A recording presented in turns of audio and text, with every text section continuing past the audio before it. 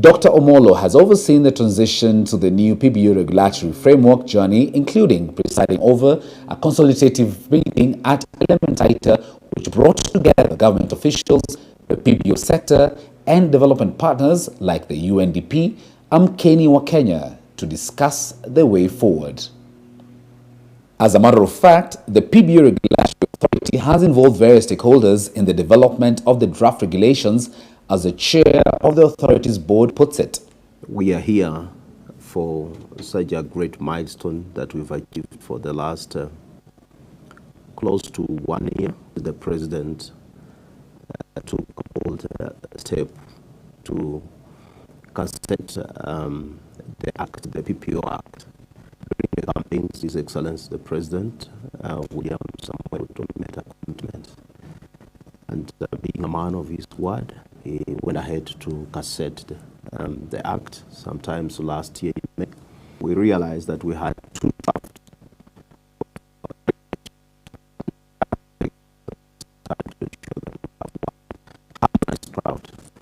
So we have gone out to engage the sector who have been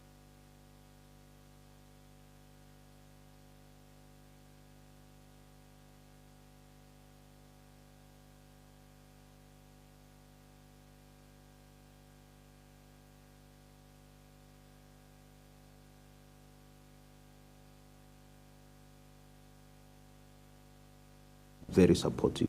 The government goodwill.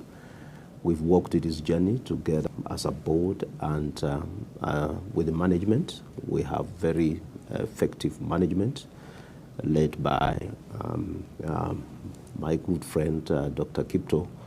They've also done a very good job to ensure that at least we have a harmonized or one draft.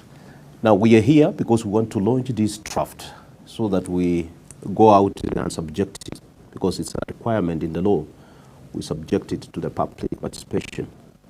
And we want to ensure that everybody is involved, especially in the sector and the government, so that by the end of the process, we will ensure that all the views from the sector are captured, so that we have a document for posterity to ensure that this progressive law is not in any way hampered by anything that we may come up with.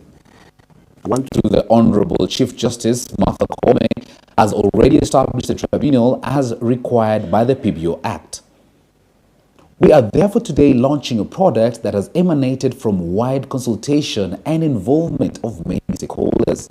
Here is the authority's Director General. Take a look.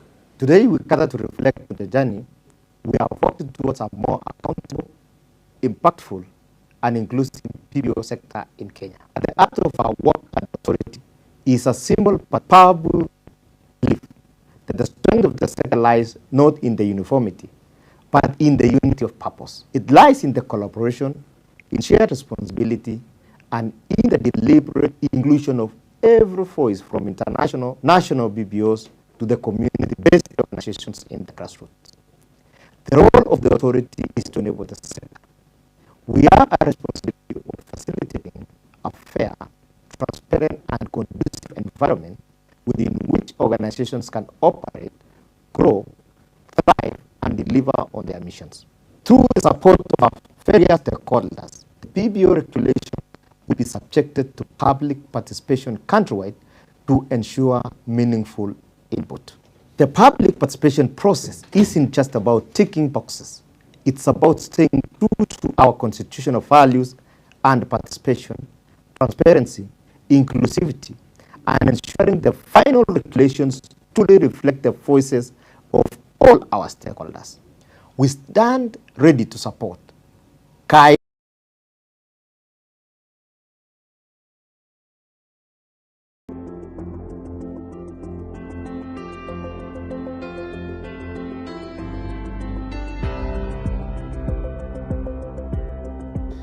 The Public Benefit Organizations Regulatory Authority, formerly Non-Governmental Organizations Coordination Board, is a state corporation established under Section 34 of the Public Benefit Organizations Act for 2013 and is broadly responsible for the registration and regulation of the PBO sector in Kenya. It is domiciled in the Ministry of Interior and National Administration. As set out in Section 42 of the PBO Act, the authority is mandated to register and deregister public benefit organizations in accordance with the Act, maintain a register of public benefit organizations registered under the Act with precise sectors, affiliations, and locations of the activities, interpret the national policy on public benefit organizations so as to assist in its smooth implementation and observance by the government ministries, departments, and agencies at various levels, receive and review annual reports of public benefit organizations, advise the government on the activities public benefit organizations and their role in development within Kenya, issue forms, instructions, model documents, facilitate information sharing and networking between public benefit organizations and the government, institute inquiries to determine if the activities of public benefit organizations do not comply with the Act or any other law, provide advice and training to public benefit organizations, and do anything incidental or conducive to the performance of any of the preceding functions. The authority's top decision-making organ is the board, which consists of a chairperson appointed by the president and members drawn from government and PBO and private sectors. Decisions of the board of the authority are implemented by the Secretariat, the executive arm of the organization, which is headed by the Director General. In an effort to improve service delivery to the PBO sector and other stakeholders, the authority has decentralized its services by operationalizing regional offices that's in Eldoret, Garissa, Kisumu, Mombasa, and Nakuru. Even though the PBO Act was passed in 2013, it was not implemented until May 14, 2024, following a directive by President William Samoei Ruto. The President, while addressing the 2024 United Nations Civil Society Conference in Gigiri, Nairobi, that's on May 10, 2024, announced the government's decision to implement the PBO Act fully with immediate effect. Politicians, those in government, those in the opposition, civil society, non-governmental organizations, into one space that then can figure out what is the future that befits all of us. Further, in recognition of the indispensable capacity of civil society sector in promoting education and awareness, inclusion, participation, and mobilizing collective action, we committed to operationalizing the Public Benefits Organizations Act.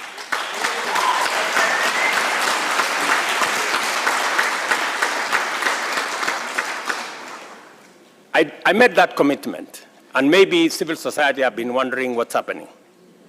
This act stuck in limbo for over a decade. Yet it aims to expand the space for government and non-governmental organization partnership and collaboration. I am proud to announce to you that we have every intention of living up to our commitment.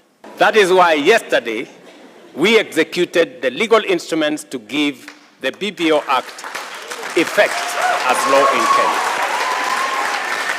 News immediately started sieving in that the Deputy President, Professor Kithure Kindiki, who was the then Cabinet Secretary for Interior and National Administration, had announced the commencement date of May 14, 2024 through legal notice number 78 in the Kenya Gazette Supplement number 100 dated May 9, 2024.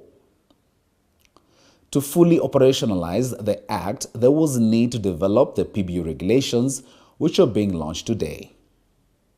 This involved the harmonization of two draft regulations that had been developed prior to the presidential directive, one by the sector and another by the NGO's Coordination Board then, hence the reference to harmonized draft regulations.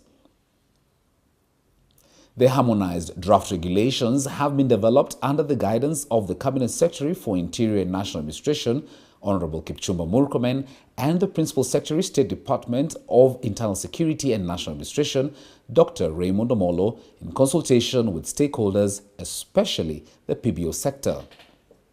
The Cabinet Secretary, Honorable Kipchumba Murkomen, puts the issue into perspective. We remember that His Excellency President William Ruto operationalized the Public Benefits Organizations Act more than 10 years since its enactment in 2013. His Excellency, in recognition of the work that is done by the civil society and the non-governmental organization, and in recognition of our constitutional rights on fundamental freedoms and rights, declared that the Public Benefits Organization Act must be operationalized to enable the institutions established thereunder to benefit fully from the robust legal regime that was put in place in consultation with non-governmental organizations and civil society. This act should have come into effect immediately in terms of all the sections of the act, compliance by the organizations, but from the request of the public and recognition of the fact that the regulations are not in place, I recently gazetted an extension of these regulations up to June 2026. This will allow us to have a robust engagement to make sure that the regulations that are put in place are responsive to the needs of the stakeholders and benefits the people of Kenya. This launch of the regulations is a very important step which enables us to have final engagement before the wider stakeholder engagement with the public, and thereafter the processes that involve Parliament will ensue. And as soon as these regulations come in place, I am confident that we will beat the deadline and that those regulations, when they come in place, will enable us to now fully require every public benefit organization to be compliant. And as a ministry, we are very, very cautious and careful to ensure that we are abiding by our constitution and we are protecting non-governmental institutions, civil society, and all public benefit organizations that are undertaking various responsibilities together with government and others also independently checking what the government is doing. The President's statement in Gigiri and in subsequent forums, including the United States, it has been clear that the government of Kenya appreciates the role the civil society plays in national development. Here is Dr. Raymond Omolo. Today we realize a kept promise in Kenya's governance journey through the operationalization of the PBO Act and the introduction of critical regulations that will shape the future of this sector. For years, the public benefit organizations have played a vital role in driving social development, fostering economic empowerment, and addressing humanitarian needs across the country. Their work, often in collaboration with the government, has strengthened communities and uplifted countless lives. It is in recognition of this impact that the government has prioritized the full implementation of the PBO Act. The operationalization of this act provides clarity, structure, and predictability in the sector, ensuring that organizations operate within a transparent, accountable, and well-governed framework. This marks an essential shift from fragmented policies towards a unified, streamlined regulatory environment that upholds good governance and integrity. The harmonization of the draft PBO regulations we are launching today are designed to facilitate organizations in line with the PBO Act, which focused on transparency, sustainability, and the greater impact on the communities that we serve. We welcome the beginning of a new chapter in the regulation of the PBO Act within the sector in the country. Dr. Omolo has overseen the transition to the new PBO regulatory framework journey, including presiding over a consultative meeting at Elementaita, which brought together government officials, the PBO sector, and development partners like the UNDP, Amkeni wa Kenya, to discuss the way forward. As a matter of fact, the PBO Regulatory Authority has involved various stakeholders in the development of the draft regulations, as the chair of the authority's board puts it. We are here for such a great milestone that we've achieved for the last close to 1 year. The president took a bold step to cassette the act, the PPO Act. During the campaigns, His Excellency the President, William Samoei Ruto, made a commitment. And being a man of his word, he went ahead to gazette the act sometimes last year in May. We realized that we had two drafts of the regulations, and that has taken us at least some time to ensure that we have one harmonized draft. So we have gone out to engage the sector, who have been very supportive, and the government goodwill. We've walked this journey together as a board and with the management. We have very effective management led by my good friend, Dr. Kipto. They've also done a very good job to ensure that at least we have a harmonized or one draft. Now we are here because we want to launch this draft so that we go out there and subject it, because it's a requirement in the law. We subject it to the public participation. And we want to ensure that everybody is involved, especially in the sector and the government, so that by the end of the process, we will ensure that all the views from the sector are captured so that we have a document for posterity to ensure that this progressive law is not in any way hampered by anything that we may come up with. I want to give assurance to Kenyans, and especially the people in the sector, that is one of the most progressive laws. And we want to ensure, actually, when you look at this law, it's going to strike beyond our boundaries. It's one of the laws, when you look around what is happening in most leading nations in Africa, talk of South Africa and other countries, you will realize that Kenya is now taking a step and a lead in this sector. We want to invite all of you. We will be coming out there to interact with the public. We want your views so that when we bring out the document, it's a document that is accepted across the board. I wish also to point out that in the wisdom of authority and the government, we requested the minister to give us an extension. I want to appeal to the sector, to the players, to ensure that they maximize the time we've been given for the extension, so that at the end of the extension, we have operationalized the entire law as required. I will appreciate that if all of you will be willing and ready, so that nobody feels has been left out.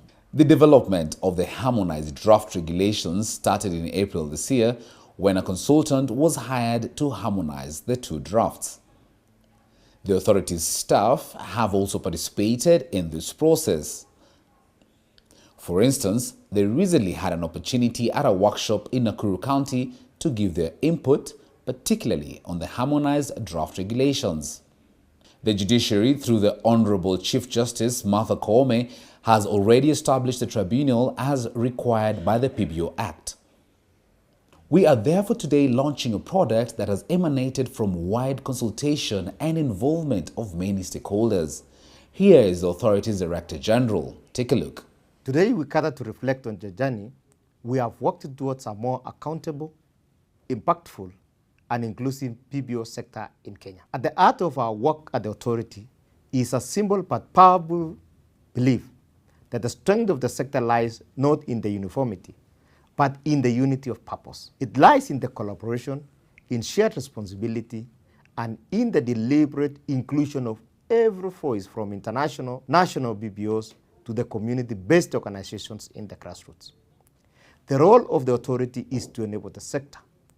We have a responsibility of facilitating a fair, transparent, and conducive environment within which organizations can operate, grow, thrive, and deliver on their missions.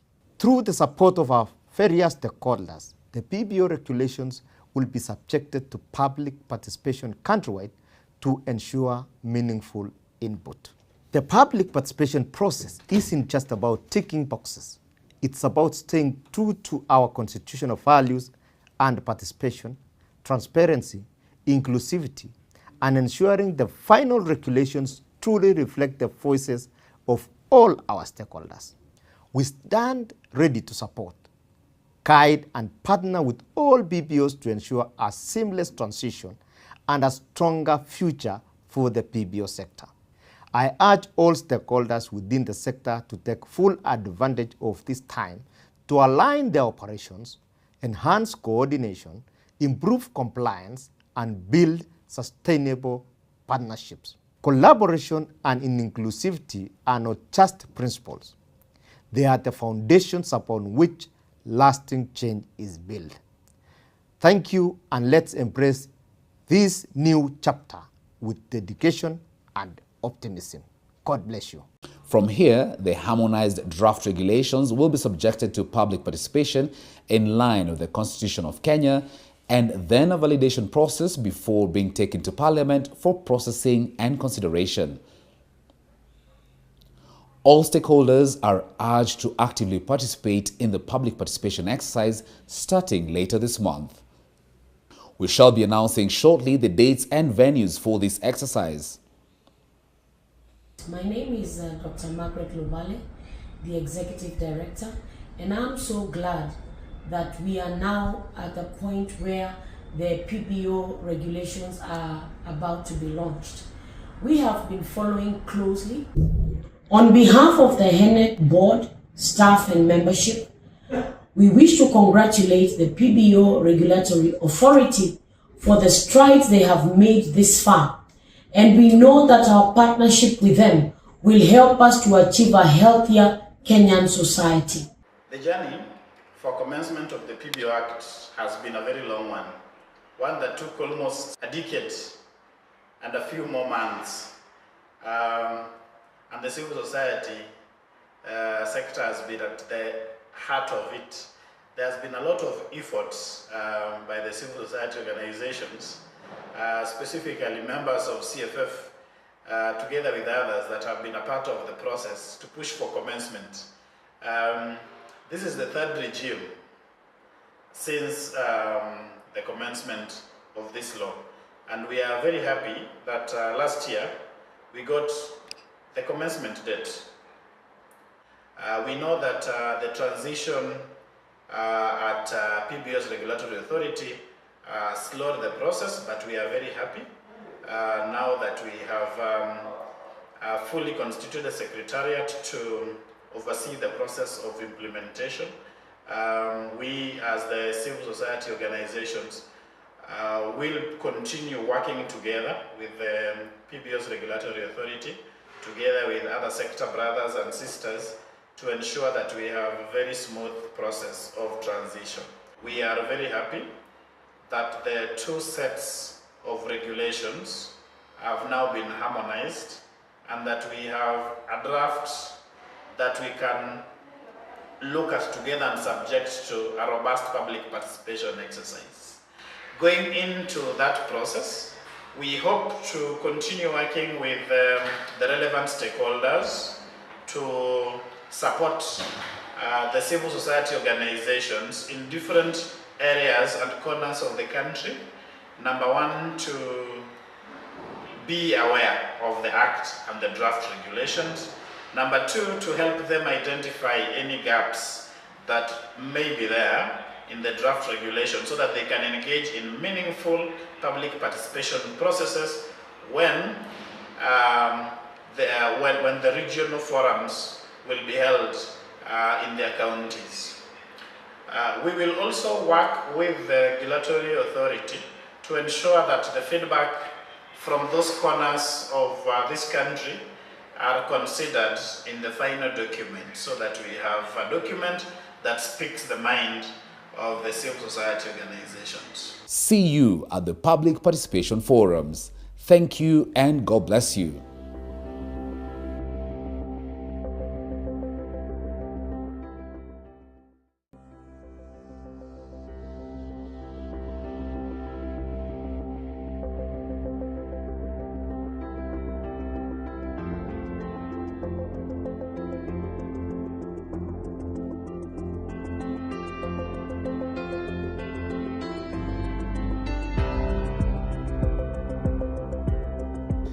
The Public Benefit Organizations Regulatory Authority, formerly Non-Governmental Organizations Coordination Board, is a state corporation established under Section 34 of the Public Benefit Organizations Act for 2013 and is broadly responsible for the registration and regulation of the PBO sector in Kenya. It is domiciled in the Ministry of Interior and National Administration. As set out in Section 42 of the PBO Act, the authority is mandated to register and deregister public benefit organizations in accordance with the Act, maintain a register of public benefit organizations registered under the Act with precise sectors, affiliations, and locations of the activities, interpret the national policy on public benefit organizations so as to assist in its smooth implementation and observance by the government ministries, departments, and agencies.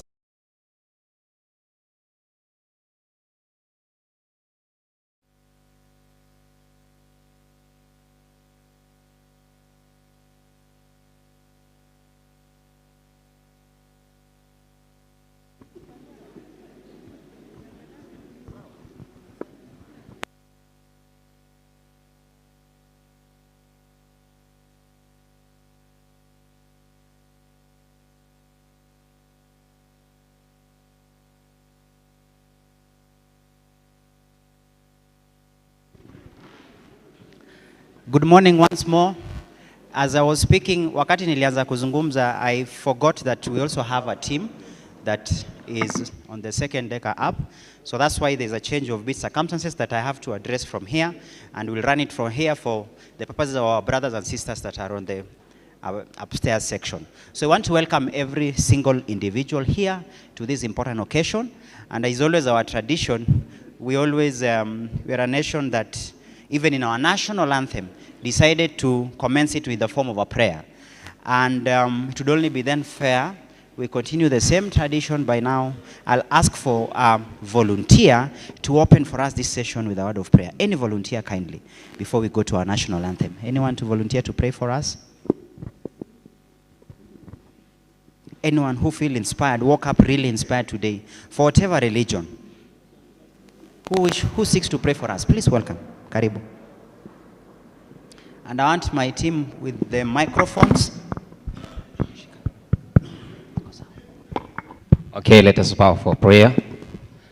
Our most gracious King, we come before you this morning with thanksgiving. Thank you so much, Father, for each and every representative of any organization here. We are thankful for the peace of our country, Kenya. Father, we welcome you in our program this morning. Come and help us. Thank you. We love you. In Jesus' name I pray. Thank you very much. Now, I would then ask with utmost humility that we are, let's be upstanding for our national anthem. We'll do both the Kenyan and the East African anthem. Thank you.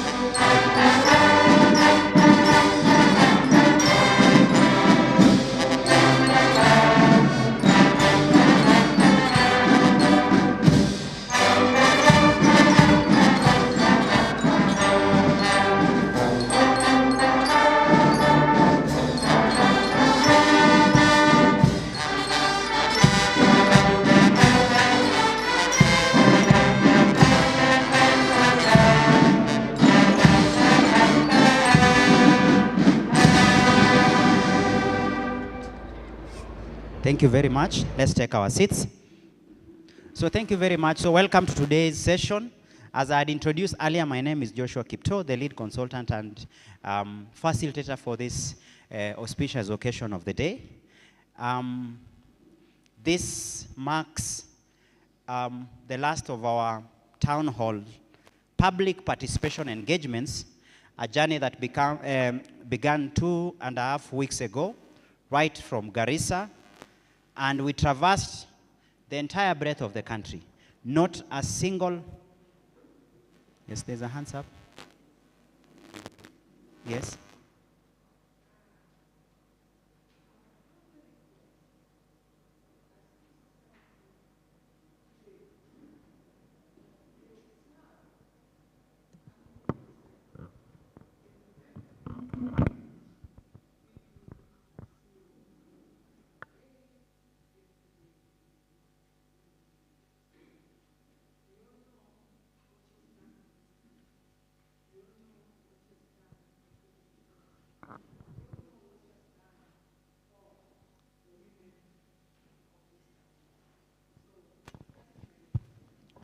And without wasting a minute, such a humble request, very important, and I'll just give a backdrop about the venue where we are in today.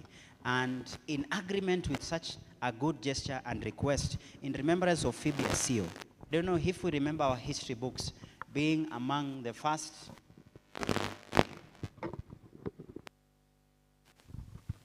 among our first women trailblazers who dared to think, to believe, and importantly, to implement the concept of representation across the gender. And she has been recognized as one of the first that were able to open up the space for women leadership. And as a result, I'll then apply it unilaterally and say, I agree, and I ask then for our entire audience, let us be upstanding for a minute of silence for Phoebe Asio.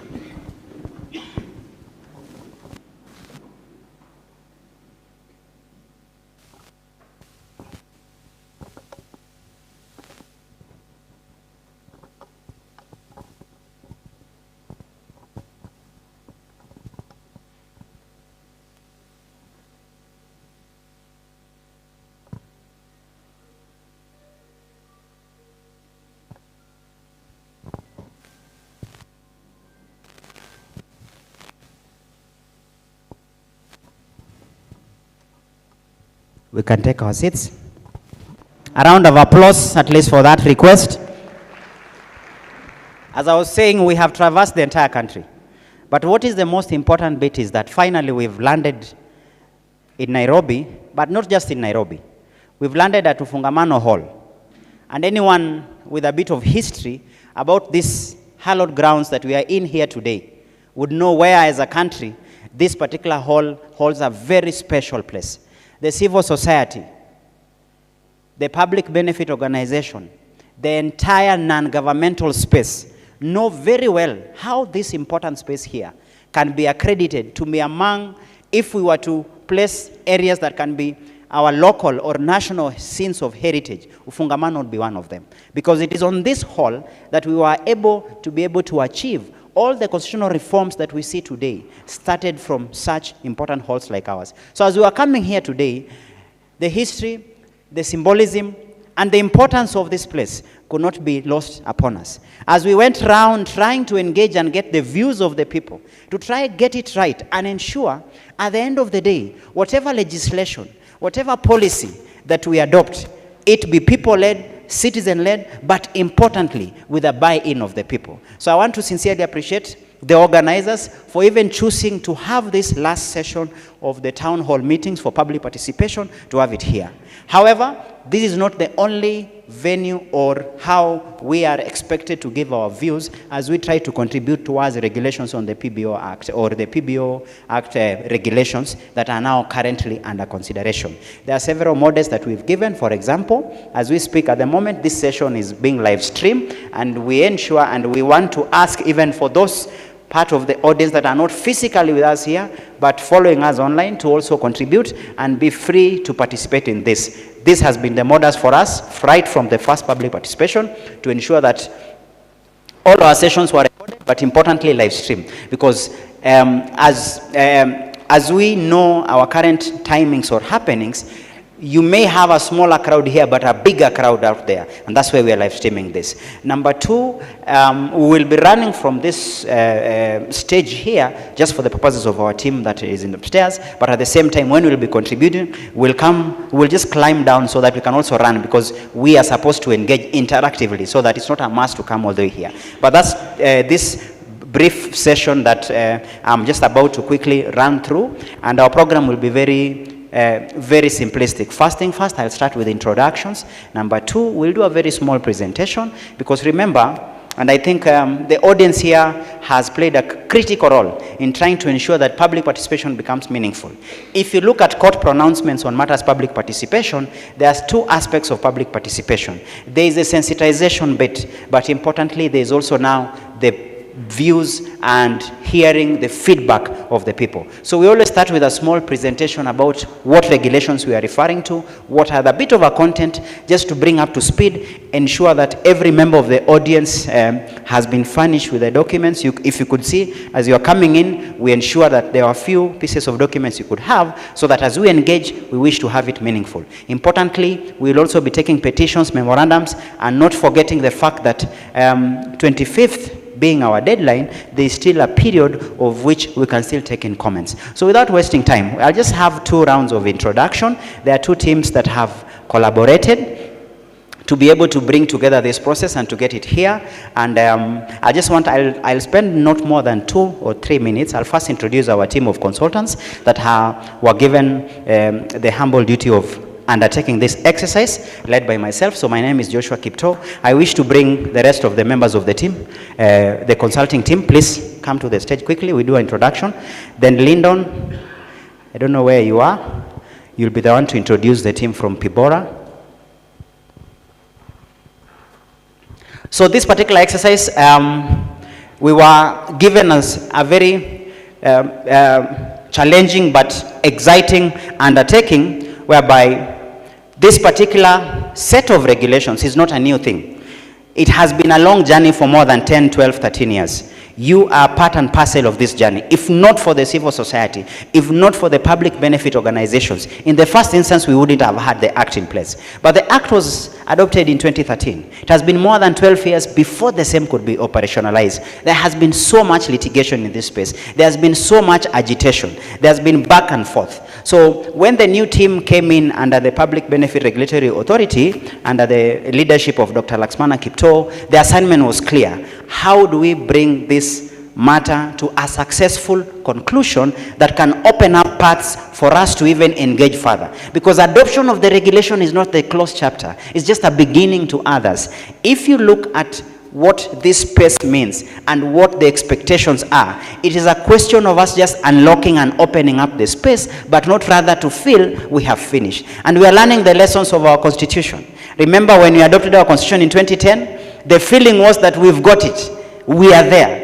But what is the experience we can talk about since 2010? It seems that the journey began, and that's why right now we are still fighting for the same things that we captured in our constitution. So this team that you see here then was given a simple task. How do we bring it to a close? And our approach was a bit different. We said we are not coming with a know-it-all attitude, but we are seeking to ensure that we undertake an exercise that will be people-centered and importantly stakeholder-led. We already had drafts out there. We already had proposals out there. Our job was then to, how do we bring together? How do we come up with something that can be able to present and have the buy-in for the real stakeholders? So I'll just give a chance for each of them to give a name, and then we'll finish it from there.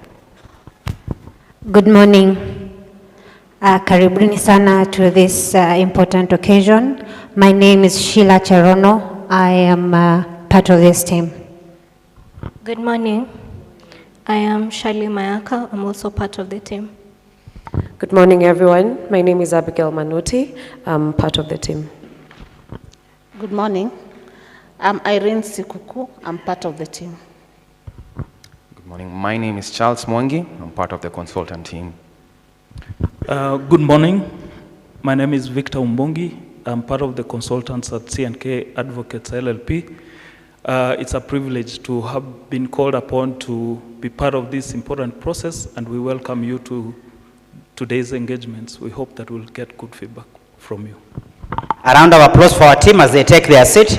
So this is the team that has led the facilitation. We've been the one supervising and working closely with our Attorney General, with our stakeholders, but importantly with our client being the regulator, in order to come up with a draft, but importantly running through the public participation, including this session, ensuring that every single view and opinion you give us, we record and we ensure that we are there. My name is Joshua Kipto, the lead, and having been a participant actively in matters public participation, I will declare my bias because I have worked in a county government as a speaker of a county assembly. And one of the major important things we used to insist, the only way possible to bring governance to the people was through public participation. Not just coming to tick a box, just not coming to do the obvious. We give you a cup of tea, a water here, you give your opinions, you are not sure whether they're taken. This time we said, and we advise the regulator that we want to make it a different experience. One, we ensure that we record every single opinion, any happening, any action in this process. And therefore we have Hansard, we have the Hansard gadgets that ensures everything is recorded. Number two, when we get your feedback, whether in writing, whether orally, we go behind the scene to ensure that we review so that every single opinion is captured. When we will be presenting our public participation report, we would want the participants to see that whatever they gave as a proposition has been captured. So with that, we want to appreciate and we want to thank the regulator and we want to ensure the stakeholders and the rest. As a team, we have been sold out in this journey, and we pride ourselves as a C&K Advocates LLP as a unit that really appreciate this space of the charity world, importantly the public benefit organizations. So let me welcome then Lyndon to do a quick introduction for the team from Public Benefit Regulatory Authority. Karibu.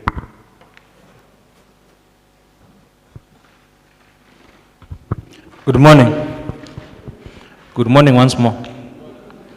My name is Lyndon Nicholas Otieno.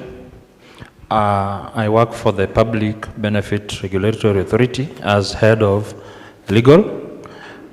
I've been the team leader for this public participation forum. I would wish to request my colleagues to please stand up. Wherever you are seated, please stand up.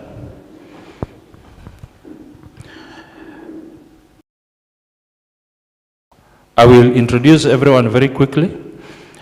From here, we have Josephine Wanjala, Teodoro, followed by Amina, followed by Rukia, followed by Zilpa. You could face the audience so that I see you. That is Vitalis, Juliet, Mercy Soy. Then on this side we have Arap Sang, we have Boma. Right in the middle we have Eric Somi, that is Scholastica, Caroline, Jesus, Richard, and standing by the door is Rebecca.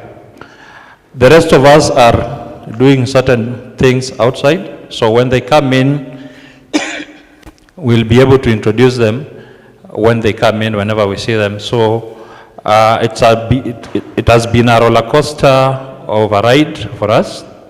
We've covered the entire country, and wherever we were live streaming. I'm sure some of you are following. So this is the grand finale, and we hope to have a very structured and very fruitful engagement. Thank you.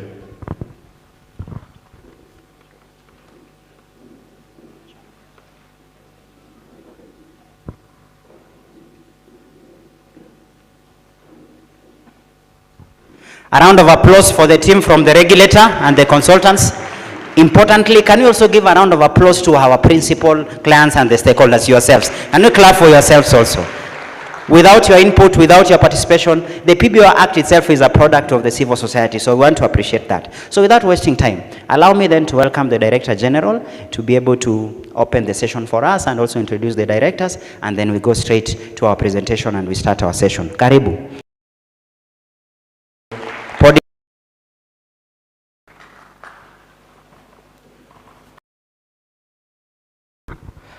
Thank you, Joshua. to our directors. Our chairman is still on the way.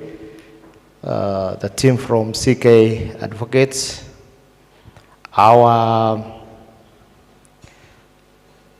esteemed stakeholders from the different sectors of the BBOs from Nairobi County, the Bibora team, ladies and gentlemen, good morning. Good morning once again.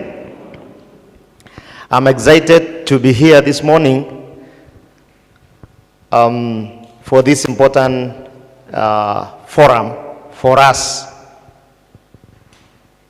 And before I make my very few remarks, together with me today are members of our board.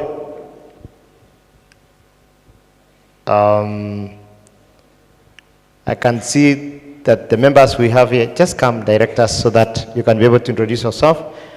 The directors we have today,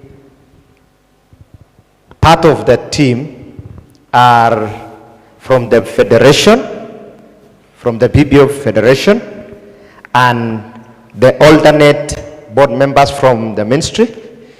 Once our chairman comes, I will also give him time to introduce himself. So let me give the mic to our directors. Good morning, everybody. Bwana asifiwe. Bwana asifiwe again. My name is Beatrice Kamamia. I'm one of the directors of PIBLA. I'm glad to be here with you. I want to listen to you. And I'm happy. Thank you. Good morning, everyone. My name is Doreen Bai. I'm also a board member at PIBORA, representing the PS National Treasury. And I want to thank you for being here and looking forward to your feedback today. Thank you. Good morning. I'm Kanini Ntika, Director and the alternate to the Honorable Attorney General. Want to appreciate you for coming. Honorable Attorney General is to ensure that the legal process is adhered to, and we appreciate you for coming because it is part of the legal process. Thank you. Good morning, everybody. My name is Nzioki Ndeti. I'm a director at PIBORA, and I'm also representing the Federation of PBOs. Thank you very much for you to get time to come today. We don't take it for granted. We know you have left your busy schedules to come here today and participate in this very noble function. And we are looking forward to get your thoughts about it. And thank you very much. Asanteni sana kwa kupata nafasi. Thank you. Thank you. Good morning, everyone. I know everyone has introduced him or herself, plus the teams, the consultant team, the PIBORA. And I want to request Dr. Kipto just to request, in this case, our PPOs, our members, to just wave as part of introduction. So I'll ask the team on this side, you can just stand and wave so that we acknowledge. You may not be able to introduce each and every organization because of time factor, but at least we are sure you registered so that at least in the next conversations, you are also reached. But can you all stand up, this team from this side? All the team from this side? Yes. And wave. All the members present, kindly. Thank you. Again, all the PPOs. If you are a PPO, if you believe you are a PPO, just wake up and wave. The PIBORA team and everybody. And all of us, can we wave? Thank you so much. So we acknowledge your presence. Thank you so much for leaving so many other serious engagements to be part of this. And I also want to take this opportunity to thank each one of you for your commitment to this public participation process. We were just having a light talk with Dr. Kipto and consultants and say, if there is a public participation in this country that we need to learn from, is this public participation on the PPO regulations 2015. So I don't want to say much. As you all know me, Stephen Cheboy, the current team leader in the federation. And I'm also glad that with the regulations, there is now proper space for us to engage constructively through federation of federations, self-regulating forums, and now the national federation. Thank you so much, and may God bless you.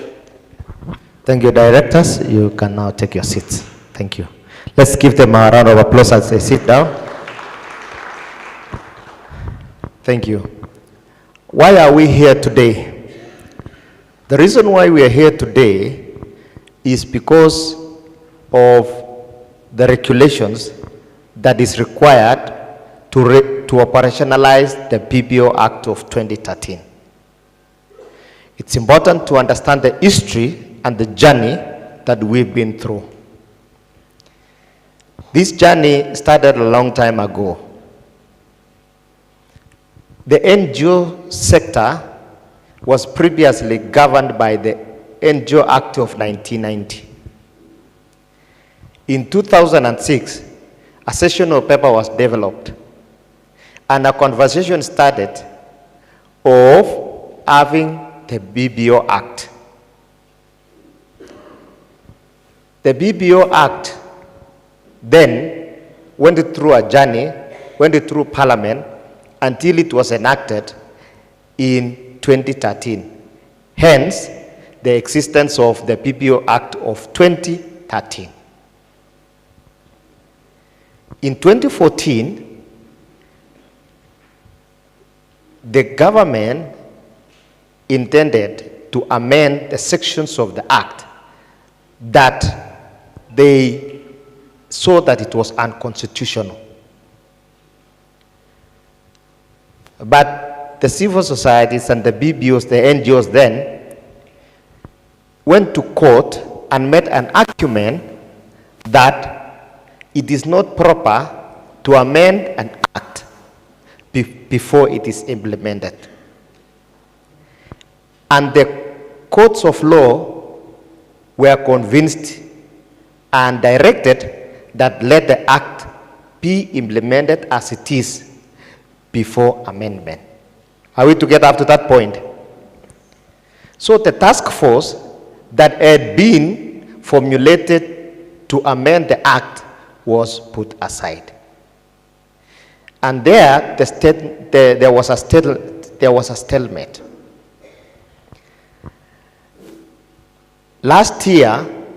Before last year, the president during his campaigns promised that if he ascends to power, he will operationalize the PBO Act 2013. And so last year, and most of you are aware that during the UN Civil Societies Forum in Nairobi, the president directed the act to be operationalized. And so the Minister for Interior gazetted the PBO Act 2013. In 2014, there were two sets of regulations that were developed by the civil society and BBOs, and another set of regulations that were developed by government. And so there existed two sets of draft of the regulations to operationalize the act. Are we together up to that point? So last year when the act was gazetted, we needed to harmonize the two draft regulations for us to be able to operationalize it. So this year, with the help of CK and company advocates, we were able to harmonize the two drafts in May this year. And once we had harmonized the draft, on 5th of June this year, and most of you were there, we unveiled the draft regulations, the harmonized draft regulations at KICD by the PS of Interior, Raymond Omolo. And we made you to be aware that those sets, the regulations were available in our website and also in the website of the Ministry of Interior.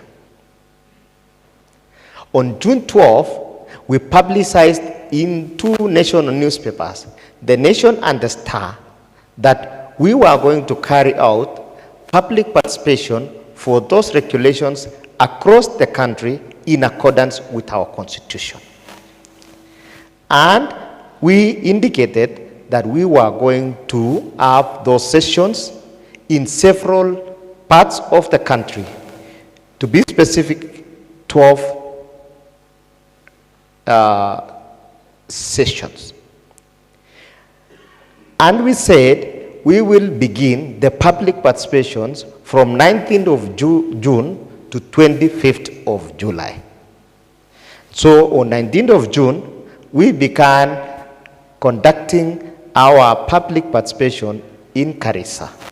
Then we went to Meru, we went to Nyeri, we went to Machakos, we went to Mombasa, we went to Lamu, we went to Lodwar, we went to Eldoret, we went to Kakamega, we went to Kisumu, we've been in Nakuru, and today we are here in Nairobi County. We've been carrying out our public participation through live streaming from 8 a.m. to 1 p.m.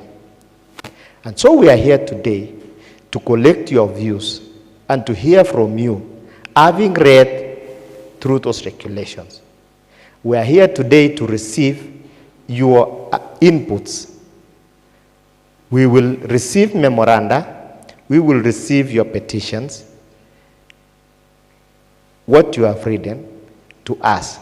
Then thereafter, we will hear oral submissions, which our rapporteurs will be able to capture. In case you still need time to go through those regulations, the time is still there between today and 25th. On Wednesday this week, we had a special public participation for the persons with disabilities. We held it at Westlands, Jacaranda. Next Tuesday, we also have a special forum that has been organized by the INGOs who operate in Kenya as a regional hub. This is your opportunity for you to give us your views on the regulations, because after that, we will retreat, collect all the views that we have received across the country, and before we hold a validation workshop. After the validation workshop, then we will be able to hand over the regulations to follow the due process. We've been assisted also by the officers from the AG's office. So up to that point, I will hand now back to our moderator who will carry on the session. Thank you very much, and God bless you. Thank you very much. A better round of applause to the Director General.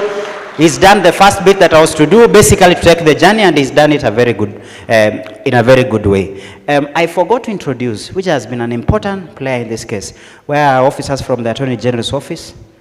Nelly, where's the team? I think they were here with us. Ah, good. Maybe please be upstanding. Please be upstanding.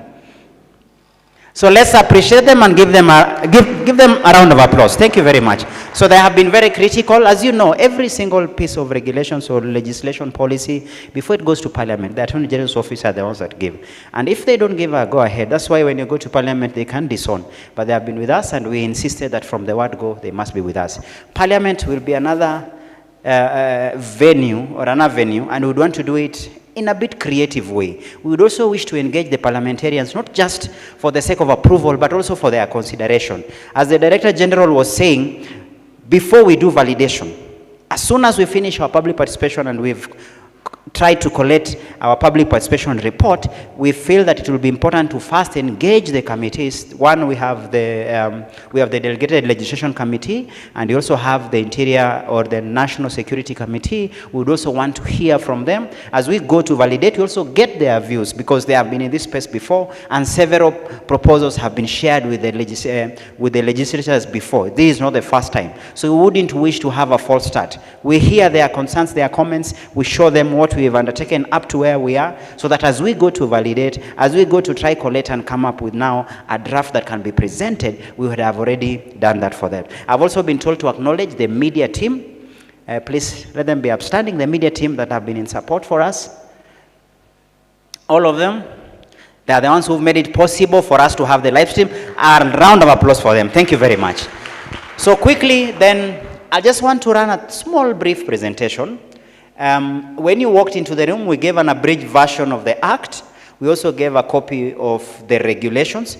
And on top of that, apart from the two pieces of legislation, we felt that when we kept interacting and getting views from the people, there were questions that we found to be repetitive, and the members of public kept asking, or the CSOs, the PBOs, they kept asking some questions that we felt have to be addressed. So we were able to produce what we call frequently asked questions, and we've also shared it with you. So with the 3 documents, it just gives you a basis of being appraised as to what we are.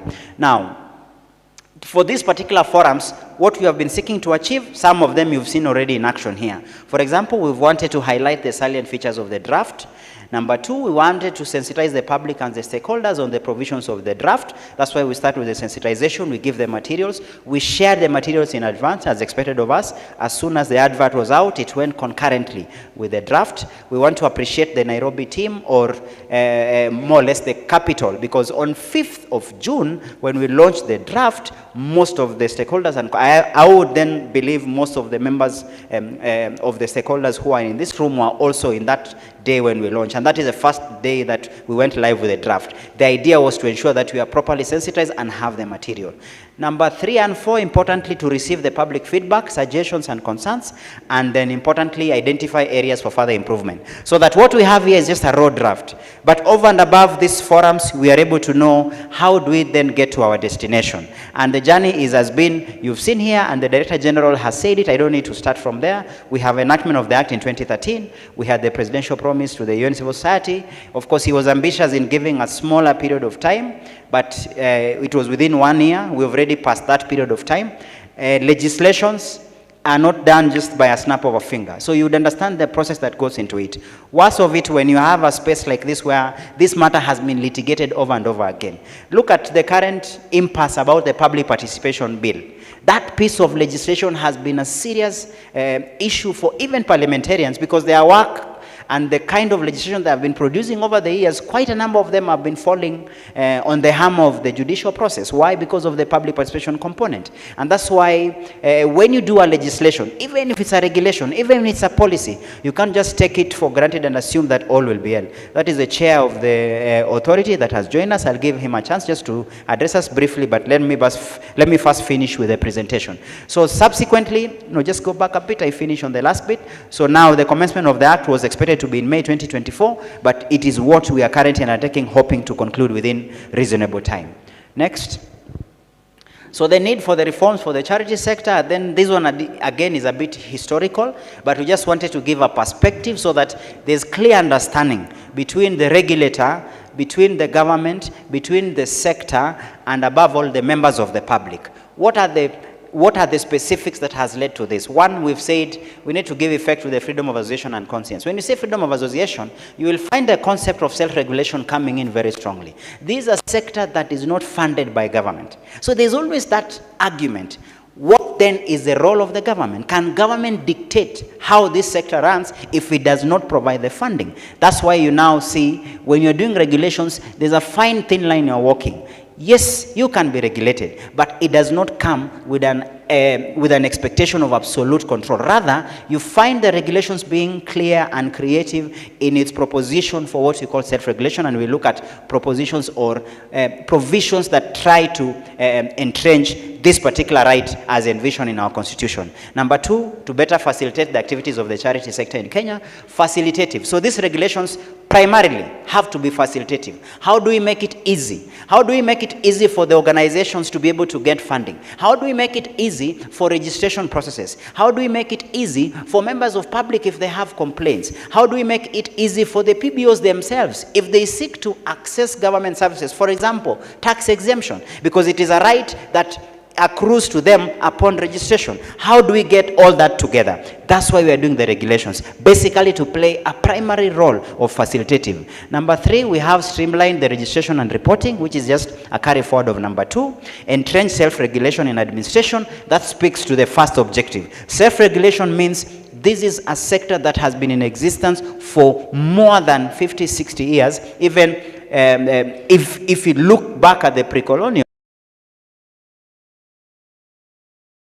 idea of being pro-people has always been, it's more or less like a human quality. So in this case, you find that self-regulation or an aspect of the sector running by its own, by itself, by virtue that they're the ones who fundraise, they're the ones who carry out the activities. So these regulations has to speak to that particular philosophy. Lastly, to enhance accountability and transparency in the sector, we want to avoid a case whereby there's always this blanket condemnation and accusation.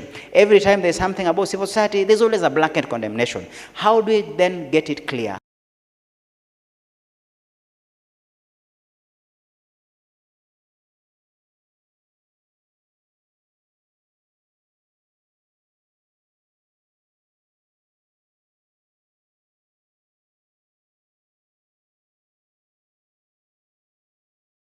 How the same, on one part, for the NGO Act, it provided for registration of NGOs only. For this one, it provides for registration of PBOs, trying to broaden the category. PBO meaning any organization that offers public benefit. That's why we have the public benefit test. We have bestowment of status and all that kind of a thing. The previous act established the NGOs board that ran for a long time, but currently, the current regulator under the name PBORA has been established under the 2013 Act. We also less like a dispute resolution mechanism. But under the Act of 2013, that has been established, and I'm happy to report, when we were starting our sessions in Garissa, that question kept coming, where is the tribunal? I can confirm then with clarity that the tribunal is in place, and that runs strictly under the judiciary. Then we also have limited self-regulation under the previous act. If you could go through the provisions, the element of self-regulation was limited. But for this particular act, now that it was mostly canvassed from the civil society, you find the current act of 2013 expanding the sense of self-regulation. That's why you talk about recognition of forums, recognitions of federations who can set their own terms and conditions. They can be able to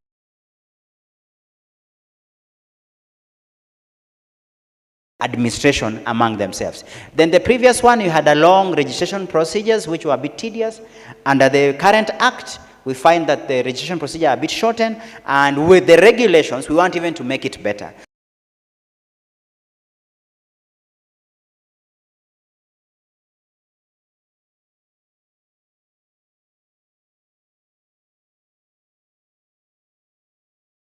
With a rider, whatever proceeds you get from your economic activity is for your core objectives, public benefit. So you find this as a creative way. Look at the experience that we've had the last 2 months. Since the inauguration of the new US administration under Donald Trump and the shutting down of USAID, that had a seismic effect in our sectors, because from health to education, the place of USAID was significant. So the moment you shut down such an agency that funds a critical component of our PBOs, what happens to them? That's why you find then the act coming up with a creation and say, let us give the PBOs a chance to engage in economic activities. If they can be able to raise their own, then we may then even reduce dependency on other donors, so that policies elsewhere, a shift in policy elsewhere does not affect activities of the organizations here with us. Then quickly, summary, we've just categorized them into sections. We have, and if you see the regulations, how they are structured, and that has been done primarily, this is a structure adopted by government as prescribed by the Office of the Attorney General, and that's why we see the team of the Attorney General here. We've tried to classify them. So we have registration and recognition of PBOs, we have governance and institutional framework, we have reporting obligations, which then talks about compliance and the rest. Then we have sanctions and appeal processes, including dispute resolution, and finally dissolution and deregistration. So those are the broad categories. If you have a copy of your regulations, you've seen in the first 2 pages, we've tried to give them regulations 1, 2, 3 in that particular one. Then we've just tried to borrow. This one now, when you talk about definitions and regulations, you cannot go against what the Act provides. Regulations basically bring to life the Act. So you cannot create new definitions. You cannot start afresh legislating through a regulation. You can only start at the Act phase. So that when you look at the key definitions we give, we just borrowed strictly from the Act. For example, what is a public benefit organization? That one has been captured under Section 5 of the PBO Act, where we said a voluntary membership or non-membership grouping of individuals and what have you. I don't have to go through it specifically because I'm sure you have the copies. We have the public benefit activity, which is important because this is now what gives a clear identity to what a PBO is. Any activity that falls within the categories listed under the 6th schedule of the Act. So we keep referring back to the Act. The regulations brings to life the Act. Nairobi is a bit informed. In our other forums, we had to take through the members of CSOs, CBOs, public in other places. We took them through the process of legislation. We have a constitution. The constitution is the supreme law of the land, but it never goes specifics. You'll only find the constitution apportioning responsibility to parliament or the National Assembly and the Senate to legislate. And that's why we have these acts of parliament. Once you have an act of parliament, it may not provide specific provisions for processes. If you seek to register, what forms, what kind of a format do you use? That's why then you come to our regulations, because the regulations now are able to extrapolate and give specifics and even provide the forms to use and also try to apportion specifics for the regulator when they undertake this. That's why when you talk about the definitions, we refer back to the Act.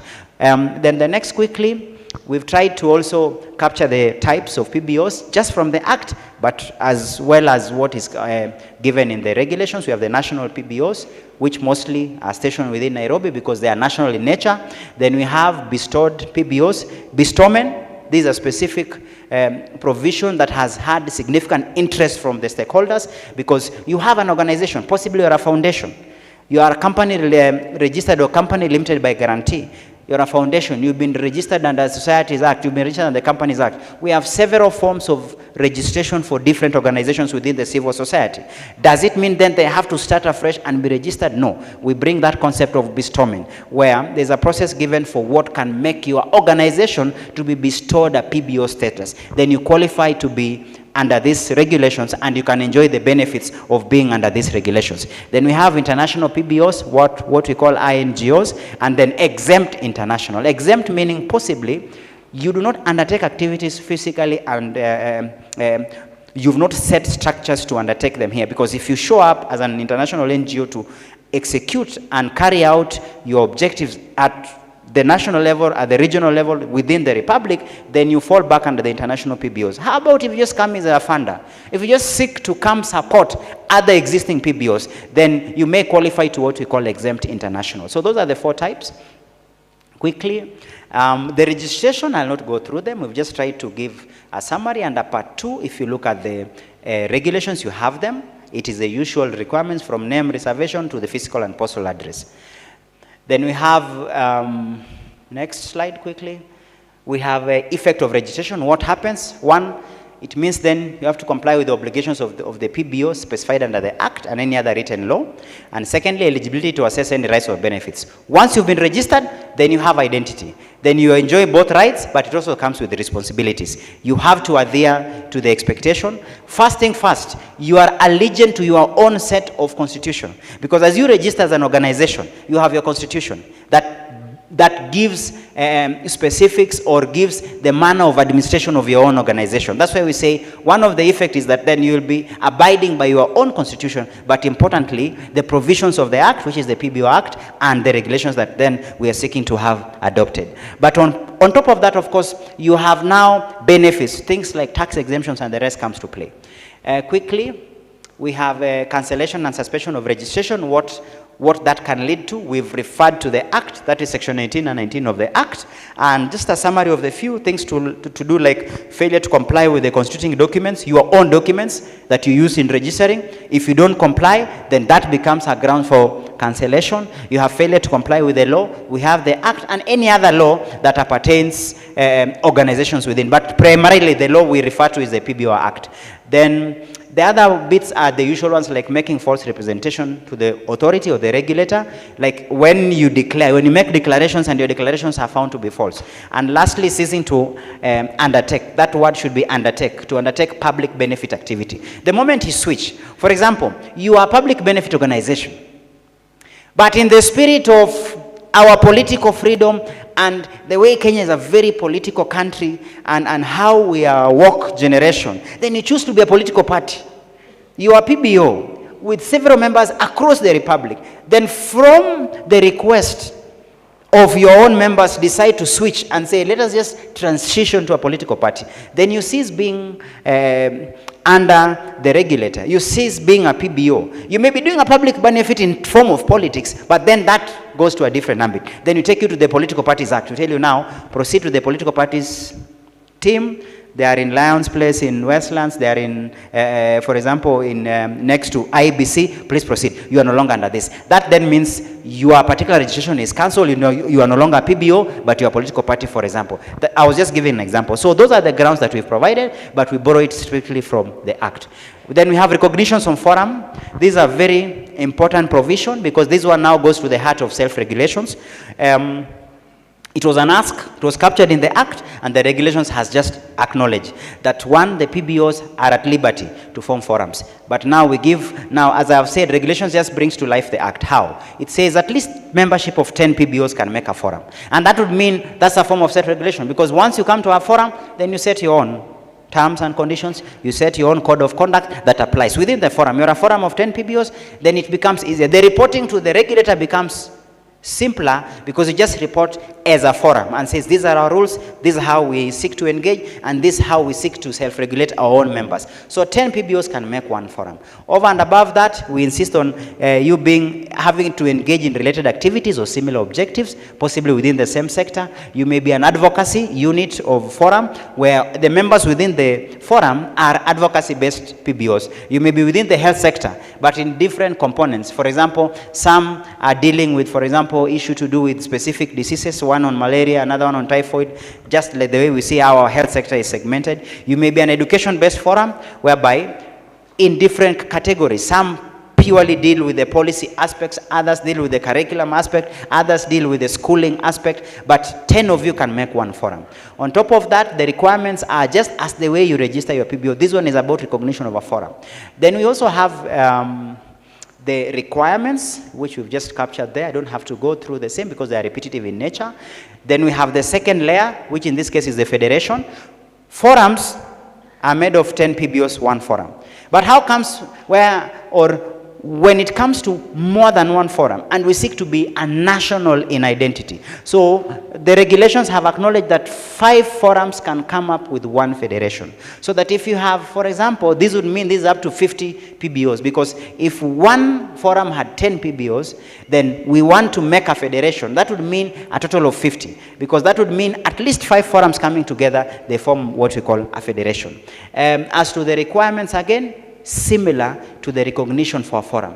So the next slide has captured that, and we've been able to give. Now, part 8, as I conclude, obligations and material changes. This one now is basically the everyday administrative dealing of your PBOs. Now, so for part 8, it talks about the obligations, material changes, as well as compliance, what it entails. For example, a PBO is expected or shall maintain up-to-date records, file annual returns, notify the authority, This segment, we got a lot of comments from the different CSOs, PBOs. Some were asking for the timeline. Some were saying the timeline is too short, the expectation of the reporting and all that. But we'll be willing to, or we'll be happy to hear your point of view. We got several propositions along this. On top of that, notify the authority of any material changes. And that, again, we also got several feedback on it. Lastly, we have dissolution and deregistration. This is also another important component that we got a lot of comments and questions. When you talk about voluntary dissolution, this one is a bit easier because that comes from the PBO itself, or a forum or a federation. You can unilaterally or through a vote by the members decide to dissolve, and if you do, then it is in form of a resolution, and we've given what is required. Maybe the next slide can give us what then becomes an expectation of the authority. It comes in form of, when it comes to their role of deregistration, because deregistration can occur either by the authority or by through a court undertaking, where the court then asks for your deregistration for whatever reason. But in this case, if the authority, for example, chooses to, what would be the grounds? Because it is not just carte blanche that they can decide to just deregister.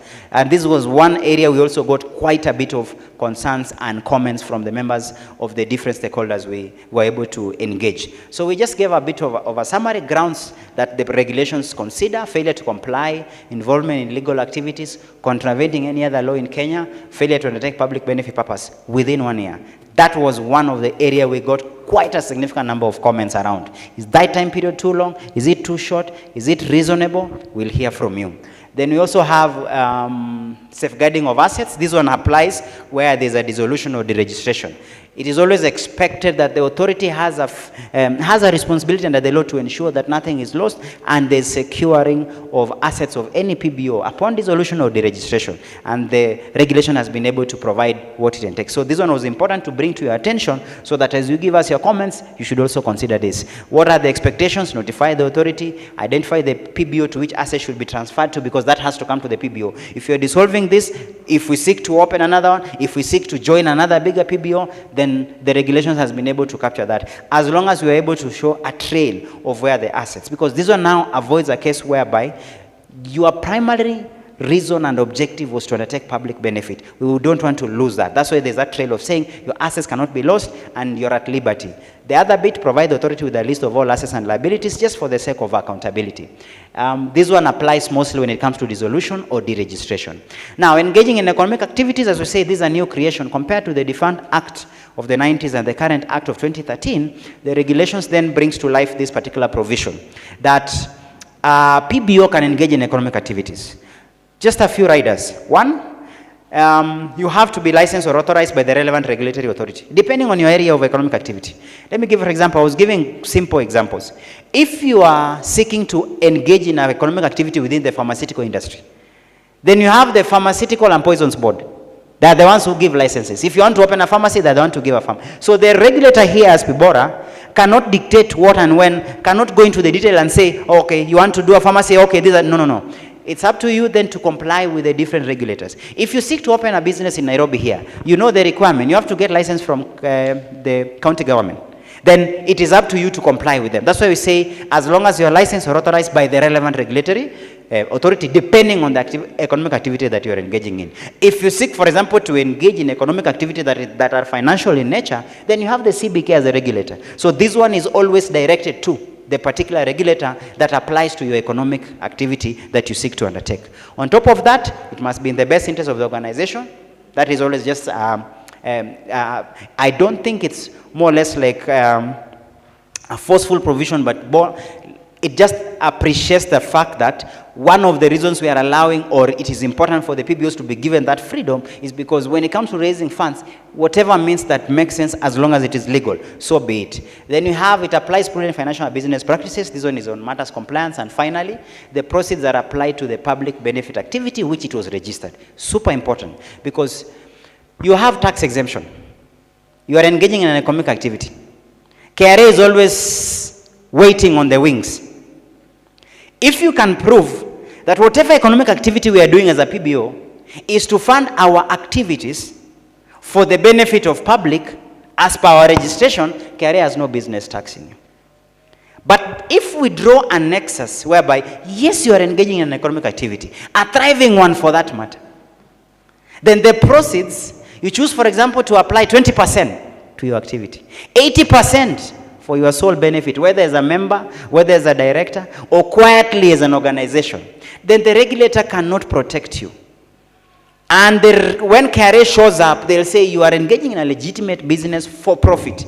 It no longer then becomes for public benefit. It's for individual benefit. So this rider becomes important. And this is one thing we kept stressing to the PBOs across the country, that it is not wrong to engage. As long as you have a license, your economic activity, it is bringing in revenue. But remember, the main consideration, why were you engaging in that? Just to ensure that it's for the public benefit activity you are dealing. So that if your funders, if your donors walk away, nothing stops.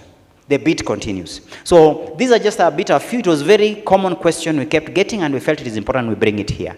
Finally, key benefits. And that's a buy-in we seek to bring, so that as we engage you, we try convince you and say, these regulations mean well, have a probative value of offering benefits more than any concern. Why? One, simplified registration processes. For example, I remember when we were in, I don't know if it was Meru or Nyeri, they kept telling us, how do you intend to make it easy? And we told them, with the regulations in place and the forms in place, and importantly, the regulator himself, with the DG here and in those forums we were together, he gave the undertaking that everything will be automated as per the regulations, so that by a click of your laptop or a phone, you are able to do it. So these regulations want to make it as simplified as possible. If the same has happened, and this is not a new experience, look at the government services across the spectrum. 10, 20, 15 years ago, getting a passport and the rest was such a hectic thing. But with the advent of Huduma Center, eCitizen and the rest, automation becomes easy. Now, the moment you have a regulator or regulations in place, then the regulator is empowered to ensure this ask of simplified registration becomes a reality. So that's one of the key benefits. Number two, internal and external review of authority decisions, very important. It doesn't mean the authority is final. If you disagree with their finding, for example, you've tried to comply on matters returns, then there are internal review mechanisms. You can challenge the regulator internally, but at the same time, presence of a tribunal that is outside the regulator under the judiciary gives another avenue. Don't forget, the tribunal is not also the last call. Because once you are aggrieved with the tribunal's finding, you can proceed to the High Court, and the whole channel goes all the way to the Supreme Court, depending on the nature of your complaint or your concern. So the internal and external review of authority decisions has been provided and catered for by the regulations. Importantly, better charity sector industry standards, which then brings the concept of self-regulations, compliance, reporting, material changes, all those things come together. Then finally, we have more sustainability through economic activities. I think I used the example of once the USAID shut down, you saw the impact it had in this particular space. One of the most disheartening news that came filtering through, that you see the impact. Announcement is done in Washington, 2 weeks down the line in Nairobi and other places, you see laying off. Organization that had 50 members of staff, they give notices, and it doesn't give you timeline. Leave alone our Labor Act that says 1 month notice. This one has no notice period. It's like, look, we've been shut. So our 75% of our funding came from USAID. Game over. What do? You have to go home. You downsize from a number of 40 to 5. Economic activity creates sustainability. If you can be creative enough as a PBO, so be it. So that going forward, we don't have to have these kind of shocks. Finally, greater transparency and accountability, which in this case, once it is provided, how we report, how we have audited accounts and the rest, as well as dispute resolution, we are good to go. So with that, this then we consider to be what we have for you today. I was running through that intentionally so that we just bring you up to speed. As you give us your comments, as you give us your views, as you give us memorandum, it will be in place. So without further much ado, the next session, I'll use let's say 5 minutes. The first group we normally consider those with written petitions and memorandums. Each of the groups will come, you identify your organization. Now, if you are from a county outside Nairobi, you state, but it is important. The regional outreaches we've done has been a cluster of counties. So it was important for us to get what is the county you're coming from. For Nairobi, we may find members of PBOs or organizations coming from Kiambu, Kajiado. We are at liberty. So you identify the county organization, then we hand over so that it is recorded and it is captured. Our rapporteurs already get into it. That does not stop you to give a bit of a submission on it, but not here. Once we've taken submissions on memorandums and petitions, we will sit. Anyone who's given written will still be at liberty to give a bit of highlights, but very briefly, because we already have it in writing. So before we can start that, our chair, who we're waiting for, the chair of the regulator, I'll ask him just to come, greet us, give a bit of remarks, and then we go straight to the petitions, and then we go to the oral submissions. Karibu.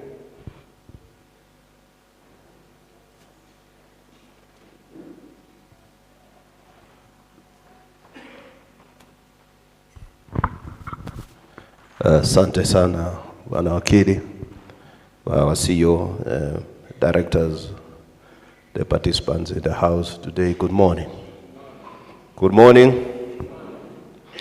I don't have much to say because I've listened to my friend here, and every time he takes us through this document, he makes it very simpler to even those lawyers.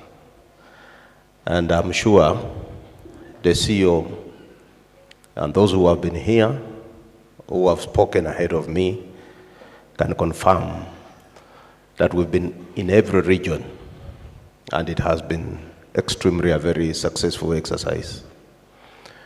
What I just want to say is that this is your voice. This is your voice.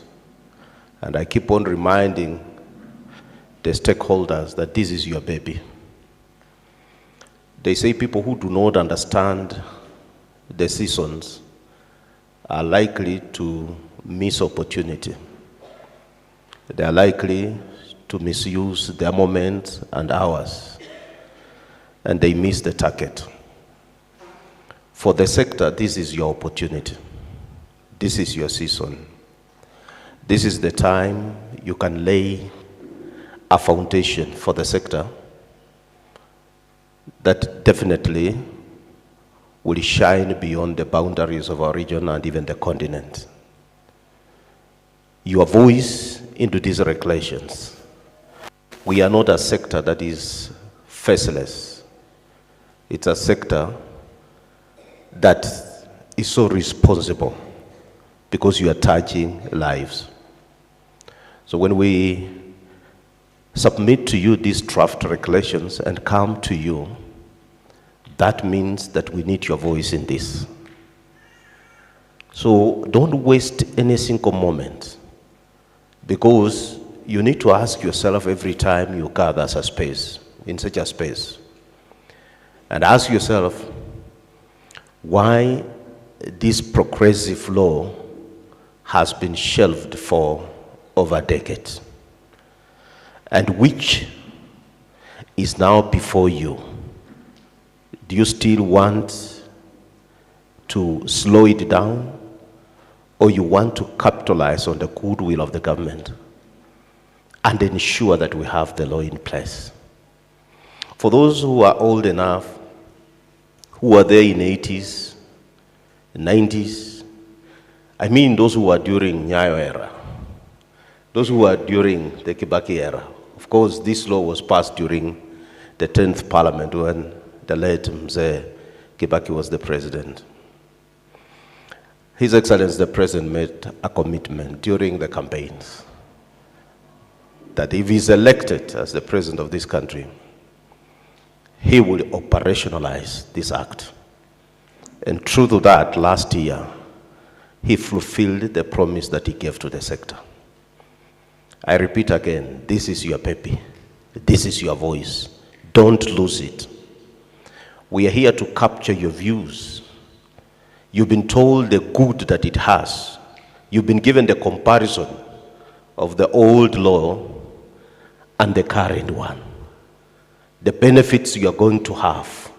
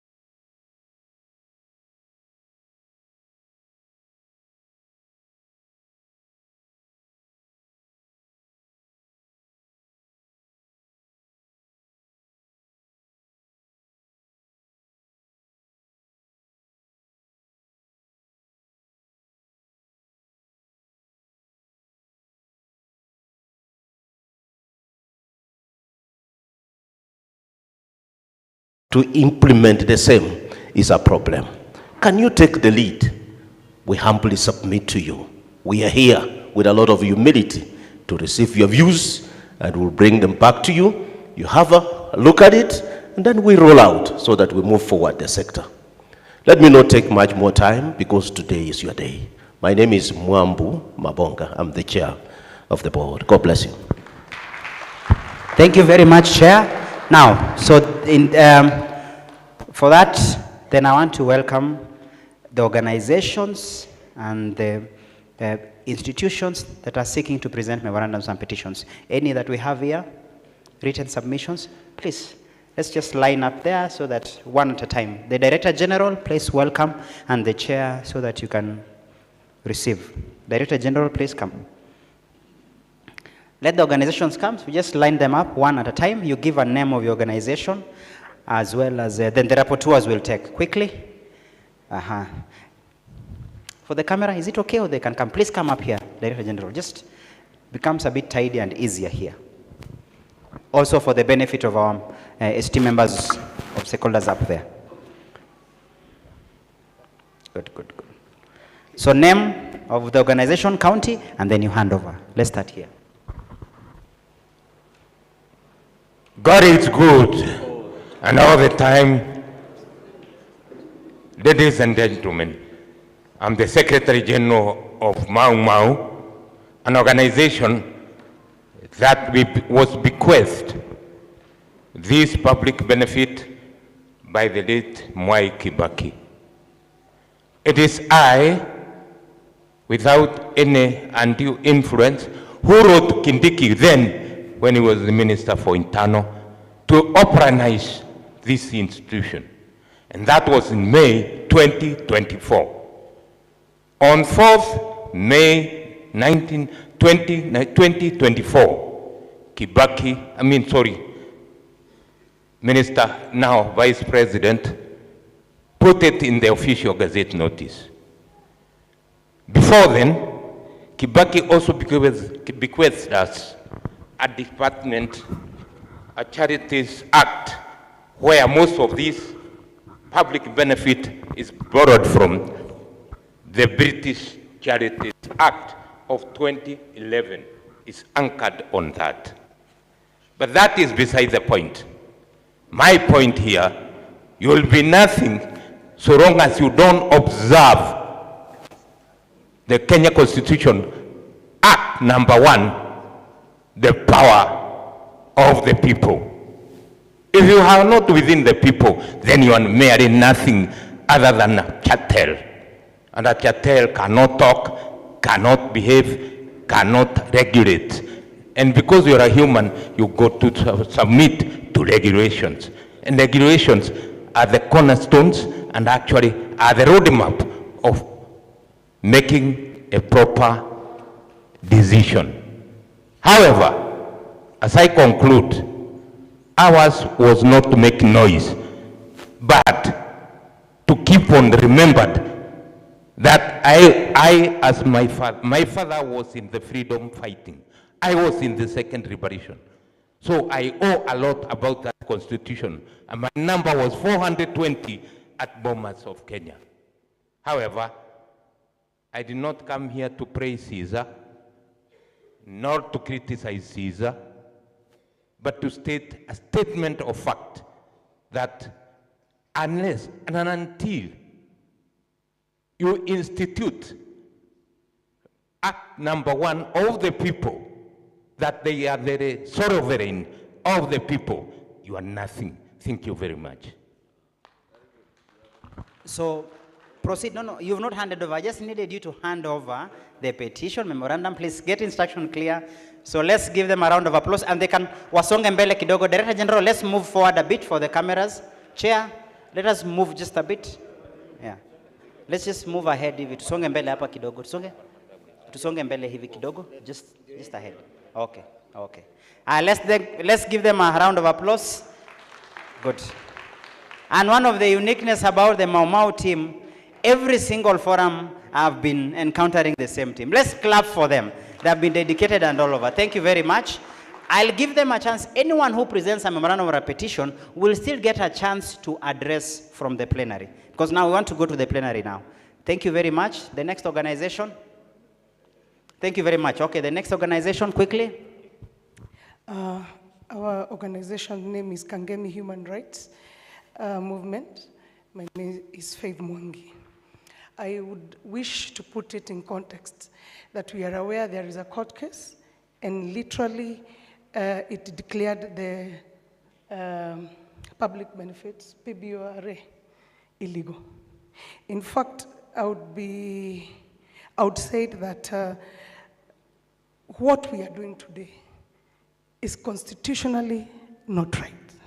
However, we have some few things that we'd want to say, but most of it is in the Constitution. No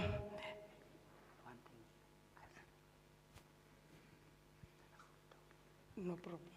Maybe one, because the rest is on the document. And because in the presentation, I had him mention it. Objects of this regulation gives effect to Section 3 of the Act and objectives. The objective of this regulation shall be to provide, 1, a framework of the management and oversight of public benefits organization, the criteria for the registration suspension. However, the High Court ruled and said the federation should be an optional umbrella that PBOs may choose to join, that preserves both the benefits of the collective presentation and the constitutional right to opt out. The rest we shall discuss when I'm in the plenary. Thank you very much. Let us appreciate them first as they hand over. DG, I'll give you a chance to respond later. Let's first just receive the petitions and memorandums. So my instruction, just receive the petition and memorandum. They will still speak because they are part of our team here. Once we climb down to do, I'll be going around, they still have a chance to speak. Next, organization. Thank you. I'll just go straight to what you said. My name is Alihanga Silvanus from Karura Parklands Human Rights Defenders Movement. I have a petition to present. I think the rest will come later. Thank you.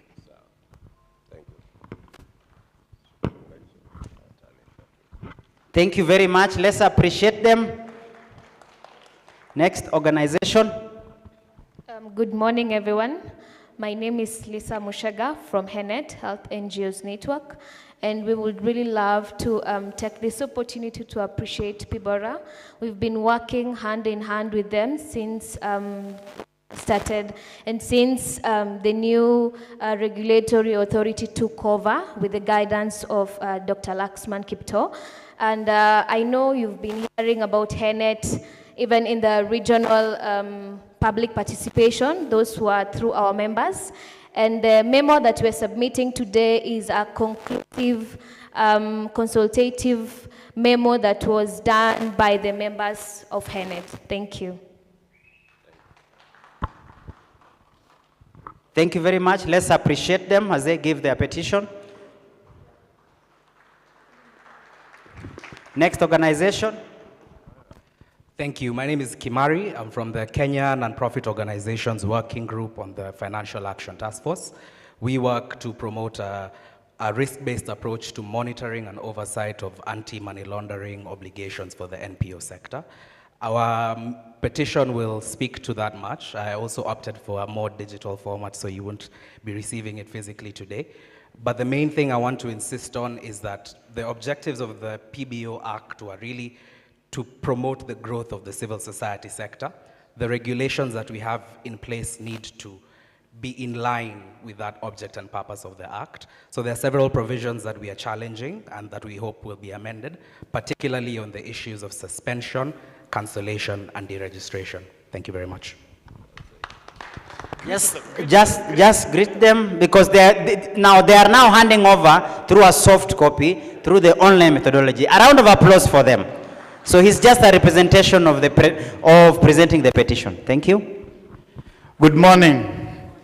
My name is John Owegi. I represent Civic Freedoms Forum, which is a national platform composed of 12 national organizations, including Kenya Human Rights Commission, Article 19 represented by Catherine here, Inform Action who are actually helping us to go live now.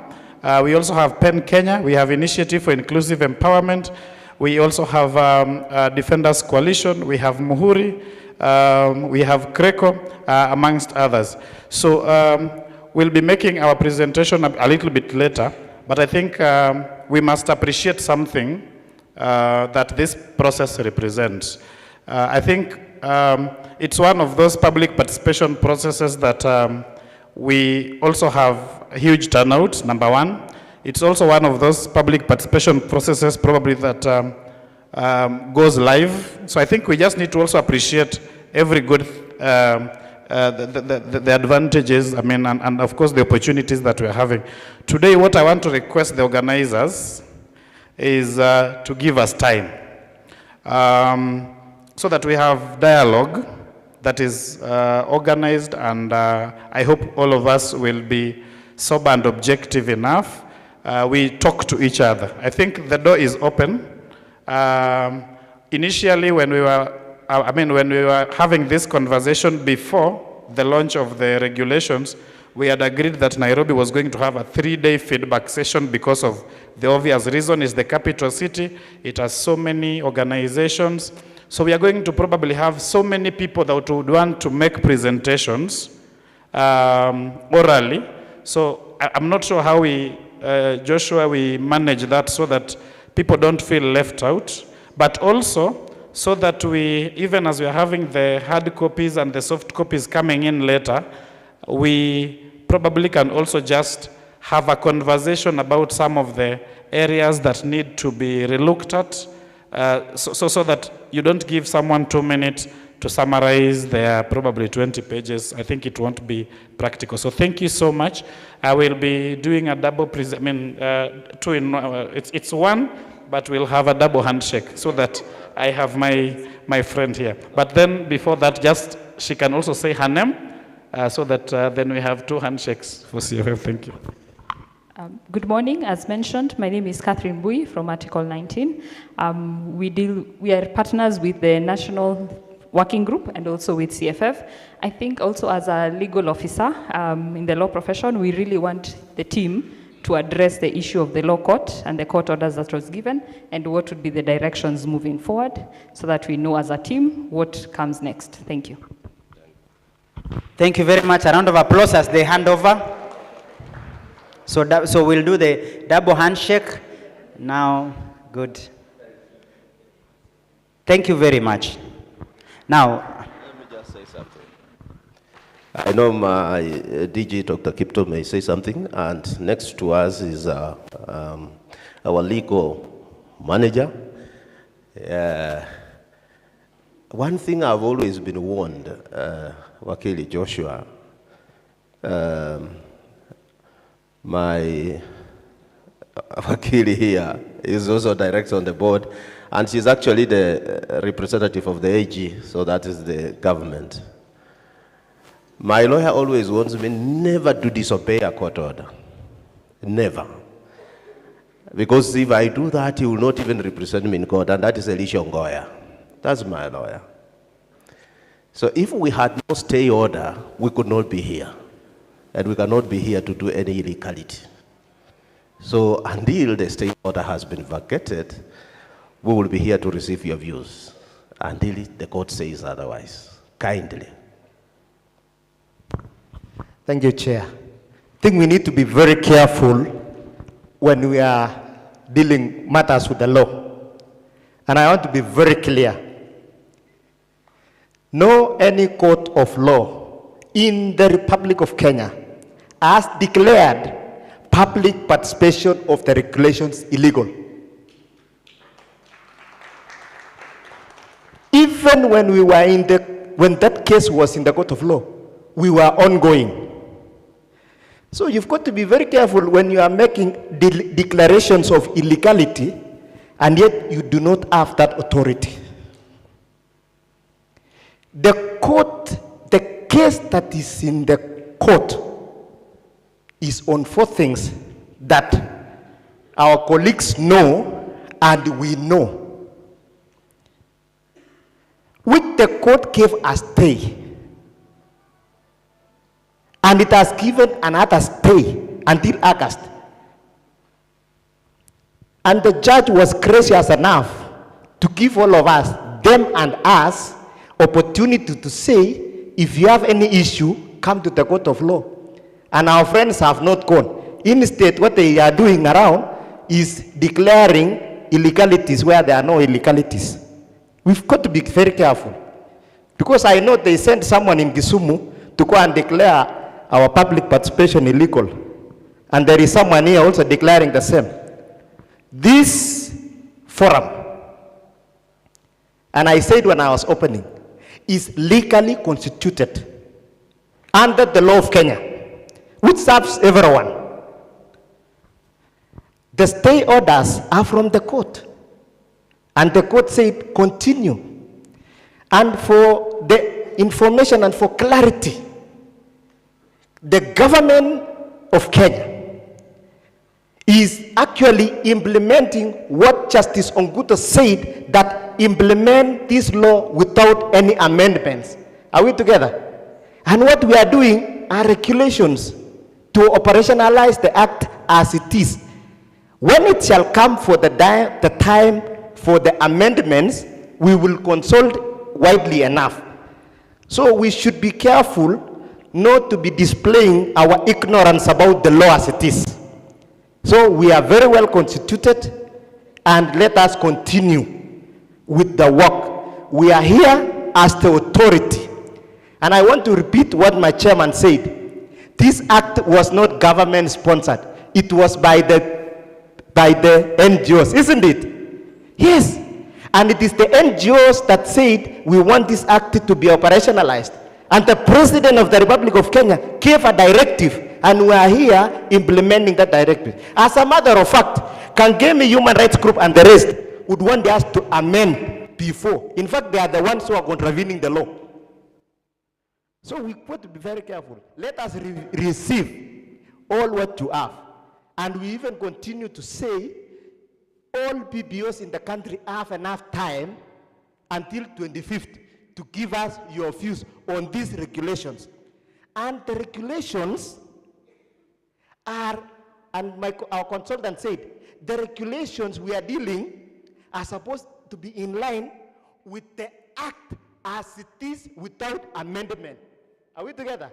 Whether it is constitutional or unconstitutional, we've not touched that act.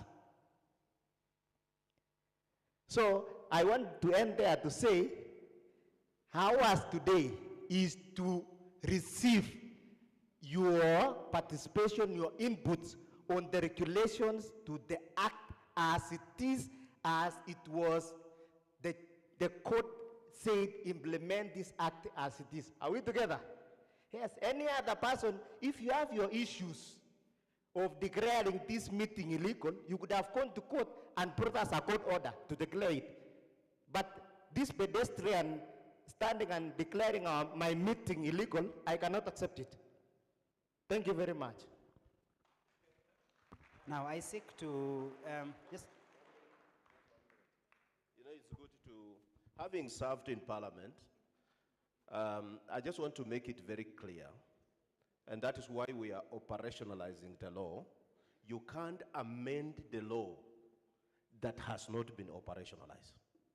Even the government had issues in this act, but they could not do anything.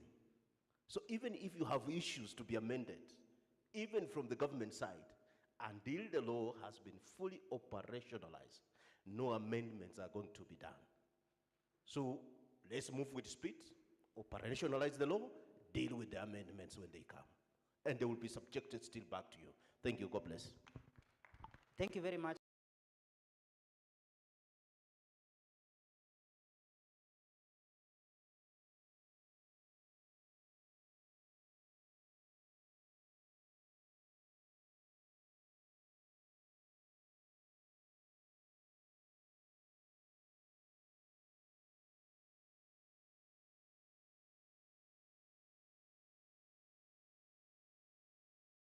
My first question to the client, in this case the regulator, after that session, I asked them I need to have strength and authority to sit here, to walk here, knowing that I'm properly constituted in form of, is there any court order that bars this particular process?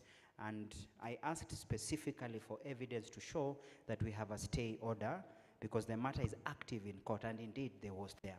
Now, this is my 2 cents about it. Let us not see this process as an end to itself.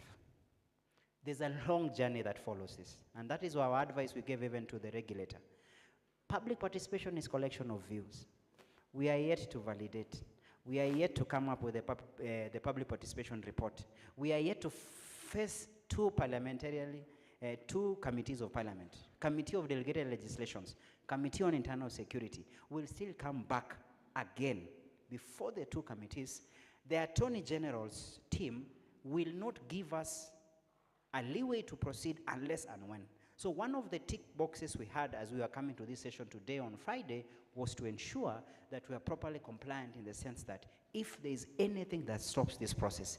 Let's look at what happened 2 weeks ago. When the court issued orders against the gazettemen of the IEBC nominees, at that time they were not commissioners, the president went ahead and gazetted. The same petitioners went to court and told the court, look, the president is in contravention. He has gazetted. And I could see some sense prevailed that even though the names were gazetted, there was no swearing. Because the swearing is done by the Chief Justice. The same court cannot proceed to swear in the nominees, yet they are the same ones who have issued orders against the continuation of the process. Until and when the hearing was concluded and a ruling of the court issued on that petition. And the first finding, if you're keen enough to follow the story, the first finding, the president was found, or the government was found to have been in contravention of the court orders, and the same action of gazettemen was nullified on the spot. Then the judge proceeded now to hear substantively or to give ruling on the substantive application. In this case, whether the process of nominating persons to serve as commissioners and chair was proper. They found it to be proper, they dismissed the petition. Then they directed a fresh gazetteman. And that's why you could see, as soon as the ruling was given, the next day you could see a new gazetteman, then a new swearing in. So I think for the court orders, there's never two way about it. It is always clear, either you're compliant or not. So I'm happy to stand here today, and I'm happy the Director General has clarified, the head of legal has clarified, and I'm sure the petitioners, some of them may be here, they are aware. In August, as we go there, you can imagine if you go to court, by the time you go to court, the court always applies prospectively. So that up to where we are, we're just basically collecting views. If there's any stop, then this will be archived. It will not go to waste. Our views and everything will be put to where it is. Remember when we were doing our constitution, the committee of experts had an easy time picking from the documents people had done over the years, so that their job was to collect and come up with a harmonized draft. Now, our session is now here. I'm climbing down this particular podium, coming down. We have the walkways in between. I would ask our members of the team, I can see there's one microphone there. There's another microphone. Where's the other microphone? I want another microphone here. Do we have a microphone upstairs? So there's one microphone upstairs. In this side, there's one here. There's one here. So the ladies with the green caps and the half jacket, we have one facilitator up there. When you have anything, you quickly shoot. I'll ask for a simple thing. I'll be giving, if there's any concern question, our regulators will be able to answer that. But for now, we are taking in. So I'll start from this side, and it's an open session. Wherever I see your hand up, I'll know how to apportion and moderate. So the floor is open for views and our comments. The first hand starts here. So let's start from this side. So I'll start with this side. Thank you very much. Thank you very much, and thank you for the effort so far. My name is Kennedy Odhiambo Otina. I work for an organization known as Masculinity Institute, which is an organization that works for the well-being of boys and men in this country. I have only two things that I want to raise. In terms of compliance and the registration of PBOs, you've given a one-year moratorium. That is, if there's no action, and if you look at the real life of an organization, 1 year is such a short time. If you are just registered, before you get into a scenario where you can get funding or money, you may take 2 to 3 years. Don't you think that this is already a problem? Because definitely it means that you register this year, next year you are deregistered, because probably you are setting up systems here and there. Then on the second thing is the transition. Maybe you could even give a proposition. That is what we are encouraging. Okay. You can even give the number of years. My proposal is that in this case, if this is a new organization or an organization that has just been onboarded, then 3 years would be fair enough, so that you begin to, look at what is it that is in place. Then the second point is transitioning from NGOs to PBOs. I know this is a very emotive matter, and some NGOs are not started because of just anything. Some of them are started because of, conviction, and the vision bearer has a lot of interest in the organization. So recently, you published a big list of organizations that were deregistered. And this list is worrying, because I know there are quite a number of organizations that were affected. For me, what I believe in is that organizations that are bound to die a natural death. And so for me, I propose that you get a new mechanism of looking at organizations that are still in existence. Okay, the team here, kindly let us not disrupt. Kindly let us be calm. There's someone on the floor.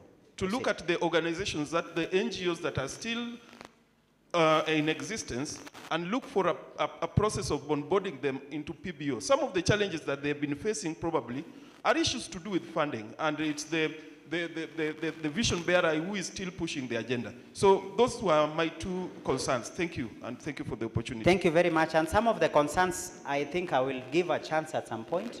Lyndon, the team lead, is there. He'll be able to address. Lyndon, you've picked that, for example. He's even given a proposal in terms of registration and deregistration. Now that we have it in writing, I will take it also, share with our rapporteurs. Good, we are here. So I'll take first comments from this side, then we proceed. So let us proceed. So those are 4 hands there. You don't forget to give your name, organization. Proceed. Okay, Just a minute. I'm still having an issue with the team here. We are really disruptive for our presenters. Let us just settle down. You are straining. So are we settled? Are we now settled? Good. Now let us proceed. Okay. Proceed. Okay.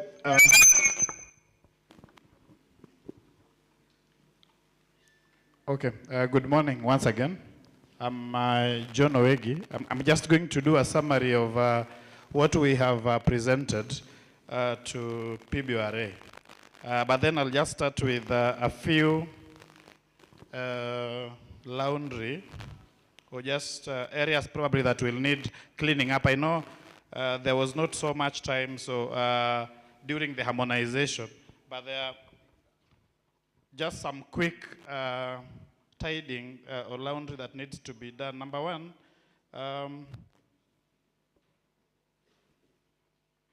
JB? Oh, okay. Yeah. So thank you. Yeah. So I think number one is on the forms, which probably we may want to just look at to tidy around. Form number 9 and 10 have been mentioned under Regulation 16.3 as the forms that will be issued when PBRA is intending to when the PBRA is intending to suspend or deregister, and reference has been made to first schedule. I think that's wrong quotation. The actual schedule for forms is Schedule 2. Then form number 9 and 10 are not the forms to be given or issued when PBRA is intending to deregister, to cancel or to suspend an organization. That is also wrongly quoted. That should be form number 20. Form number 20 is the notification of intended cancellation. So that should be the right reference. So that I don't forget, form number 20, therefore, should, if we are not going to have form number 21, then we should have form number 20 corrected to read notification of intended suspension stroke deregistration, so that it can be used for both when we're giving notice for either. Or we have a separate form. Otherwise, we will not have a form for intention to suspend. Over the past few years, if we leave that over the past few, over the last few years, we've seen a notice being given just for the registration, but the PBO Act gives a number of administrative actions from fining to suspension, then to cancellation. So that's one part. On form number 1 on application, address is written with a single D. Again, that is just some tidying that needs to be done. Still on the forms, there are a few things that we must also look at now on substantive presentation. Academic qualification, professional qualification has nothing to do with formation of a PBO. You can form a PBO or a community group for that matter, or with or without a degree. You don't have to actually be you don't need a master's degree or Form 4 class to actually form a PBO. So I think that's also very necessary. Again, that is also private information unless you tell us why it is important, together with residential address. This matter has always come up. Physical address of board members is unnecessary. You need probably the physical address of the organization, unless we are very clear in terms of why you need physical addresses of the board members. And again, we must also be practical with the realities. In Nairobi, I could be staying in Umoja, the following day I'm in Kariobangi or in Kileleshwa. So again, it's not practical, but it is not necessary. It would go against the Constitution and Data Protection Act on private information. So again, very important for us to remove them from the forms. The other thing on the form that is not practical to today's reality is making postal address. The PO box is out of date. Not everyone, in fact, if you ask people in this room, how many have their registered postal addresses, unless they're using the church, the school, very few of us would have it. So postal address needs to be optional. Probably we may want to have email addresses as something that we may want to begin exploring. Again, this is, you can indulge us and tell us why probably it's still compulsory in this day and age.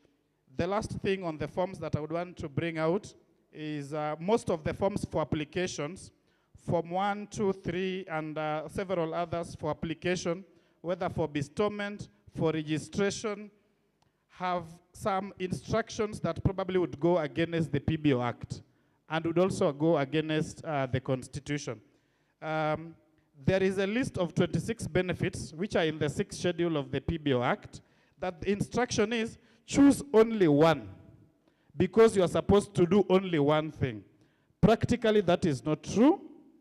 We know, for example, there is one benefit that I could quote as an example, human rights. You could be doing human rights. You are focusing on also people with disability, and you are also working with the youth. So it is not practical, it's unconstitutional. I think it's something that that instruction is unwarranted.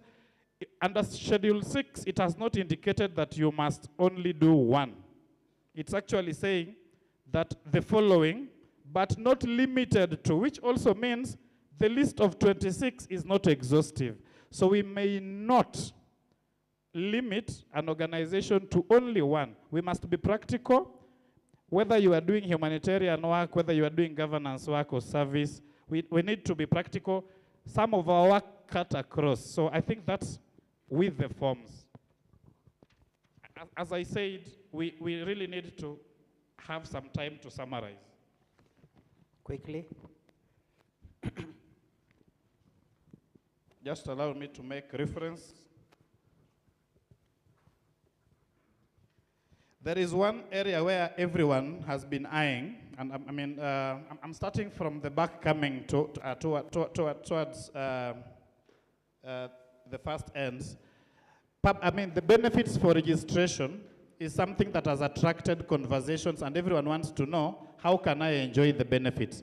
The regulations under Regulation 36, the draft regulations, Regulation 36, of course, touches just briefly about economic activities that we are supposed to do, but does not tell us how, for example, we can even secure some of the exemptions or some of the benefits.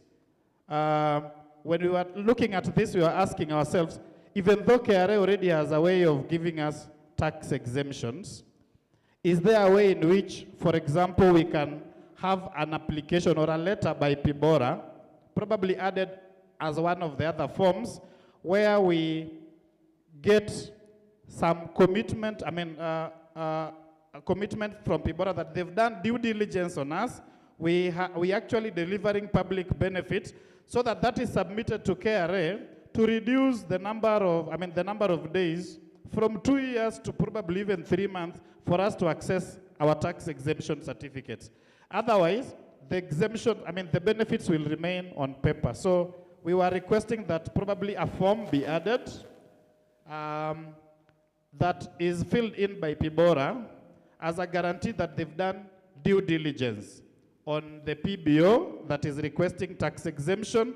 They've looked at what they are doing, they've looked at the annual reports, and they are up to date in terms of compliance, so that then KRA doesn't have to run around spending taxpayers' money to give us again the tax exemption certificate. Quickly, as you wind up, so that we can also hear from the rest. Proceed.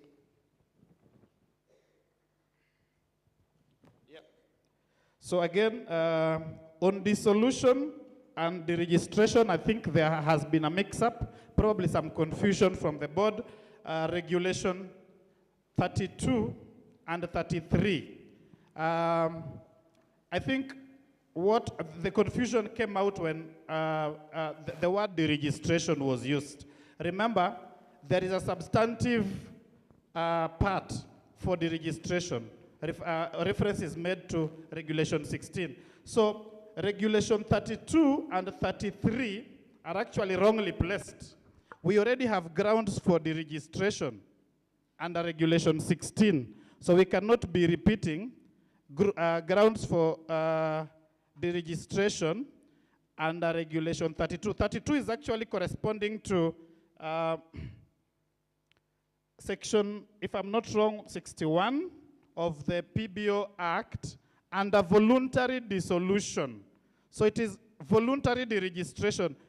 At this stage, we don't need to bring back the registration by the authority because that is already done under Regulation 16. And then,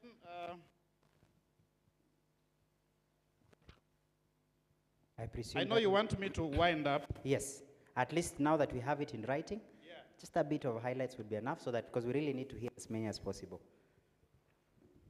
The rest you can just make reference to the writing we have. We'll still appreciate. Thank you. There are no, for bestowment, we don't have guidelines in terms of time, in terms of what obligations. So we are proposing that for bestowment, upon receiving the certificate for bestowment, that then one of the, the obligations of the bestowed organization then include being in compliance with the PBO Act, including enjoying all the benefits in the PBO Act that are in the second schedule, uphold the ethical principles, and also we are saying that bestowment can go on so long as you are in compliance with the PBO Act and your regime. So we don't have to limit it to any to 1 year or 2 years or 3 years or 5 years. Thank you. I have just summarized half, but it's okay. Thank you very much, but we are very happy you gave us in writing. So I'd want to have our wonderful ladies, there are 2 of them that had raised our hands. Number 1, 2. So the 2 of you kindly proceed and try to be brief as possible so that we give as many as possible. Thank you. Your name and the organization, if any. Thank you. Bwana Yesu asifiwe. Amen. Naitwa Pastor Teresia, nimeokoka na mpenda Yesu ni Bwana. Niko na organization ya Maumau veteran, na nilikuwa tu naomba, ni kama ombi kwa viongozi. Wakati mnapanga mkutano, mnapanga na mtu wa kutafsiri Kisungu kwa Kiswahili, kwa sababu tuko na watu wengi hawaelewi hii lugha ya Kiingereza, na nyinyi mmetoka shule juzi, mnaielewa vizuri. Sasa sisi maneno ingine inapita, na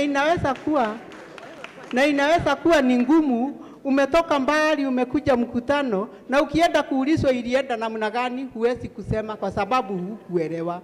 Kwa hivyo mtusaidia na sisi, na nyinyi tuliwasaidia kusoma. Mbarikiwe sana. Tupigie makofi Pastor Teresia. Ameongea kama mama na nitamsikiza. Ningependa kuomba msamaha. Wakati tulikuwa tunazunguka tukifanya kikao kama hizi, wakati tulikuwa tunaenda mashinani, tulikuwa tunazungumza kwa Kiswahili vile nazungumza hivi sasa. Ni ile tu kukuwa na mazoea kwamba wakati tulikuja hapa tukaassume kila mtu hapa ni msomi, lakini asante sana kwa kutujulisha si hivyo. Pahali tofauti tu tulipata experience tofauti, ilikuwa ni Kisumu. Wakati tulienda Kisumu niliingia na nikaanza kuongea kwa Kiswahili kwa haraka sana, lakini nikagundua kuna tofauti kidogo. Mzee akakuja mkongwe, nikamwambia sasa tuombe, na nimeongea Kiswahili. Wakati alishika microphone kuomba, akaanza na neno moja kwa Kiswahili, tuombe, na akaswitch kwa Kiingereza, akaomba kwa Kiingereza yote. Sasa kutoka Kisumu nikasema kumbe tukifika Kisumu Kiswahili haishiki. Kila mtu huko anakuambia can you say it in English so that we can hear you well. Sasa hapa tutarudi kwa Kiswahili, tutazungumza kwa Kiswahili na utaweza kupata kila jambo ambalo tunasema. Hasa ningependa kuomba wenzetu, nadhani kila mmoja hapa anasikia Kiswahili. Ni hivyo ama si hivyo? Sasa mimi nimeswitch, wacha niongee lugha ya taifa Kiswahili. Kuna mwenzetu pale ambaye alikuwa anafaa kutupatia maoni. Ili ukimaliza kuna I think there's a lady here. There was a gentleman and a lady there. So two of them quickly, then I shift. Watu wa upper deck, tutafika in a few. Once I take, I think a round of 10 here, I'll show up there. Sawa sawa? Haya, shukran. Asanteni. Basi nitajaribu nichanganye, lakini hapo umenipiga kidogo 10-0, lakini nitajaribu zaidi. Kwanza, I want to insist on two main points, just for the sake of time. Kwanza, hiyo mambo ya suspension, cancellation, and deregistration. I'll support the points raised by my brother Owegi on the issue of deregistration. I think that Regulation 32 should be removed in its entirety. I saidi palipopote kwa sababu those provisions iko tayari kwa Regulation 16 and 17 of the Act. Now, Regulation 16 of the regulation. Regulation 16 and 17 zenyewe ziko na shida kwa sababu ni kama wanachanganya neno suspension na cancellation. Na ni neno ambazo zina maana tofauti. Ni maneno ambayo yana maana tofauti yani. They need to be distinguished kabisa. They need to be separated, and the provisions need to be in accordance with due process procedures. Kitu ambayo ni muhimu hapo ni kufuata the judgment of the court in the petition E519 of 2024, which already has claimed some sections of section 18 and 19, or section 18(1) to 3 and section 19(1)(b) of the Act to be unconstitutional for failing to adhere to due process requirements. Yani aiweki requirements za fair hearing process by making the PIBORA also basically a judicial authority, which it does not have that authority. Hiyo ni authority ambayo should be to a tribunal to make determinations on whether, for instance, an organization has failed to comply with the Act. Secondly, hiyo issue ya refusing to register an organization or cancelling the registration because of that issue of prohibited names, that should be looked at and removed. That Regulation 5 should be completely struck out, and those are important for us to consider. Secondly, on the issue of the fees that are provided, there's a deep need to reduce the fees that we have in place. As you've said during this meeting, one of the main objectives that you have is to promote buy-in for what you're doing. You have CBOs, community-based organizations that you want to be registered as under the PBO regime, but it's impossible due to the high cost that the regulations are proposing to add. In comparison to the fees ambazo ziko provided under the Companies Act, these are already manifestly much higher than that, and they need to be considerably reduced. Zinafaa zipunguzwe zaidi ili NGOs azilipi as much as companies are paying for simple issues like registration and such as. I'll note that some of those costs have been doubled, which is again not a fair measure by yourselves, and this is very important for you to note that those measures should not be doubling by doubling entirely or increasing even by 200%. we need to have very small increments considering the situation of public benefits organization. And as Joshua himself noted, we are facing a drawdown in funding. Development assistance has been reducing across the globe, and this is severely affecting civil society organizations and should be something that's a major consideration as you revise the fees placed. Thank you. Before you sit, you didn't give us your name and organization for purposes of our rapporteurs. Good. My name is Kimari. I'm from the Kenya Non-Profit Organizations Working Group on the FATF. Thank you very much. Finish up on that section. There were, so that, and then the last one, and then I proceed this way. Quickly, your name, organization? Thank you. Catherine from Article 19. I'll mention the fees. Okay, my colleague has mentioned the suspension and cancellation, so that need to be aligned to the Act, but also by the due process. On the fees issue, there's the aspect of we are paying more than profit making or businesses, but there's also rates that are not beneficial in the sense of we are not getting a service from the regulator. So if we are just paying for a process that should be internal, why are we being charged? I had 3 examples in our form. The one that comes to mind right now is on the filing of tax returns, and that has been doubled from 2,000 to 4,000. So look at what exactly you're charging that gives us value as institutions, as NPOs. The last one is also on the dates of filing returns. There's the discussion that came from the previous session, previous regime of 31st of March. That has been proposed to change to the 30th of June.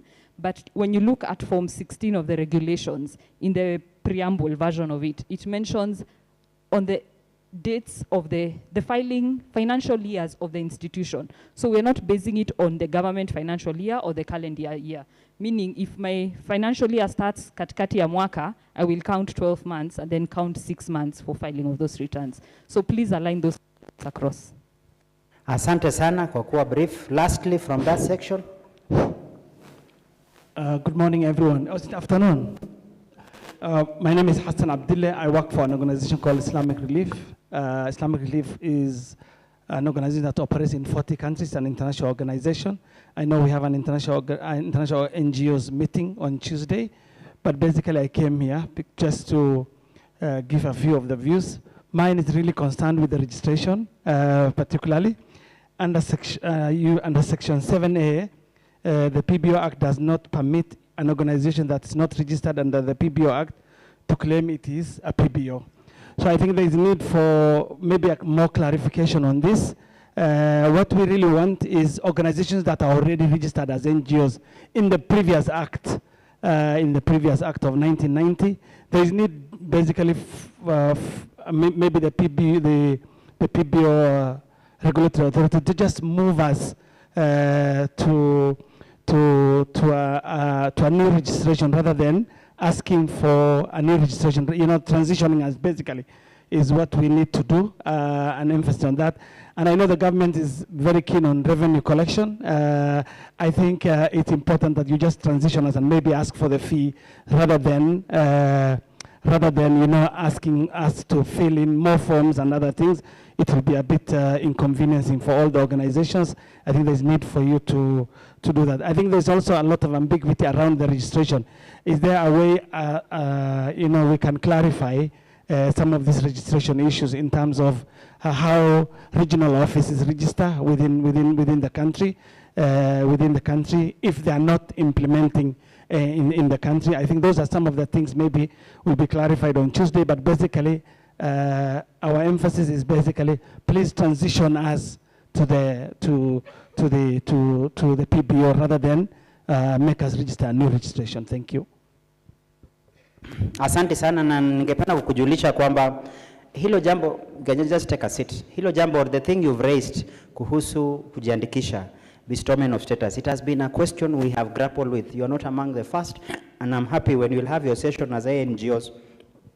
One of the concerns has been, how do you distinguish between exempt international and international NGOs? At the same time, umeuliza vizuri ukasema, kwa wale ambao tayari wamejiandikisha vikundi, au wale tayari tunawajua kama ni foundation, kama ni registered society, kwa mfano makanisa, kuna mosques, and all the rest, where do they fall in? So shukran sana for that comment, and I think it's one of the areas. I think we've had, even as we were coming up with harmonization, that was one of the critical areas that we had a lot of back and forth and concerns. Ningetaka kabla nije hapa Kuna wale katika upstairs ambao walikuwa they had burning, their hands kept going up. Na nikijaribu kulinganisha na hapa chini, I think we've done enough here.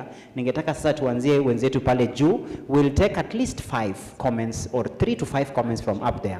Aya, mwenzetu ambaye yuko na microphone tafadhali, and then kwa wenzetu ambao tuko katika ukumbi hapa chini tuwaweza kufuatilia kwa tovuti yaweza kuonekana. So anyone speaking above there, just be aware that we are watching also you from here. So be comfortable, proceed.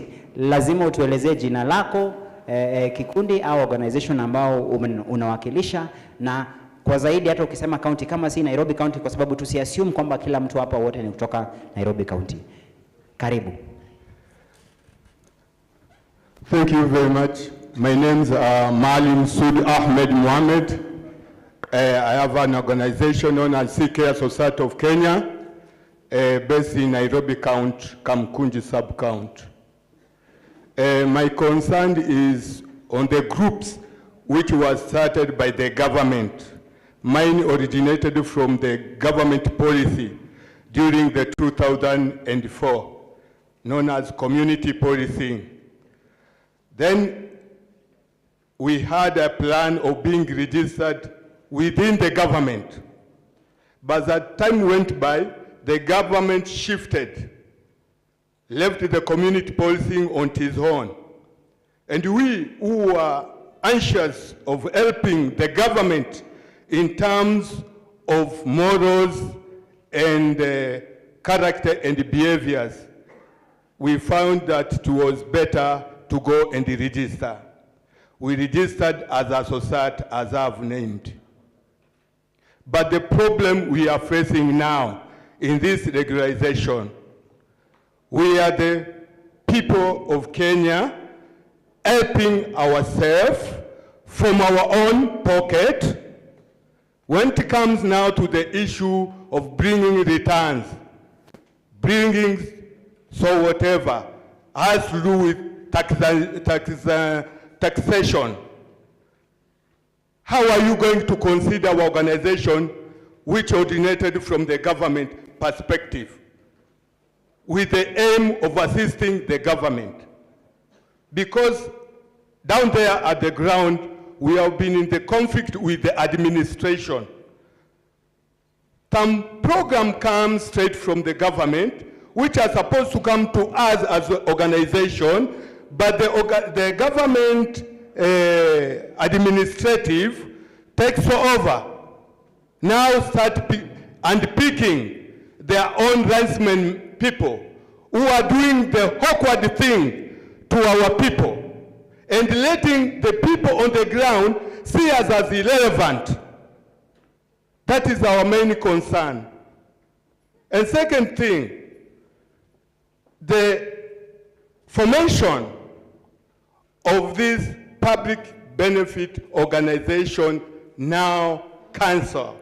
Is it going to be giving us the certificate to be able to stand with the principle of the Constitution and make the people who are not accountable with the principle of integrity within the government, so that we can be able, our voice to be heard, and they know we are there for the purpose of assisting the government to tow the way of the Constitution. With that full remark, thank you very much. Asante sana, thank you very much. So I'm going to give a small consideration to this. Some of the issues that some of our speakers are raising, inahitaji kuwa na majibu kidogo kutoka kwa regulator, ambao nitaweza kumpatia. Si lazima maono yote si ya kujibiwa, kwa sababu when someone gives a specific proposals, whether a change, amendment, that stands as is. You don't invalidate that. However, there are those that are concerns that an opinion from the regulator really comes into play. Let me give an example, like the concerns raised by the gentleman who has just spoken. Amezungumzia, anasema wao wakati waliandikishwa as community organization, wakaachwa. So he touches on funding, he touches on transition. What happens? question of transition, tungetaka petu, we would always want to hear also what is the regulator's mind. So those few clarifications nitaweza kuwakubalia at some point, nitamkaribisha mmoja wa team leader wetu kuweza kuelezea kwa kifupi. But tunashukuru kwa yale ambao maona mnatoa kwa sababu inachangia na inaguza yale ambao tulikuwa nayo. The second person, those are Thank you very much. Good morning, colleagues. My name is Stephen Anguva Shikoli. I coordinate Network of TB Champions in Kenya. I have a few observations. By the way, we are affiliated to HENET, so a lot of submissions that HENET has submitted have our inclusivity comments. So my few comments in terms of the new changes and the things that we need to adjust. When it comes to section that talks about objective that we want to achieve as an organization, when people are registering, we would recommend let health be just health, then people can select or can list down what they are doing in health.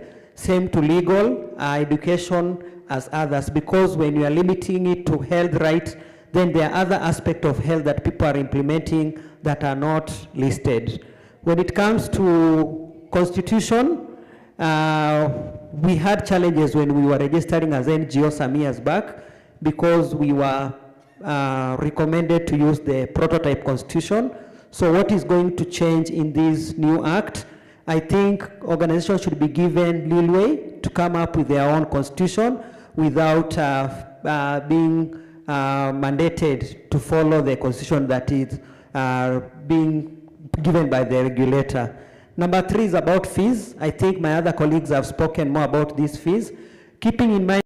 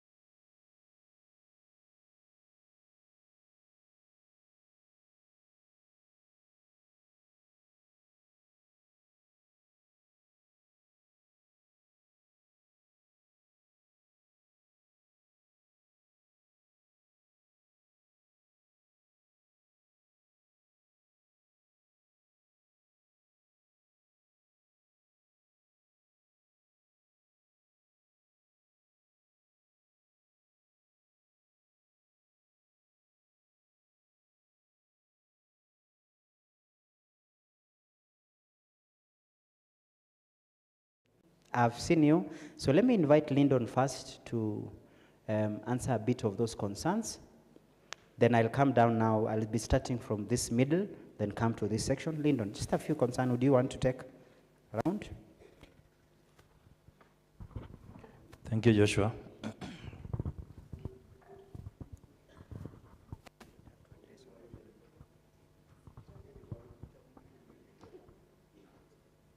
Wasemaje? Kiswahili si mdomo changu lakini nitajaribu. Nitajaribu, si mdomo changu lakini nitajaribu.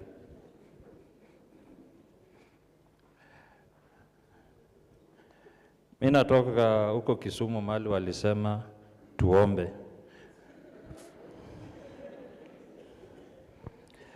Maswali yameandikwa na lugha ya Kizungu.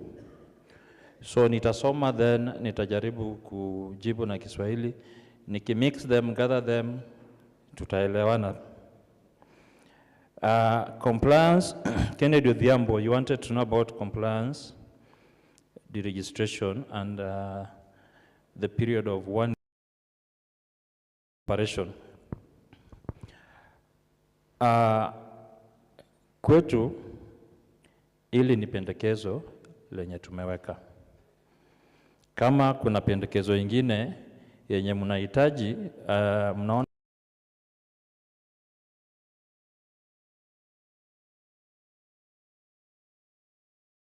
miaka 4. Alafu tutaconsult pale na Attorney General, atatuambia kisheria miaka ngapi pia iko sawa, then tunatafuta balance.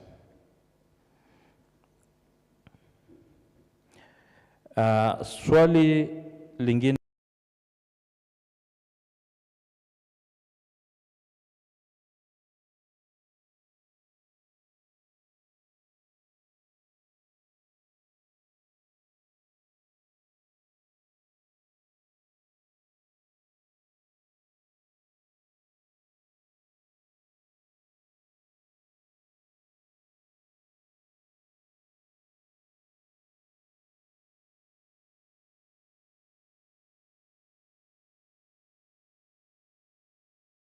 old Act, NGOs Coordination Act, Cap 34 laws of Kenya, now defunct, have all transitioned into the new PBO Act, as long as they were registered. Now, for those that are not registered under the PBO's Act, Section 7 on public benefit status will apply. Where Section 7 does not apply, then Section 8, as read together with Section 9 and 10, applies for those who want to dissolve whatever entities they have under other regimes and get incorporated under the PBO's Act. Of course, Section 11 on exempt registration also applies. For whoever chooses not to associate under the PBO's Act, there is nothing wrong. You can do that. Freedom of association allows you to associate with whoever or whatsoever you want. And if you wish to remain as a CBO, that is entirely your prerogative. If you wish to remain as a company limited by guarantee, it's up to you. However, for the benefits that are enumerated within the PBO's Act, if you wish to access that, then you have to engage with the Act either through Section 7, 8, 9, 10, or 11. Joel Owegi, Forms 9 and 10, I think this was just housekeeping clarification, which can be quickly corrected. Suspension and cancellation, you noted, was wrongly quoted. You also noted that professional qualification has nothing to do with formation of a PBO. I don't know if that was a question, but to me, I think it's a general comment that will be considered. Residential and physical address of board members is unnecessary. I want this to be very clear. The addresses we want are those of PBOs. We would like to know the physical address of the PBO that we have registered. Because we are going to interact. At one point or another, we will come for inspection. At one point or another, we will come for visitation. At one point or another, there will be a reason to come to the organization. So we want to know the physical address of the organization. When it comes to personal details, there is a valid, good reason why we would ask you for your personal details. For example, the details that are already in your identification card, your name and where you come from, Those are details that can be easily obtained from the Registrar of Persons. And there are details that you leave almost everywhere you go in this country today. You go to a hotel, they will ask you to register. In the hotels, they're even asking for your email address. You wonder whether they want to correspond. You go to a B&B, they will ask for your personal details. You go to a government office, they will ask for your personal details. You go to hospital to get treatment, they want your personal details. So our personal details are all over the place. Hence, the data protection law, so that the people that we entrust with our personal details have a responsibility to protect that personal detail. The law does not say you do not give your personal details. It says those personal details have to be protected by the persons entrusted or government agencies entrusted with those personal details.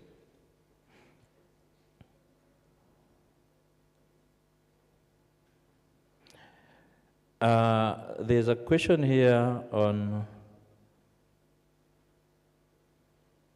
how can organizations secure benefits of, I don't know if it is off or from registration.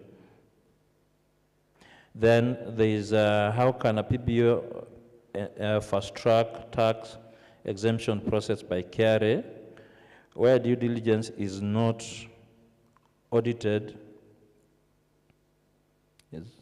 is not conducted on both agencies to save time.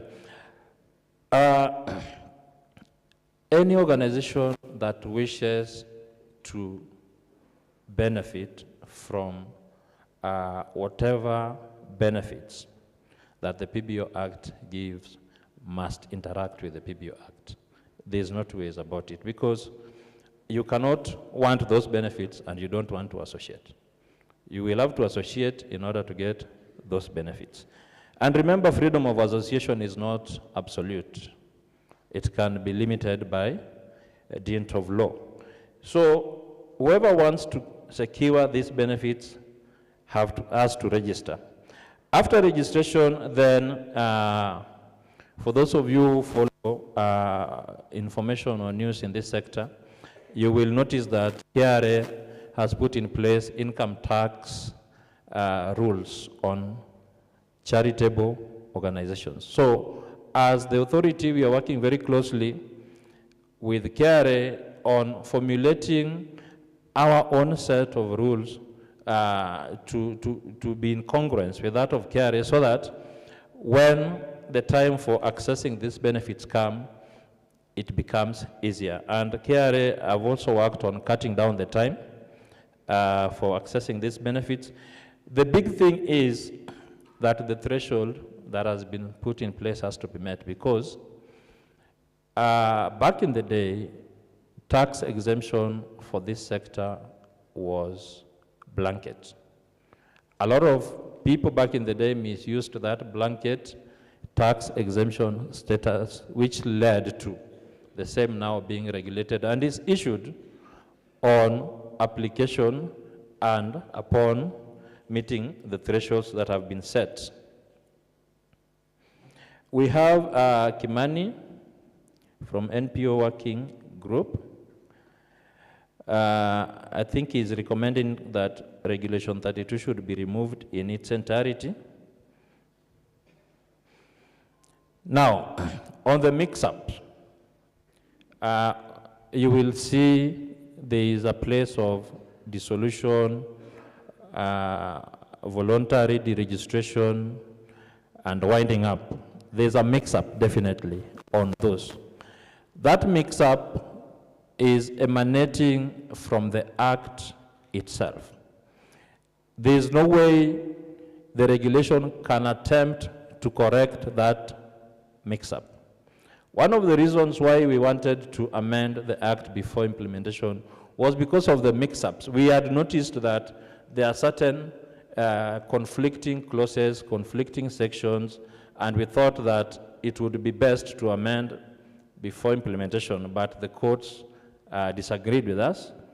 You disagreed with us and say implement as is. So the mix-ups will be there until such time that the act will be amended, and this regulation does not do that job of amending or correcting the mix-ups within the act. It will also come with those mix-ups.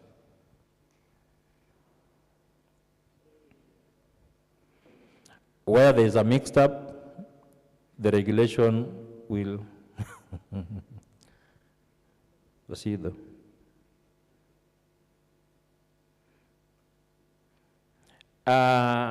There's a request here to align timeline. Again, part of the mix-up. The Act says that within 3 months upon the expiry of your financial year. Then it goes on immediately to say within 6 months you should file. That's a mix-up within the Act itself. The regulation will not make that correction. The Act has to make that correction through amendments. And I want to clarify something that I heard someone say. The financial year may run from January to December. The end of your financial year is the last day of December. The 3-month period after, that is between January to March 31st, is a grace period that was extended to you in the old arrangement to enable you carry out the audits, compile, and submit. It is that 3-month grace period that this current act is seeking to extend to 6 months. So let us be clear. There is no confusion in the financial year. The financial year has to be 12 months. It can run between June, July, August, September, January, December, but it has to be 12 months.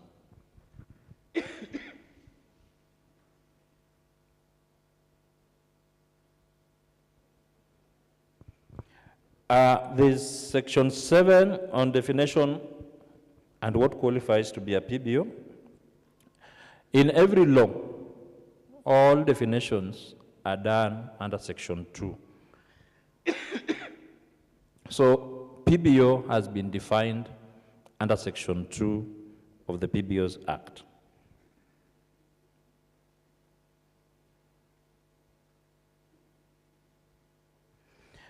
Clarify the different forms of registration and implication, which registration supersedes the other for already existing organizations.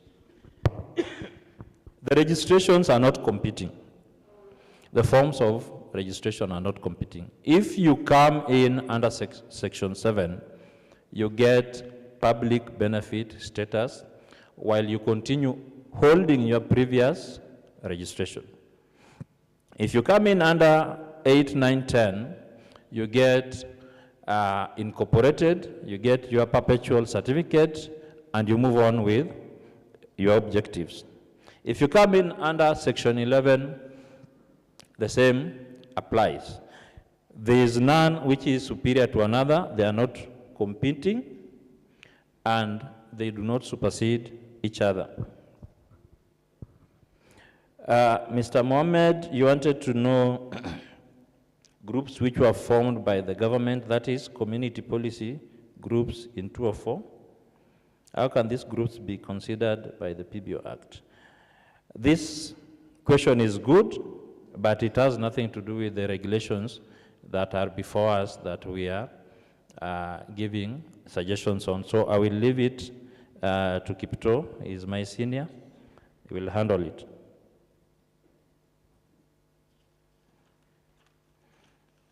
And no, they cannot get PBO certificate. The end of that question is, can they get PBO certificate? They cannot get PBO certificate unless they interact with the PBO Act.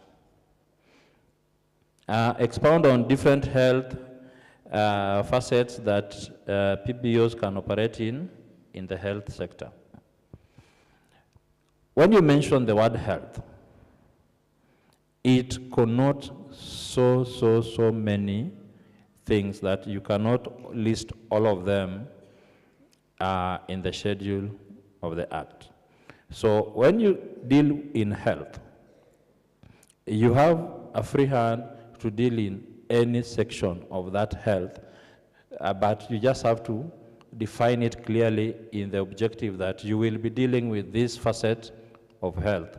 Or if you're dealing in health generally, then in your specific objectives, you will define what kind of health you're dealing in. Reduce the fees by 50%. That is a recommendation that will be considered. Clarify that filing of fees is not within 6 months. I believe I've just made that clarification. Yeah, those are the questions that have been asked so far for clarification. I think we can take the next round of questions.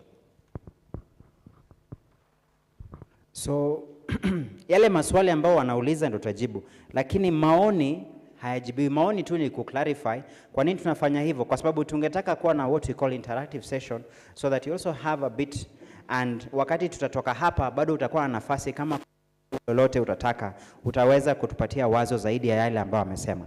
Ningetaka kuja hapa kaswa kwa sababu kuna group kubwa ambao walikuja, na haswa wale ambao watazungumza kwa Kiswahili. Niliona mkono wako, alafu nitakuja kwako. Wacha nianze na hapa, nitakuja kwako mzee. So please let's start from here, then I'll come at the center here. So tuanze, unasema jina na organization na yale ambao unasema, and then tuseme kwa kifupi. Asante, karibu. Thank you so much. I thank God for you, for the team, the Regulatory Authority Board, through the chairman and through the director. I am humbled before you and before the throne of grace of God. I'm Bishop Dr. Jane Mombinyede, Mau Mau War Veteran National Patron, and Mau Mau MMV Associate CLG Director. I'm here on behalf of both of them, and before I raise a question, I want to say sorry for any discrepancies. I want to say sorry for any discrepancies. My question, I think Mr. Kipto, our director, spoke well about it, because it was about whom do we exempt. It was about tax exemption. And because we deal with very vulnerable people, we deal with the very poor people, very sick people. We deal with the lame, even the blind. I've registered them in the Mau Mau War Veteran. We take care of them. They come registering, bride as they are. I've registered 2 bride men and I've been taking photos with them. And therefore, these people do not even know where the KRA is. But because they have heard about the Mau Mau office, they just come. The watchman brings them up to the office. I take the initiative to take them down the rift until to the gate. And therefore, it was a great concern for me, our director, Mr. Kipto, leading this team. And you have said it right that you have a date with the physically challenged in Jacaranda. That's very good. May God bless you. Number 2, I just want to give special credit to the President of the Republic of Kenya for taking the initiative now to actualize the public benefits organizations, which have taken those many years before actualization. But God has his times. God's time always is the best. And therefore, we give special credential to him, because this is a history in the making. This is a historic gesture, because once the PBOs will be realized, will be actionalized, and they are just about to be actionalized, they will touch many lives.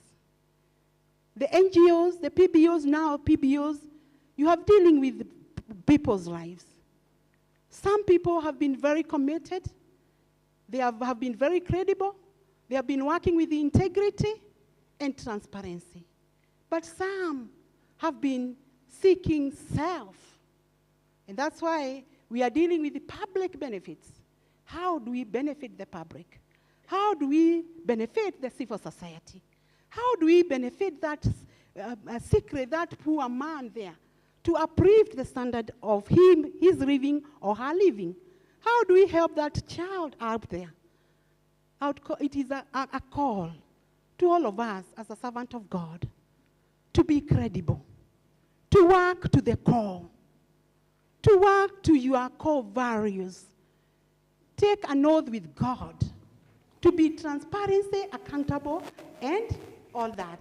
And therefore, to the Mau Mau fathers, kindly, I would ask you in a special way, this agenda would have long been fulfilled, but because of cross-purpose ego, because of conflict of interest, because of malice and prejudice, because of pointing fingers, it has not been realized by the leadership that have been there.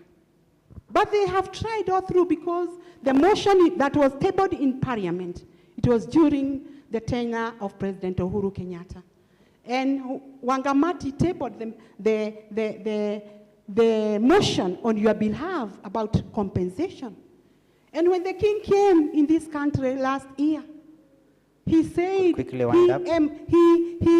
he encourages compensation talk from the British government and the Kenyan government. Who else could do the follow-up if not the president? And therefore, if you are going to get anything as Mau Mau fathers and their children, because we are here mixed with Mau Mau children post-colonial eras, we are here mixed with Mau Mau war veteran associate CLG, we are here our fathers who are veterans, some are very sick, and if they die, they may curse the land. Okay. And therefore, if it is not for the president, who else will help you?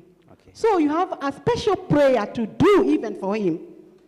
Thank you. You have a special prayer in your hearts to do for the president. Thank you. And I always say this as a spiritual authority who knows Romans 13:1, that everyone must submit to the governing authority.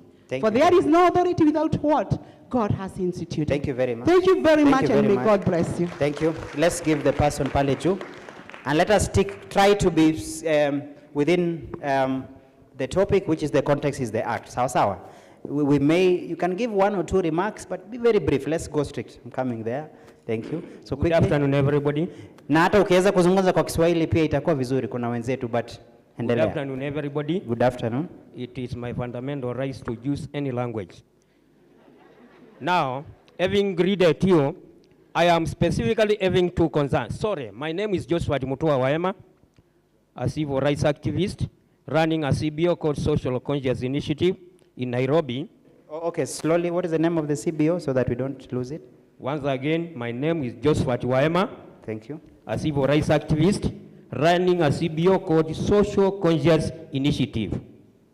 Social Conscious Justice Initiative. Yeah, the CBO is very conscious of the human beings. Thank you. Now, I have two specific concerns. The two specific concerns, I'm very happy we have the CEO of the Regulatory Authority and his team here, which are going to answer those two concerns or to address. And the last one is a parting shot to everyone before I sit down. My first concern, because I've never heard it being addressed here, I'm being disturbed. Emma, proceed. Now, my first concern is about some of us are having CBOs, which are registered under ministries. I want to be given an affirmative explanation how we are going to transit to PBOs, because according to the law, CBOs, trusts, and the church organization will transit to PBOs under regulatory authority. That being the case, there has been a lot of ambiguity of how we can transit. Do we need to update our CBOs to be NGOs, or we need straight to come to your offices and then we transit from being CBOs to public benefits authorities?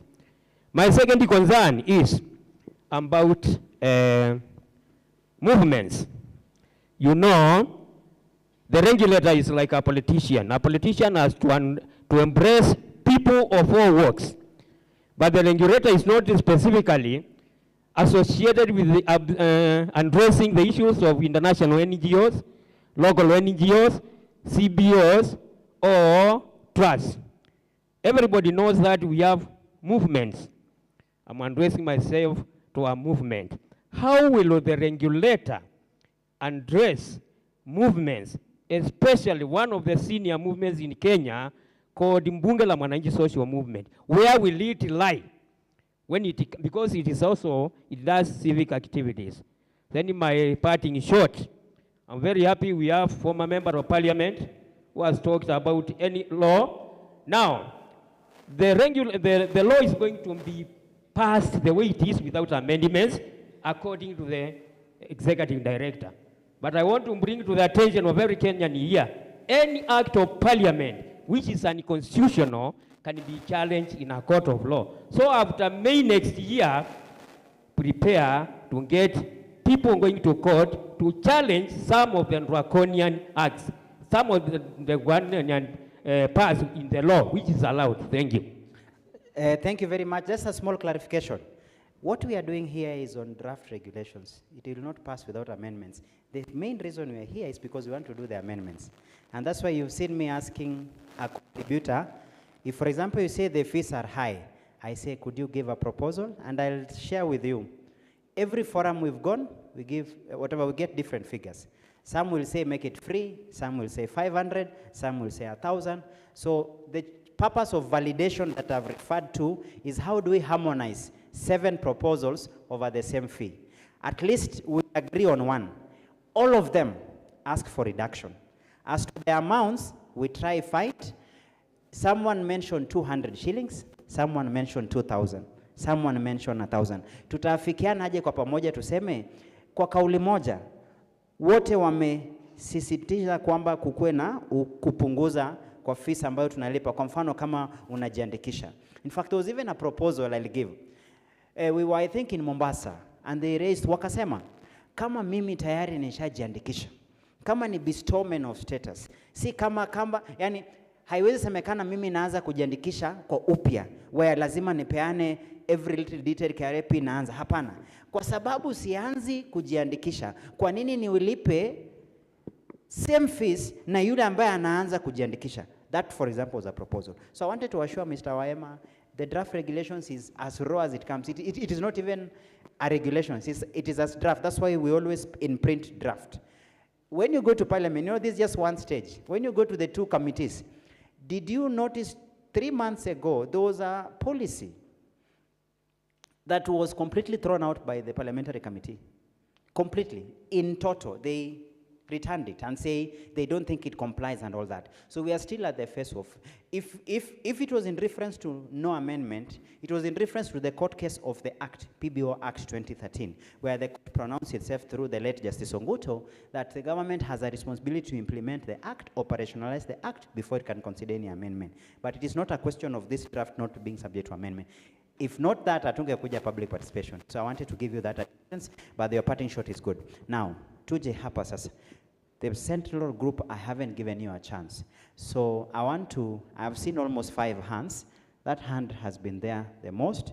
Tutaanza na yeye hapa, then we take 2 here as we go all the way hapa. So it is the chance for the middle group here to give. So tuanze with my good friend. We used to appear with him in TV shows. It has been a while. Welcome. Asante sana Kipto, na sababu kuna Kipto wawili, wewe nitakuita Joshua. Ili huyu ndugu yangu hapa Bwana Diji ni muite Dr. Kipto. So nami naitwa Kevin Osido na shirika langu ni natoka kwenye shirika ambalo laitwa County Governance Watch. Shughuli yetu ni kuhakikisha ya kuwa kuna utangamano wa uhamasisho. You see how difficult this thing is. You're doing very well. Uhamasisho ama uhamasishaji. Na utangamano kati ya wananchi na viongozi wao wa serikali zetu gatuzi. Kwanza kabisa ningependa kupongeza Bwana Diji na timu yako kwa shughuli hii, sababu kila mara hatujaona kama kuna nafasi kama hizi kuashiria nyeti ambazo zina affect shughuli za wananchi. Mara mingi tunapewa sehemu wa uhamasisho ama public participation, lakini hatuoni kama wananchi wana ule urge wa kuapia kule. Tumekuwa tukifuatilia shughuli zenu zile ambazo mulizichapisha kwenye gazeti, na hongera tena heko kwa sababu mmeweza kuhakikisha ya kwa wananchi wamepewa nafasi. So to the crust of this matter, I have written a memorandum. I didn't come there because of the question of the High Court, but I'm glad because we are in sync with what is happening, what otherwise is called veto kwa ground.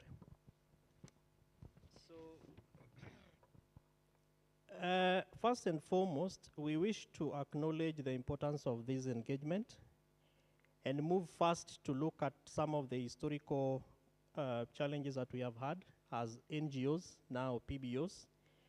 So we are calling for very clear engagement mechanisms that in as much as they are covered in the Act, they may not be outlined in the regulations, because Bwana DG, the Act gives us 7 objectives of the PBO Act, but the regulations are presenting 3 objectives, for which therefore we are expected to engage. Now we therefore are asking for an inclusive, practical, and context-sensitive realities of the sector. Now these context-sensitive realities border on both the 48 governments of Kenya, the 1 national government, and the 47 county governments, and I will be sharing why that is important. Then number 2, we are also seeking for provisions that support rather than hinder the work of nascent organizations or CBOs. I think my friend there has talked about it briefly.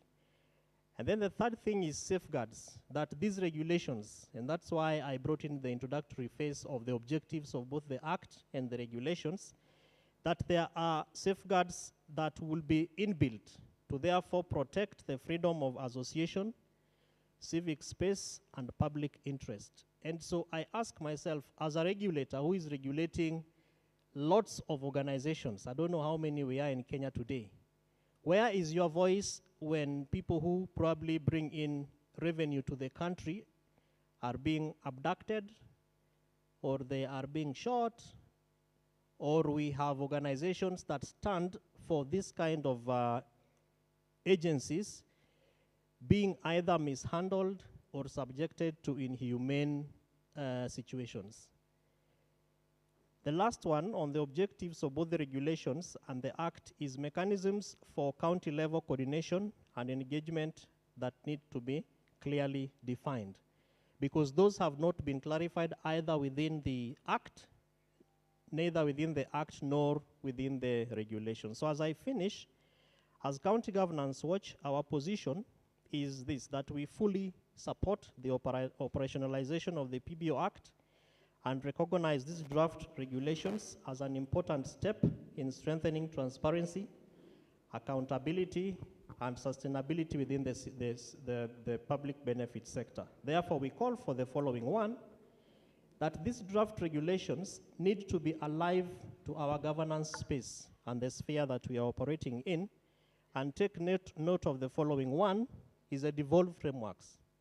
And then 2, the dual registration that may erupt. What we have seen, Bwana DG and members, is, for example, the due disregard of the certificate that was initially given as an NGO by the NGO board by certain entities within our government. So that, for example, in a county, a governor might come up with a fund, and you are told that, yes, you are registered through this particular board, but we expect you to register locally here.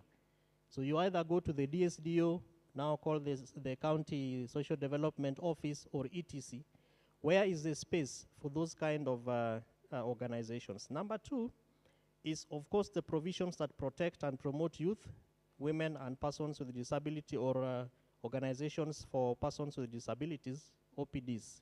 And I think that the bishop and one of the ladies here already spoke nicely about the challenges, both in the registration that have not been captured in the draft regulations. However, very broadly pronounced in the Act, within the Act itself, as one of the inclusive aspects of what the objects of the Act seeks to do. And then the last thing, Bwana DG, is our proposal to you and to, of course, the authority, based on the concerns that have come, and we have seen this from other platforms that we have had. We joined the HENET online conversation. We have also had our own partner organizations conversations on online. And there has been this request that based on the challenges that may come up from the operationalization aspects of this particular law, can we look at a an inbuilt grievance redress mechanism, so that if there are organizations that feel like they are being deregistered or they are being mishandled within their operations, then there is a team or a mechanism where they can initially be heard before they are condemned, so that it becomes inbuilt, because that, of course, is one of the objectives that you seek to do within the Act, but is not already put in the draft regulation, so that we have an open, an inclusive, and accessible grievance, redress, and oversight mechanism. So thank you so much, Bwana DG, for this. And ombi letu ni kuwa zile fomu ambazo wenzetu wameongelelea, we can also chapisha them in Swahili. We are 10 years old. We have never come across a form from the board, former, and probably now, through your guidance, we seek that you translate those forms. And then last but not least, as a general comment on two things. One is strengthening the transition clauses of the Act through the regulations, the draft regulations, to focus on the timelines for registration of the ongoing organizations, the board of members. I note the overemphasis of founders, but some organizations are not necessarily run by founders. There's a founder who is, probably no longer in the organization, so the board exists, etc. And then lastly is our desire to want to ask a question. How do we enhance and strengthen Kenyan public benefit organizations to seek funding from government, so that, as it happens in other jurisdictions, there can be a budget where PBOs of Kenya can also apply for funding, whether it's through Youth Fund, whether it's through access to government procurement opportunities, or any fund that can be put by the authority, not necessarily for regulatory purposes, but as a mechanism to strengthen public benefit services that these organizations are running. I know that there are best practice organizations or this kind of practices in other jurisdictions, but how about Kenya, where PBOs are giving you a lot, particularly for revenue, as a source of revenue, but they're not getting anything? Is it possible that we can find a way to be able to strengthen that within this loophole that we have? Otherwise, thank you so much. Na Mungu awabariki. Shukran sana Ken Osido. I wanted to get now comments here. Maybe just one, maybe just an extension to that. Jambo ambalo umesema. Kwa sababu hilo wazo tumekuwa tukikumbana nayo there's no single participation tumeenda na tujaulizwa kwamba serikali inasaidia nini, serikali haijasaidia. And I think there was one beautiful proposals. Maybe Ken Osido, I'll challenge you with your team to go think about. There was a proposal we encountered, I think, in Nyeri, where they mentioned that could it be considered within the auspices like the political funds, political parties. You see the way the political parties kwa muda mrefu hawakuwa wanapewa support lolote kutoka kwa serikali. But finally they came up with the legislation. Now they are funded as political parties. Maybe that can be a consideration, but that's a different route and a channel. So that proposal is there. But I think the regulator also can only channel the same to the right. But I think the Director General kwa usia wake utaweza kulijibu. Tuendelee, jina Thank you. as well as organization. Asante. Thank you. My name's Lihanga Silvanus kutoka Karura Parklands Human Rights Defenders Movement. That's in Westland Sub-County. I want to appreciate the introduction which was put across. And I'm very great that want to congratulate the president, because from the introduction you were told the act was enacted in 2013, but it has taken almost 11 years to operationalize. So I think that was because there was no political goodwill. So I want to echo what the speaker said, that we need to congratulate the president, His Excellency William Ruto, for the political goodwill to implement the PBO Act, because it's a good step forward and we cannot take that lightly. It was a great decision from the head of state. The second point is to congratulate the PBO Regulatory Authority for the forum, for public participation, to engage so that we have a diverse opinions from different sectors. Then I also want to take note that I'm specifically addressing the PBO Regulatory Authority, echoing what my colleague said, that by default, the organizations that we are calling PBOs, by default, they are supposed to be partners with the government in implementing projects. So the PBO, my concern would be what mechanisms are they coming up with to ensure there is that coherent connection between the PBOs and all government departments at all levels, so that whatever aspect or item each PBO deals with gets access to government departments that can use it to make sure that the influence is felt. And then I also want to take note on what my last colleague has mentioned with regard to having PBOs recognized maybe by county government. And I think in the regulations, there is something that appears to call or to separate organizations in terms of calling others national. So I think the word national should be removed because it gives the impression of fragmentation. By default, I think the PBO envisaged a situation whereby as long as you are serving the public and you are doing that for public interest, wherever that need is required, I think, and you have the capacity, you should be able to solve that problem as long as it's done in the Republic of Kenya and you are registered through the mechanisms that have been laid, without doing a fragmentation that now this is a national PBO, this may be a county PBO. As long as you have registered and you are recognized by the PBO Regulatory Authority, I think it should be possible for you to operate in any corner of the Republic where your services are needed without having to fragment them into national PBOs and all that, because then it will also be going against the spirit of self-regulation. I also want to highlight what the director said with regard to the stay order. He said if it had lapsed, then maybe I would not be here. So now that raises a concern that at the expiry of the stay, if there will be no any other action taken by maybe the regulatory authority. So what do we hope for? I mean, what do we expect to see? And maybe by extension, if let's say it proceeds, maybe the regulatory authority, after the decision has been made by the court, goes ahead maybe to appeal, and the higher court still uphold. What do we expect to see after that? Lastly, I think I need to highlight the issue of what my colleagues have just raised with respect to the fees.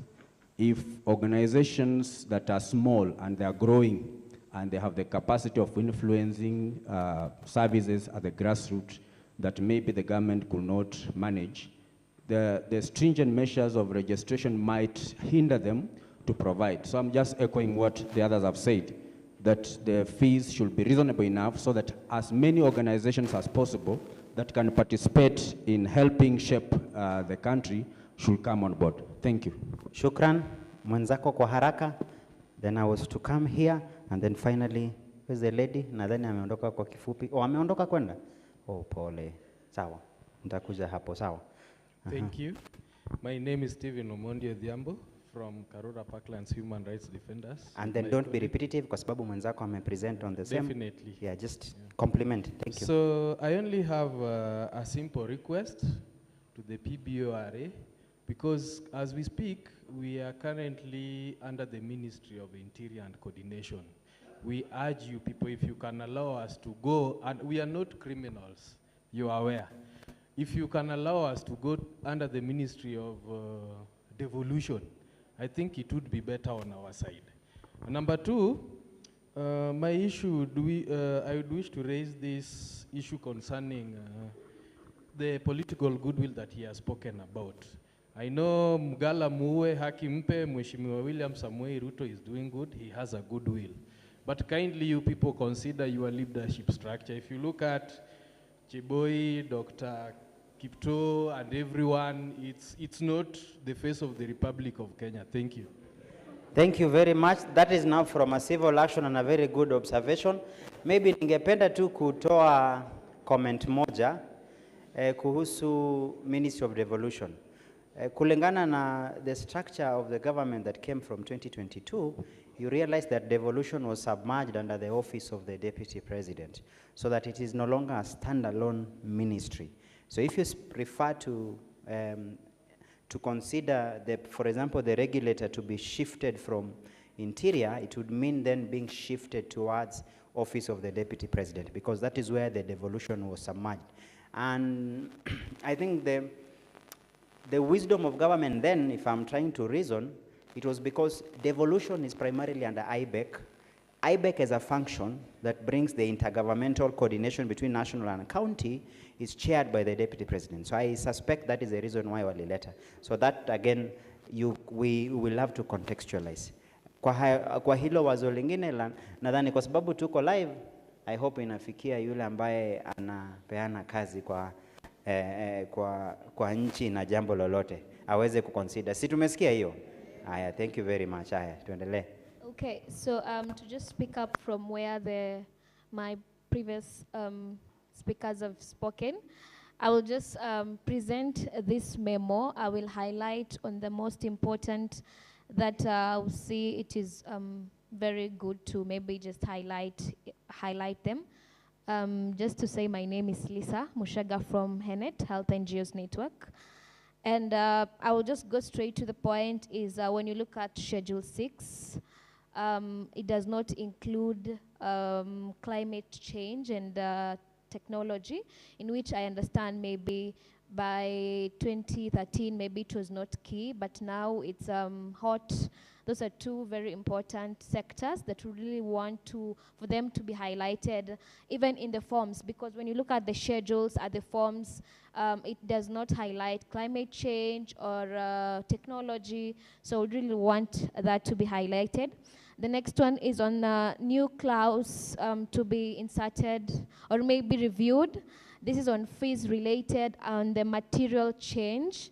We understand that they have depicted that to pay 15,000. So maybe just to clarify, maybe they will just clarify to us that the 15,000, does it include, is it yearly or is it per document? Because we understand some organizations might have more than 4 or 5 material changes, such as the constitution. Recently we reviewed our constitution. We're going to review the board of directors. We're going to review either the location, maybe we change location. So does it mean we will be paying 15,000 per those material changes, or it's in totality? So maybe they can just clarify that on the same.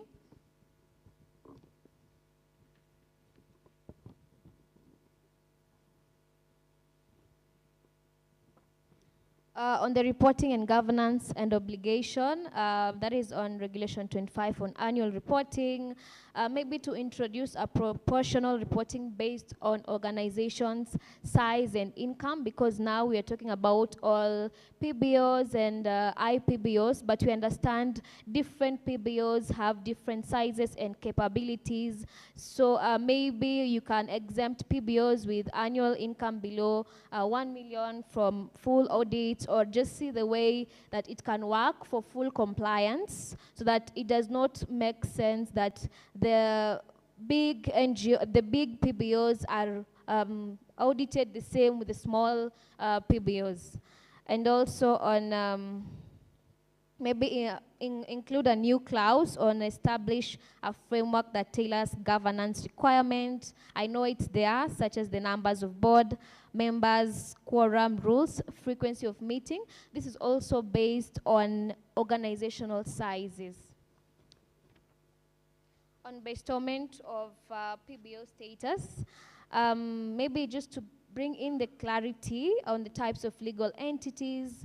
I know it brings in the society, trust, companies require alignment, but just to clarify on which that maybe can highlight down there from the different regulatory frameworks that they can just bring in, to just bring in clarity on existing legal entities that are seeking recognition.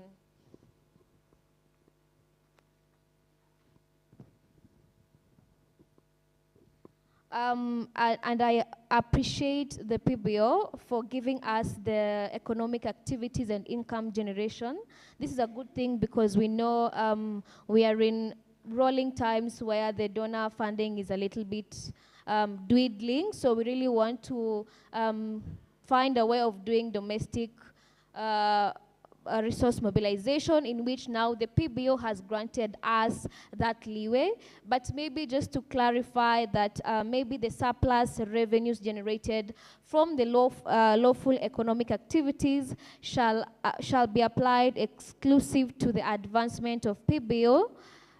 Declared public benefit mandate require organizations to maintain distinct accounts for donor contributed funds and those that are self-generated. So maybe clarify, will there be two book of accounts? Are they just going to be one? Yeah, that will be very important. And also a new clause, maybe introduction of a new clause, introduce a tiered income reporting structure where organizations with, let's say, income under 500,000 submit a brief income statement, while those exceeding the threshold must submit a detailed financial breakdown. So those are just my sentiments. Thank the you rest, very much. I think they are in the document that can be. Thank you. Now that we had already gotten that, let me give him his hands was been up, then I'll come. Alafu nitakuja kwako. Kuna microphone ilikuwa huko, so mwenzetu atakuwa hapa. Welcome. Thank you so much. My name is Opio Joseph. I'm from Stewards of Grace Ambassadors. We operate in Kenya and we support the vulnerables. One of my concerns is about the activities that you are saying that if an NGO does not register any activity within 1 year, then it can be deregistered. I think that's a clause that you need to consider because we don't know the indicators. Do we need to report to you that we are doing activity? And how will you know that we are not engaged in any activity in the community? So that reporting, we need to know clearly whether we need to report our activities before we engage in community service. Number two, I want to support County Governance Watch Director for raising a concern in terms of funding of NGOs and other CBOs, because we are directors, some are working with the CBOs, and therefore we need to engage the government in terms of funding. We don't have to look for funding from outside while our CDF is being mismanaged.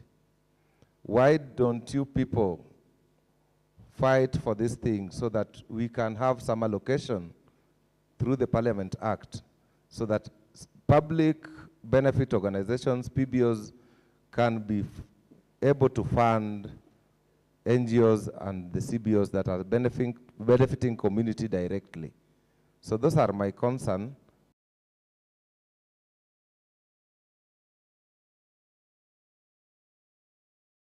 Hilo wazo ambalo umetupatia kuhusu the 1 year time period, that has been a recurrent request.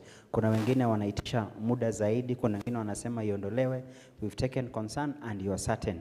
That is one provision that will get our attention, because every single forum, from Garissa to Lodwar, we got that concern. Some were raising on the basis of funding, that I may register today, but I don't have guarantee. Number two, some organizations will tell you, by the time you come up with a proposal, by the time you pitch for your proposal, by the time your donors organize themselves in their own space to approve your program or your project that you seek to undertake, 1 year may be too small for the entire process. Some organizations take more than a year or two to turn around a funding model that can run for 3 years, 5 years, 10 years. So you are certain that that concern has been consistent and we've taken note. Please, kulikuwa na mama mwenzangu hapa kwanza, then I'll go up there here, and then just keep the microphone there, closer there. So mpatie wapi ile microphone ya ile sehemu nyingine? Hapa, then there, then we have you, then we'll come up there. Thank you. Nishakuona. Haya, tuanze na mwenzetu. No, yes. No, hapo tu. Yes, yeah. Haya, asante. Thank you very much. I have listened, and I think I'm aligning to Henet, where Kenya Medical Women's Association is a member. Yes, I hope you're listening. Okay. Speak louder, and then tuanze tupatie jina, organization, okay, then speak louder. My name is Dr. Christine Sadia. The word founder was removed from us because we went to learn from the NGO board. The reason why I'm standing is just to perhaps commend the NGO board, and now the way when we were still an NGO, now transiting, the training we got. If you rely on them to train you, then we became a better organization. And I would want to give a shout to Lyndon, who actually took us through a curve, and we organized for our management and our board of directors a training of how to be a good director, and that has helped us. And the reason why I'm saying that those issues that they're saying, I would like to propose one thing. Because of this transition, if the academy could organize organizations, or if you could invest into that training, I think it will strengthen and it will clarify a few things. We had major issues, but I think after that training, we became a better organization. We know how to report, we know how to align, but also when we have challenges, we transparently go to them and tell them where the challenges are. Because during COVID, we definitely had challenges, and we wrote and they understood our position. So I just wanted to say that a two-way communication which is open, which is not punitive, but is enabling, we found that was working for us. So that is just a comment that I wanted to hear. Don't fear them, engage with them. They have capabilities. They have people who really can come and train you. A little bit of investment, if they are still charging, yes, but it goes a long way. So thank you very much. Thank you very much. I think that's a very reassuring. I think the Director General has heard about that. Once you are successful with this undertaking, wakati itakubalika kwamba the regulations have come to force, one of the next steps is always to now engage, sensitize, train, capacity build. Regulator and the stakeholder have to be one. There's always a strength in engaging and partnership rather than loading over. Quickly, and then itarudi hapa, alafu mwenzetu pale juu. Yes, I'll come that route. Tuanze pale. Yeah, good afternoon, and thank you for the opportunity and also the forum to participate in this way. My name is Tabitha Muya. Hope Worldwide Kenya is the name of the organization. And I have one suggestion on the bestowment of organizations under PBO. So some of organizations had already registered a company limited by guarantee in order to conduct business, which is now allowed under PBO. Any organization registered under PBO is authorized or has the mandate also of conducting business.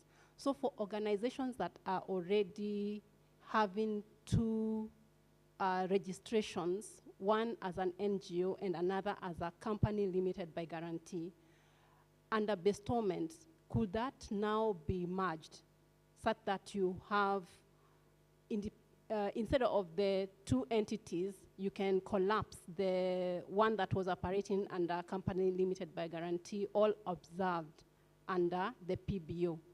I see that is not explicit in the regulations, and I will request that it is included. Thank you. Very good concern. When Mercy will be taking questions, we'll be able to answer. So here, and then we are going up there. Okay, my name is Elizabeth Kamene from Kangemi. My first concern will be, I don't know if it has been asked or if it's been answered. What is the purpose of the names and address of the founders? And also, specifically, according to the section 8.4, organizations on the financial transaction that must be carried through bank accounts. What is the purpose? And also, Pierre, this public participation has occurred in many places. And what was the specific mechanism that you are using? Because we have seen that in Kisumu, there was Migori, but the central place was in Mama Grace Social Hall. What was the main mechanism used? Because public participation is for the citizens, and I need to urge all the members in here, we need to be really, really conversant with the language that we are using, because this is a public thing, and you need our views, and that's why we are here. So language matters really, really a lot. Thank you. Shukran. So I wanted just to address the one on public participation. Take the microphone up there. Kuna ule mwenzetu pale alikuwa anainua mkono. Tukimaliza, we'll come to the gentleman. Yes, you'll be the second one after the other one. Maybe before, kabla mwenzetu azungumze pale, I think that concern that you've raised will be able to be addressed on the issue of founder, because I think the previous speaker raised the issue if the founder, for example, is no longer there, what would be that? That will be clarified shortly. The second thing about mechanism on public participation, we divided the country into region and clustered counties. There's always a careful balance between resource availability and reach. The court made it clear. You remember when we did the impeachment of the deputy president, a precedent was set when it comes to the issue of public participation. How do you ensure that you spread it out across? So an organization or an agency in government struggles with a funding issue, but at the same time compliance with the expectation of the court. And in this case, we were able to find a compromise where we said we're going to cluster counties, 4 or 5 counties into one. So that if you pick, for example, Kisumu, Kisumu was a representation of 5 other counties. There was Kisumu County itself, there's Homa Bay, Migori, Nyamira, Kisii, and Siaya. Then Kisumu becomes a central. You find, for example, if we go North Rift, we had Eldoret to represent, for example, the cluster counties around Eldoret, including, for example, Elgeyo Marakwet, Trans Nzoia, which Trans Nzoia had an option of going to Kakamega because we had the western cluster, or it would be easier for them. If you are to travel from Kitale to Eldoret, it's easier. And our concern then was, how about if you see the far-flung counties? Let me use Turkana. Turkana is in the North Rift bracket, but they're way far. It's closer to Nairobi. It's easier to come from Eldoret to Nairobi than going to Eldoret to Turkana. So we decided to decentralize. For Lodwar, we had to have a standalone so that it would be easier for the upper sides of West Pokot.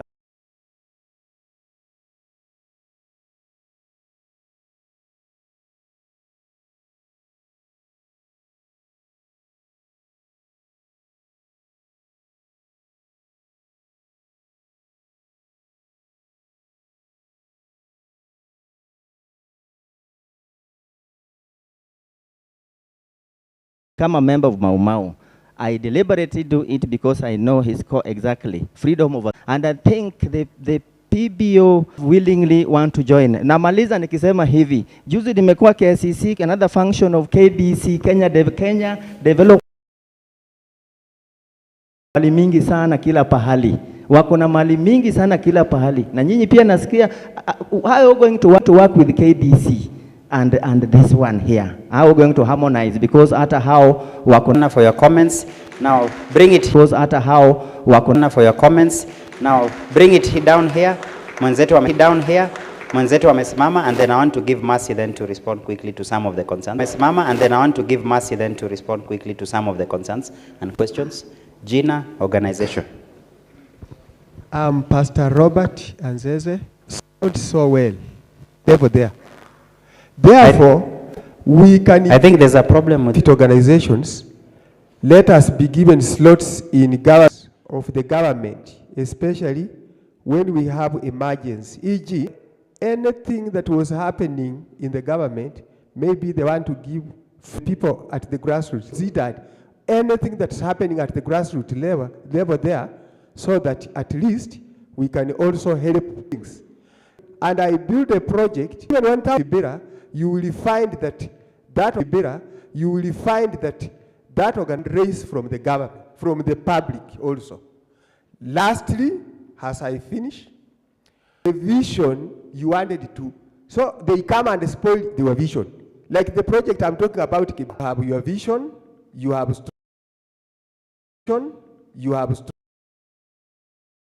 and then someone comes from nowhere, he doesn't know. Thank you very much. Mercy, let me invite Mercy. Organization which was just registered end of 2024. So we are still new NGO.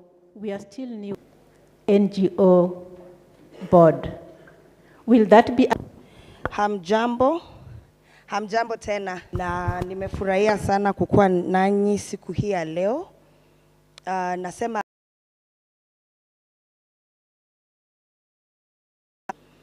na mumeweza kukaa na sisi hapa mpaka tuko pamoja. Sasa kwa sababu ya hiyo ninasema as that we provide and whether you will need to change your certificate. So the previous act did not really place a mandate on us to offer training and sensitization. This new act squarely under section 42 requires us to offer the trainings in line with the act, expanding it, establishing it, so that we can offer these trainings that we need to do. And then on the second question, allow me to respond to that question in to other questions that had been asked. Kwa sababu kuna hii swali ambayo imeulizwa mara mengi kuhusu transitioning. Kama wewe ni NGO, how do you go into the PBO Act? So if you were registered in the previous NGO Act, upon commencement of the PBO Act, you are considered a PBO. We need to maintain a register of PBOs.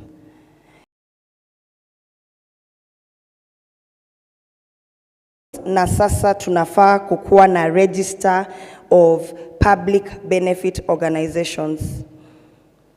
Because of that, lazima tukue na all the documents ambazo ni updated and they show the current status of the organization.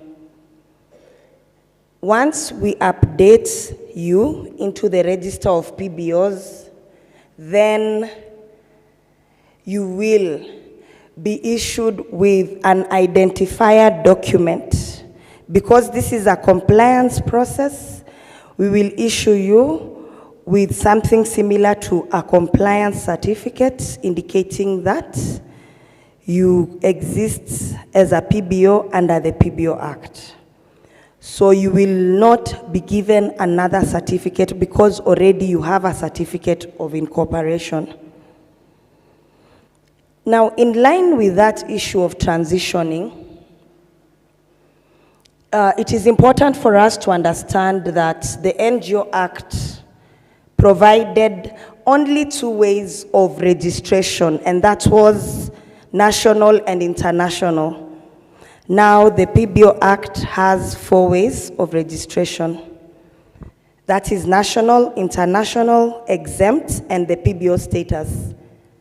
To enable us to maintain an up-to-date register of PBOs, lazima tupate information yenu accurately. Mnaweza kuwa mnataka kufanya biashara hii ambayo inaitwa income generating activity or even a social economic activity, because the PBO Act allows us to do this so that we have sustainable activities and so that our organizations remain sustainable. If you wish to do that, then you will consider amending your constitution so that it reflects the changes that come with this new law. Those are the changes and the updates that we are referring to. What you need to update with the authority. Clive Aruko, you asked about voluntary, and I think you are seated somewhere up there. So you asked about voluntary nature and whether indeed the directors of a PBO do not gain anything from a PBO. So kwa sababu ya hiyo swali ningependa kuwaelezea kwa ujumla. Ukisema wewe ni PBO inamaanisha nini haswa? What is a PBO? In real sense, let's ask ourselves, what is a PBO? One, you must carry out public benefit activities. It has to benefit the public and not private. It does not exist for you or for your board members. It is for the public. And then number two, the activity must be charitable. Lazima ikuwe ni ile jambo ambalo linanufaisha jamii. Number three, you must have a target group. Lazima mkuwe na ile kikundi ambayo mnawasaidia. Kama ni watoto wa shule, kama ni madaktari kwenye eneo la Kibera, for example, kama ni walimu wa South Rift Region, kama ni wamama wazee kwenye area ya Pwani, you must have a specific target group. Ili wakati tunakuja kuwatembelea, when we are doing monitoring and evaluation, basi tunaweza kujua ya kwamba kwa uhakika hawa ndio watu ambao munawasaidia na hawa ndio watu ambao wananufaika na hiyo kazi ambayo munafanya.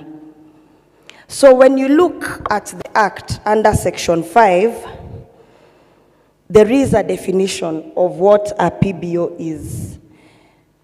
And it means that it is a voluntary membership or non-membership grouping of individuals or organizations. Kwa sababu ya hiyo explanation kwenye act, voluntary inamaanisha ya kwamba umejitolea kuketi kwenye board na kukuwa member wa PBO. Ni wewe mwenyewe umejitolea. Sasa ukiwa hapo, hakuna vile utasema unastahili kupata chochote. Ile ambayo mnaweka kwa meza, ile ambayo mnapata kutoka donors, ni ya kusaidia target group yenu. Hapo tuko sawa? Kwa ishara ya mkono, tuko pamoja tafadhali? Tuko pamoja? Sasa, tukiendelea, ikiwa mnafanya kazi ama activity ambayo members wenyewe wanasaidika, that one which you call private gain or self-help group, then you are not a public benefit organization. So it takes me to another question. What is a CBO and where is the place of CBOs in the PBO Act? If you are a CBO, kama wewe ni CBO kwa sasa, na unafanya hayo maneno ambayo nimeeleza, nimewapa points karibu 4. Kama unafanya hayo maneno ambayo nimeeleza, then you qualify kukuwa registered katika PBO Act. Kama mnafanya activity ya kujisaidia, ile ya self-help group, then you do not qualify to be a PBO Act. What happens to a CBO that has public benefit activity and wishes to be registered in the PBO Act? You therefore seek incorporation under the Public Benefit Organizations Act, and we will register you and give you a certificate of incorporation. And Tabitha Muya, you had asked about Hope Worldwide. You had asked about, Tabitha Muya from Hope Worldwide, you had asked about bestowment of a company limited by guarantee. And yes, a company limited by guarantee by virtue of its incorporation under the Companies Act can then be bestowed with a PBO status under the PBO Act. And you can merge that particular entity alongside your socio-economic activity. That is why the aspect of the socio-economic activity is actually provided in the PBO Act. Then we have Elizabeth Kamere, but I see she has left, she has stepped out. Elizabeth had made an observation to say that we should be keen on the language that we use, and of course we are, as public servants and public officers, we are bound by the code of ethics, and therefore we are always steadfast in the kind of language we use. I wish she was here so that she can confirm that we have maintained good language during this process. And to respond to her question is why we request for the names of and addresses of founders and officials.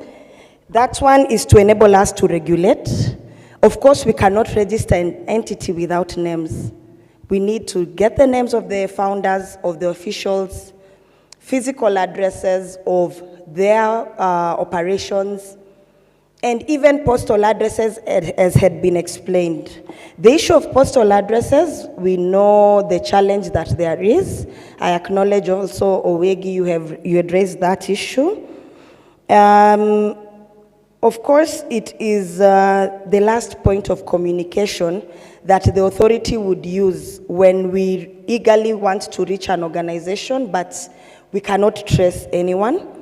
And then again, of course, it's a provision under Section 8(2)(b) of the Act, so we would not want to deviate from that particular provision. And then again, I would like to mention that the authority is a data processor. So we manage data that we receive from our respective clients. Your names, your details, everything that you provide to us that are actually personal, we manage this data. And because we are data processors, the law actually requires us to safeguard the data. So we work and discharge our mandate in line with the Data Protection Act, where the data has to be safeguarded. So we cannot say that we are not going to request for this information, because for us to carry out our mandate, we must have this information. One of our roles is to advise the national government on the impact of PBO, and without such information, we will not be able to carry out this particular mandate. And then Joseph, Stewards of Grace Ambassadors, ulikuwa umeuliza swali kuhusu reporting of activities and the community engagement, and specifically how, as the authority, we would know whether an organization is actually carrying out an activity and doing what they say they are doing. So the idea is that CBOs who will transition to become PBOs, CLGs, that is companies limited by guarantee, trusts, NGOs, all the charitable entities, are required to file annual reports. They are required to submit audited accounts 6 months after the close of the financial year. And this is a requirement in the law so that as the authority we are able to monitor and understand the activities that have been carried out, where they have been carried out, and whether the money and funding that has been received is actually utilized as has been stated in your documentation. Lisa of Henet, we want to thank you so much for your support and thank you for your memorandum, which we have well received, and we are going to look at it and make considerations. Also to Kevin Osido of County Governance Watch, we are grateful that you are supporting this process, and we also want to thank you for your comments, and specifically on the aspect of engagement mechanisms. Yes, the PBO Act provides for a vast array and very many options in terms of collaboration and partnership at various levels. So as the authority, we are keen, even on implementing Section 67, which talks about engagement at national levels, county levels, and local levels. So thank you very much. And I know very soon we will be establishing the Joint Committee on Implementation of the PBO Act once we are done with this process of regulations. And that is also one of the tools and elements that allow us to actually engage more, you know, with entities and PBOs at all levels.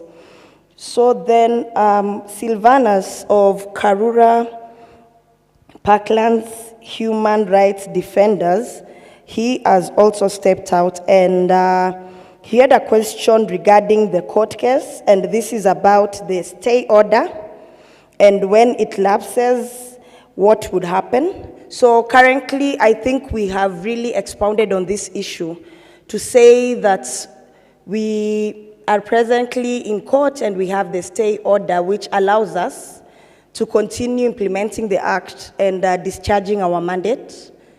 We are also at the Court of Appeal at the moment, and in light of that, we are at liberty, tuko na ile ruhusa na uhuru wa kurudi kotini wakati wowote. Kama kuna changamoto yeyote ambayo tunaona katika ile hali ya kufanya hii kazi na hii shughuli. And today morning I was having a conversation with some of us here about this whole issue of the court case. You know, at the Court of Appeal, the court will be at liberty to uphold the ruling of the High Court or to set it aside. That will be up to the courts. Imagine a scenario where the Court of Appeal actually sets aside the judgment and proceeds to allow the authority to implement the act in full as it is. And here we would be saying that we are not going to actually look at these regulations because there is a court case. You can imagine who will be disadvantaged should the court require us and allow us to continue implementing the act as is. Yet we have not interrogated the regulations, we have not looked at these provisions. It will be quite disadvantageous if we will not have carried out public participation on the regulations. So it is very necessary that we remain positive in terms of seeing this document as a document that is for us, and as a document that is actually progressive and out to enable the sector. Perhaps matters of court should be left to court, and when the time comes, we will be issuing communication as things arise. To finish, I want to say thank you to Bishop Dr. Jane of Mau Mau War Veterans for your good words, for your comments and your well wishes. And I believe up to that point, I have addressed the questions that had been raised and the issues that had been raised. And before Joshua takes up the microphone, Pastor Robert, you had spoken about board composition and the representation of public benefit organizations. I wish to confirm that Section 35 establishes the board of the authority, and the composition of the board has provision for representation from the PBO sector. You're also concerned about grassroots level engagements, and I have mentioned that we are keen on having this particular provision, which is widespread in the Act, come to light, and to enable us to continue engaging and, of course, reap the fruits of this Act. Up to that point, I want to say thank you so much. Asanteni sana kwa kunisikiza na Mungu awabariki. Asante. Shukran. I think with that, I would assume then, I would gladly assume sidhani kuna mtu nimemfungia nje. Any other one or two burning concern? Because I want to invite the Director General. Okay, fine. There's one or two there. Because I want to invite the Director General to be able to give his comments also. Proceed. Okay, good afternoon. Okay, my name is Wesley P. I am from Crandall Africa International.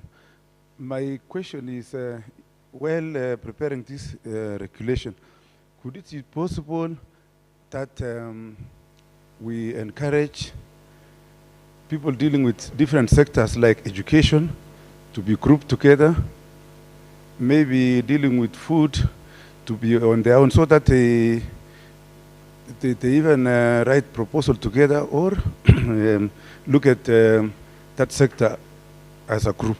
Thank you. Thank you very much. Next. There was a hand somewhere here. Okay, wawili tutaletea, turudi kwa Mwema na mwenzako. Taanza na ule mzee then Mwema. Kuna mwingine alikuwa hapo, walikuwa wawili. Please zungumza kwanza. Good afternoon, everyone. Okay, proceed. My name is Kamau from Studionary Foundation. I have a question on registration and recognition. How will the regulations ensure that arts, cultural, education, and neurodiversive programming are officially recognized as valid forms of public benefit? Thank you. Come again with the question. How will the regulations ensure that arts, cultural, education, and neurodiversive programming are officially recognized as valid forms of public benefit? Okay, so you've said arts, culture, biodiversity? Yes, neurodiversive programming are also officially recognized. Okay, so arts, culture, and biodiversity programs, how can they be considered as part of what we can register as PBOs? Thank you. Tuanze na ule mzee. Asante sana. My name is Morelli.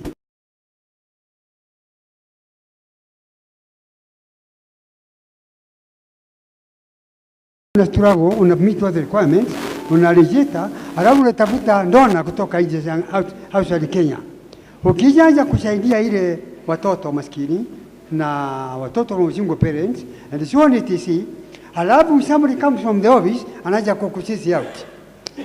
Hiyo kitu ningeomba kwa serikali niangalie kupatia watu total protection, wasiingiliwe ni mtu yeyote ile from the big office. Manake they are doing work to help the people, children, over children, they have the schools, they are helping out kupatia watoto pesa ya kusomesha watoto, akina mama na wengine hawajane. Alafu tena somebody comes from the office anakuja kukuingilia kulete mambo mingi ati ya msonso. Really ningeomba serikali iangalie hapo sana. Hiyo kitu tumeona. I was working with the family planning education and I know that has been happening. Asante sana. Nadhani for our rapporteurs ningependa kuwajulisha, mzee ameongelea kwamba he is echoing jambo ambalo kuna mwingine, I think pastor ndiye alizungumzia, akasema wakati wewe umejiandikisha, wewe unaendelesha kikundi chako or your CBO na unafanya kulingana na yale ambayo uliregister, and then mtu mwingine anakuja ingilia na kusambaratisha. Si hivyo ndo nasema? So anaomba for the authority, how can you ensure enforcement and protection? Wao ambao wako genuine wanaendesha vikundi vyao wanaweza kusaidika aje ili wasiweze kuingiliwa au kusambaratishwa na wengine. It happens mostly where you have lack of enforcement. I think it's a question of authorities enforcement. Aya, mwingine hapa quickly. Thank you very much. Once more, I'm Joshua Tuaema. I'm seeking proper clarification from Madam who was talking about transition of CBOs to PBO. She has said you have to write a letter of incorporation. Can she clearly state, for example, I have a CBO which does public benefits activities.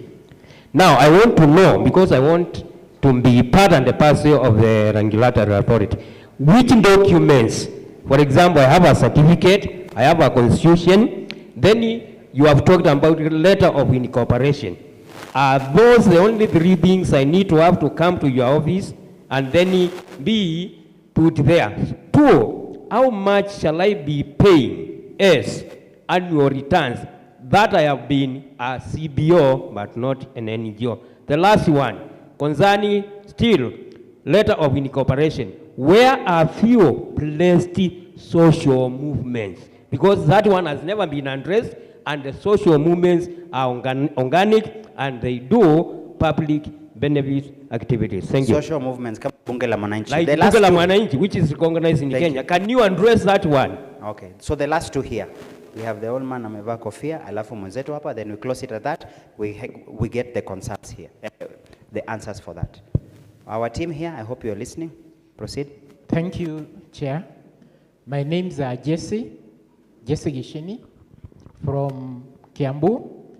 My organization, Kenya Climate Change Working Group, it was registered in 2004 and has been participating in issues of climate change nationally and implementing programs of climate change. I would like to say that issues of climate change have been in the sector of the Ministry of Environment for the last many years, but recently issues of climate change in the Ministry of Environment been hijacked by Treasury. So resources for climate change have been taken by Treasury implementing the resources within the different sectors. I would also like to say that UN and the major group of stakeholders has been supporting climate change through the CBOs, NGOs, and other self-help groups. Coming from the major group of one of the situations, during the Africa Climate Summit, the resources provided by the NGOs or the UN was given through Treasury, but Treasury did not release to the civil society.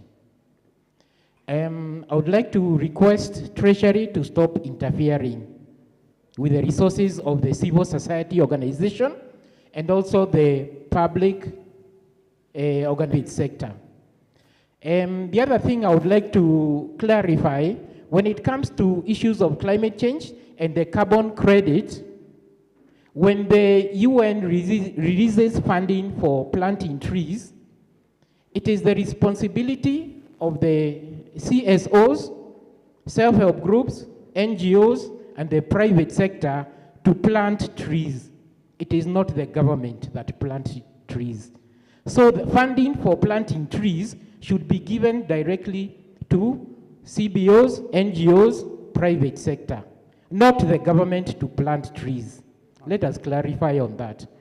If the government is planting trees directly, they are violating the resources meant for the civil society. Okay. Thank you. Thank you very much. Maybe a quick answer to that would be two things. When it comes to funding, you don't dictate to the funder how they give their money. What I know for sure, government under Treasury, once they receive money, then that becomes public money. It becomes super difficult for them to turn it around.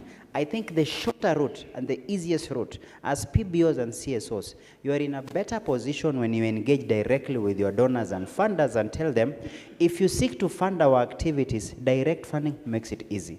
Channeling through government, who also, as you say, have a Ministry of Environment and the rest, will deal with it as if it's a source of government revenue to initiate the activities. Nothing stops them to do the same activities using public funds, as long as it's a program adopted and approved under budget in Parliament and assented to by the President, for example. So I think wisdom would dictate it is better when you have the conversations and the partnerships.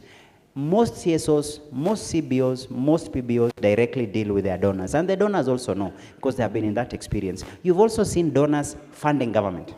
Let me use, for example, IEBC. IEBC is a government entity. Are you aware almost 40% of their budget is funded by UNDP and the rest of the entities? And some of the work they undertake are those undertaken by civil society. Let me give, for example, sensitization, voter education, and then you'll find IBC going further than engaging organizations like CBOs and PBOs to help them sensitize. But channeling comes because once IBC gets the funding and the support, they consider it as a source of a revenue for them, they report as such, and they have to answer again, one to the donors, but also to the Auditor General, because they have received it as a source of revenue. So there's always that back and forth. Now the regulator here where we sit, and the DG will is here, he will speak about, they have little or no leverage over Treasury, for example. Worst of it all, the regulator is under the Ministry of Interior. So for them, their answering channel would be, an agency, for example, cannot supersede another ministry, for example. But your concerns are noted. That was just a piece of advice I was giving. I wanted to give them the last comment. Osido? Okay. Yeah. My sincere apologies. I just wanted to clarify because I understand clearly what is happening between the World Bank and the counties and the Ministry of Environment. And that is called a bilateral program called FLOCA, Funding for Locally Led Climate Change Actions. That is, wacha niseme kwa Kiingereza alafu nitajaribu kueleza kwa Swahili. That is a matching fund. So the World Bank brings in an X% of resources, and then county governments match up the fund by a percentage, which is 1.5%. So what would be interesting to my brother is, please engage with your director for environment from the county government, because the programs that are funded by the World Bank, the FLOCA programs, are actually adjudicated through what is called climate change units, whose membership are largely citizens. In fact, the only non-governmental officers there are the county chief officer of environment, the director of environment, and maybe the chief officer treasury. So it would be wrong to imagine that the World Bank, or rather the National Treasury, has usurped or taken over and Minister of Environment duties. There is only one program that was born through what you rightfully said, called, which is the Africa Climate Summit that was hosted by the president here in Kenya, and that was born through that particular program. So the request is please engage directly with your director of environment from the county, and you will get a lot of program.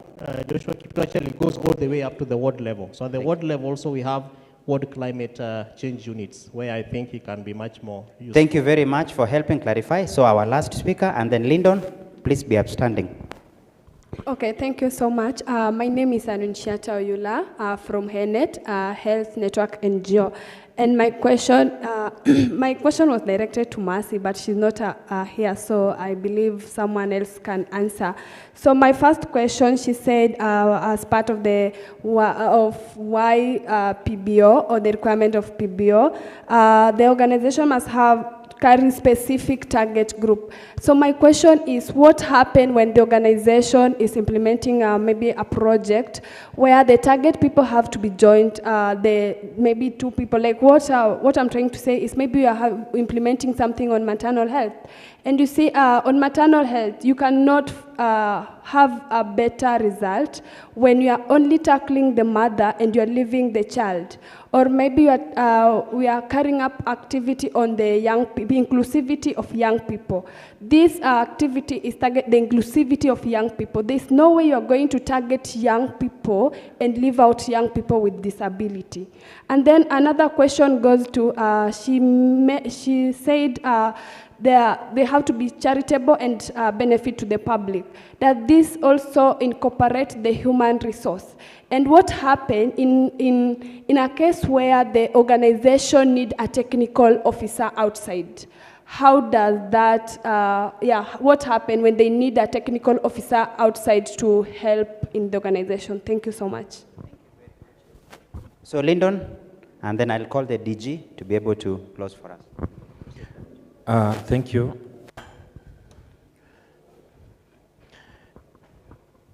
I think what Mercy gave was an example. Mercy was not talking about targeting the child and leaving the mother. That was an example of what a PBO can do. You can do anything.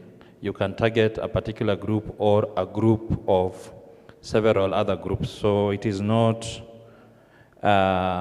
in any way meant to exclude anyone. On the issue of CBOs,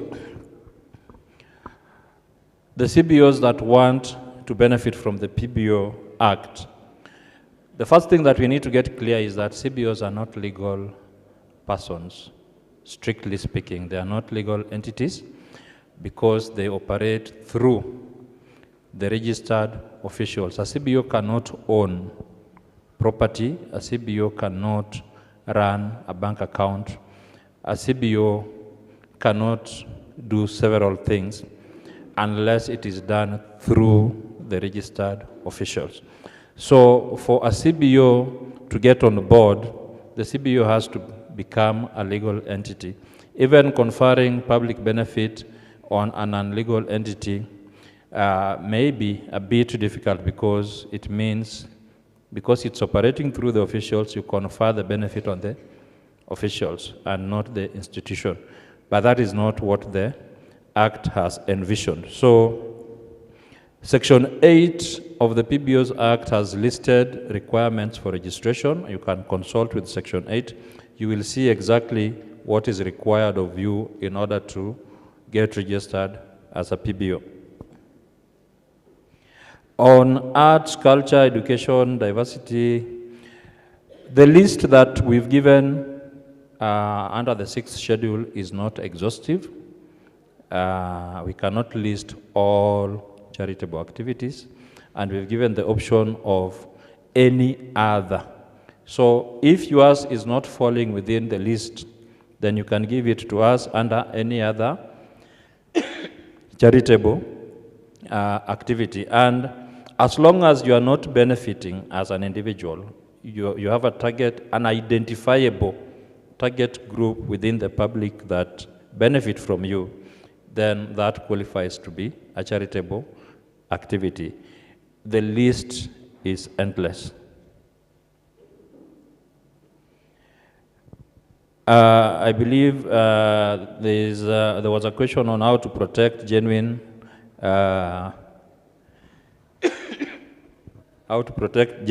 NGOs from notorious briefcase organizations. This calls for enhanced compliance and regulations that the authority is going to engage in courtesy of the new Act. The old Act was a bit limiting. The new Act, however, the scope is wide and we can effectively engage in compliance. I believe those were the questions that were asked. Joshua.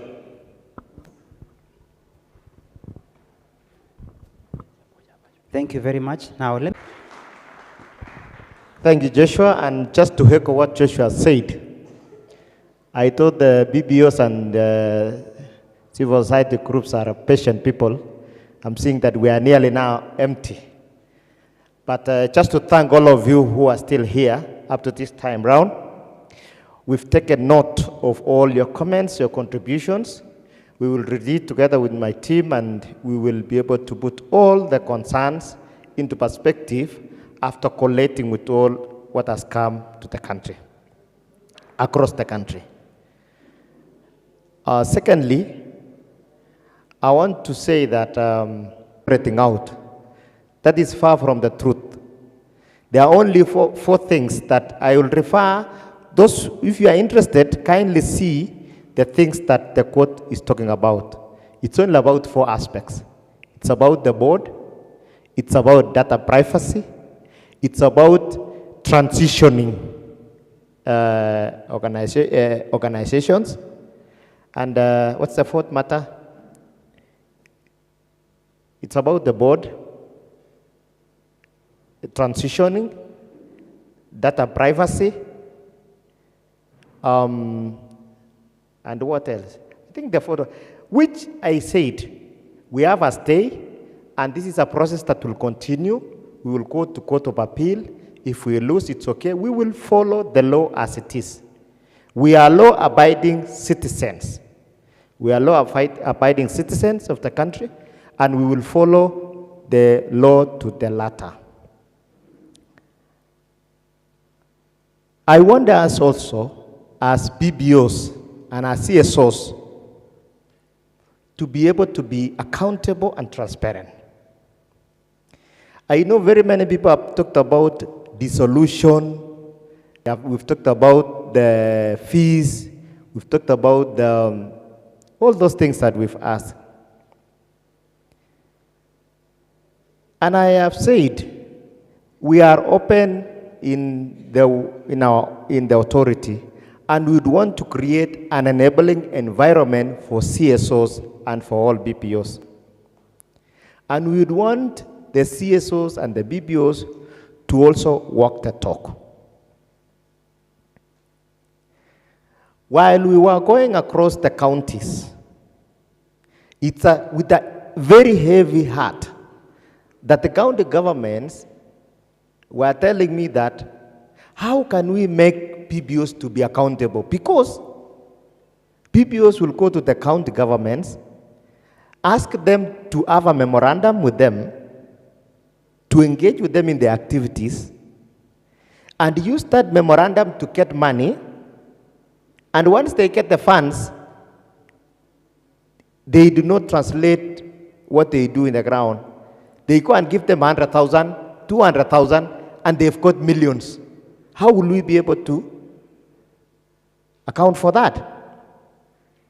There are BPOs who, when they submit to us their documents about their proposals, what they do, they say that they will do public benefit activities. And they do contrary. And I want to give a live example that I'm dealing with.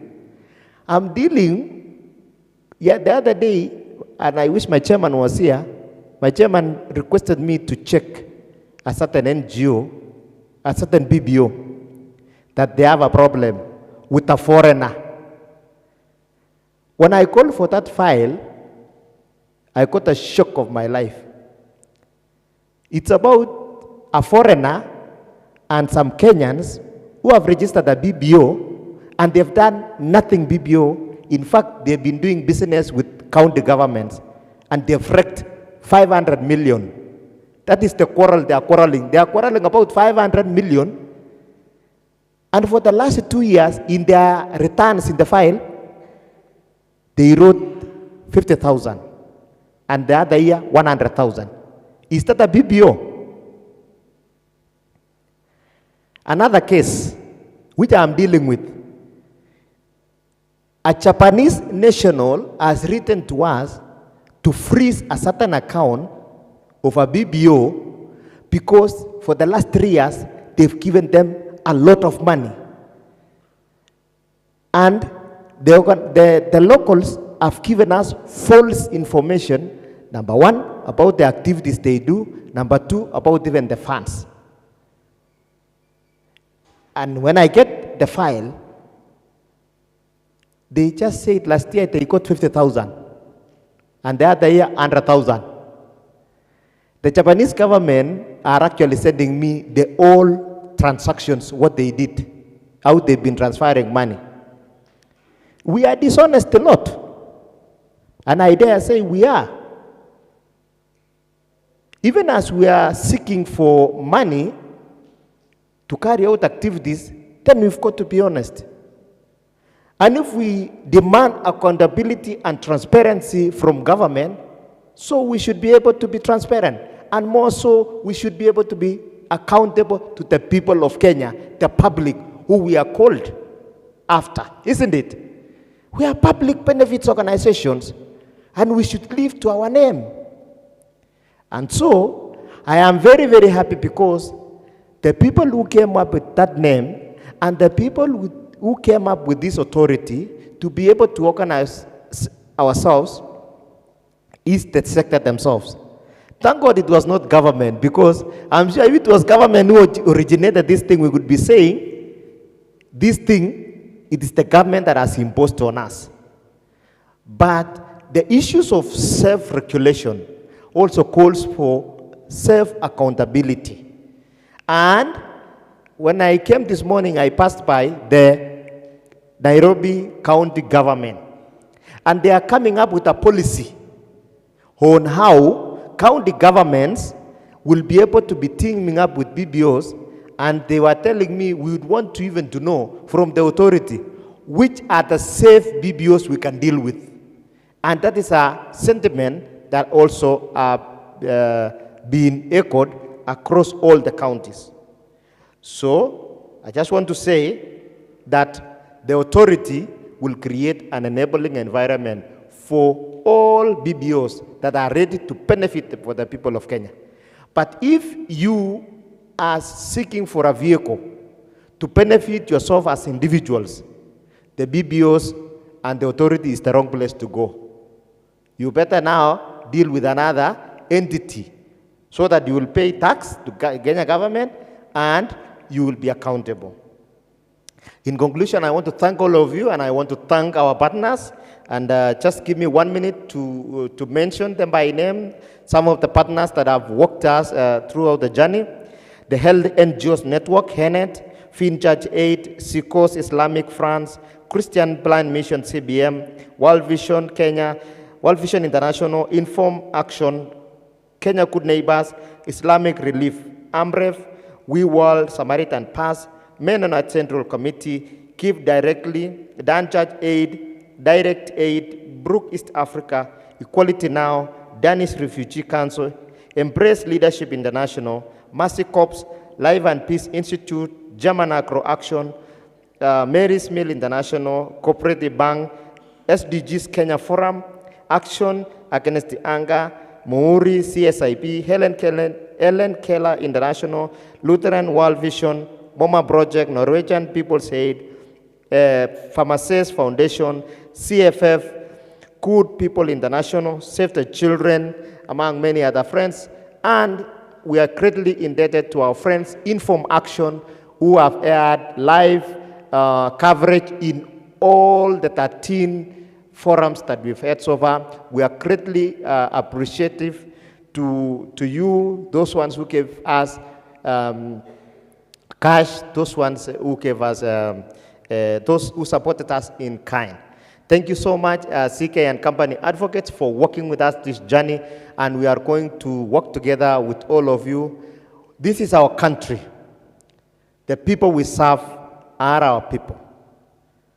Let us give all our best in the betterment of the lives of our people.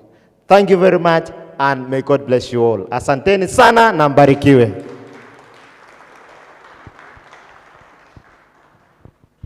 Thank you very much, and thank you for the applauses.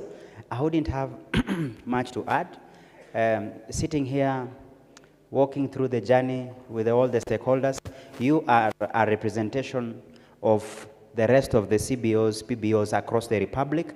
We had a very awesome time seeking, listening, teaching, and sensitizing all the CBOs.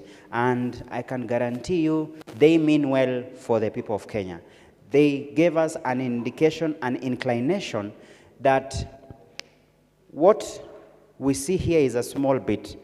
What the organizations and agencies in terms of PBOs and CSOs, what they do out there is significant. So we want to appreciate. So on behalf of all the stakeholders within this sector, our sincere appreciation. On behalf of our team of consultants, we want to assure you that whatever input you've given us will not be in vain. So I would wish then to just ask one volunteer to come close with a word of prayer. Then we'll close with just that word of prayer, and then I will invite also the remnants to be able, the remnant of the representative of the all stakeholders who have been with us today. We'll have a bit of refreshment out there so that we just don't go like that. So welcome and pray for us. Let us pray. Our dear Heavenly Father, in the mighty name of Jesus Christ, the only begotten Son, whom you gave the greatest name beyond any other name, that at the name of Jesus every knee shall bow, and every tongue shall confess that Jesus Christ is God, to the glory of God the Father. Thank you, Abba Father, for this great day that you have made. We have rejoiced and have been glad in it, O King of all the glory. Thank you for this public participation, Father, that is concluding right now in Nairobi County. Jehovah, Lord, it has been a tedious exercise with your people, O Jehovah, with your chosen, mighty and Christ Redeemer. It is you who chose them and you gave them, and you have given them a heart of the nation. Abba, Father, may their efforts never be forgotten all the days of their lives. May you bless them exceedingly and beyond what they would think or imagine, in the mighty name of Jesus, for their dedication and commitment. Almighty and Christ Redeemer, they have crisscrossed this whole country. May you remember these efforts. Thank you even for every participant in the 47 counties where these officers of the regulation bond has crisscrossed.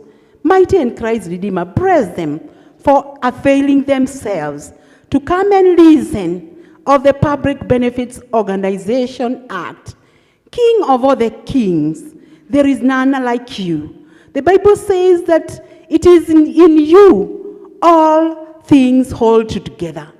In Colossians 1 and verse 17. And you have said in Ecclesiastes 7:8 that the end of the matter is better than its beginning. And now, my Father, we commit this whole team unto your able and mighty hands. We commit every endeavor and every effort that they have taken, that it will bear fruits in this great nation. And all the honor and all the glory will get back to you when sanity and clarity of agendas in in service delivery to the people shall run smoothly with goodness and with credibility and integrity. Thank you, mighty and Christ Redeemer. We submit unto you as our Father and as our Creator. We give you praise, we give you honor. I worship you, Father, in the beauty of your holiness. And it is in the name of the Father, and of the Son, and of the Holy Spirit, how we pray and we believe. Amen, amen, amen. Thank you very much. So you're welcome to a refreshment. We want to wish you a pleasant, safe travel to your respective homes and pass our regards to your respective families and friends. Thank you. God bless you.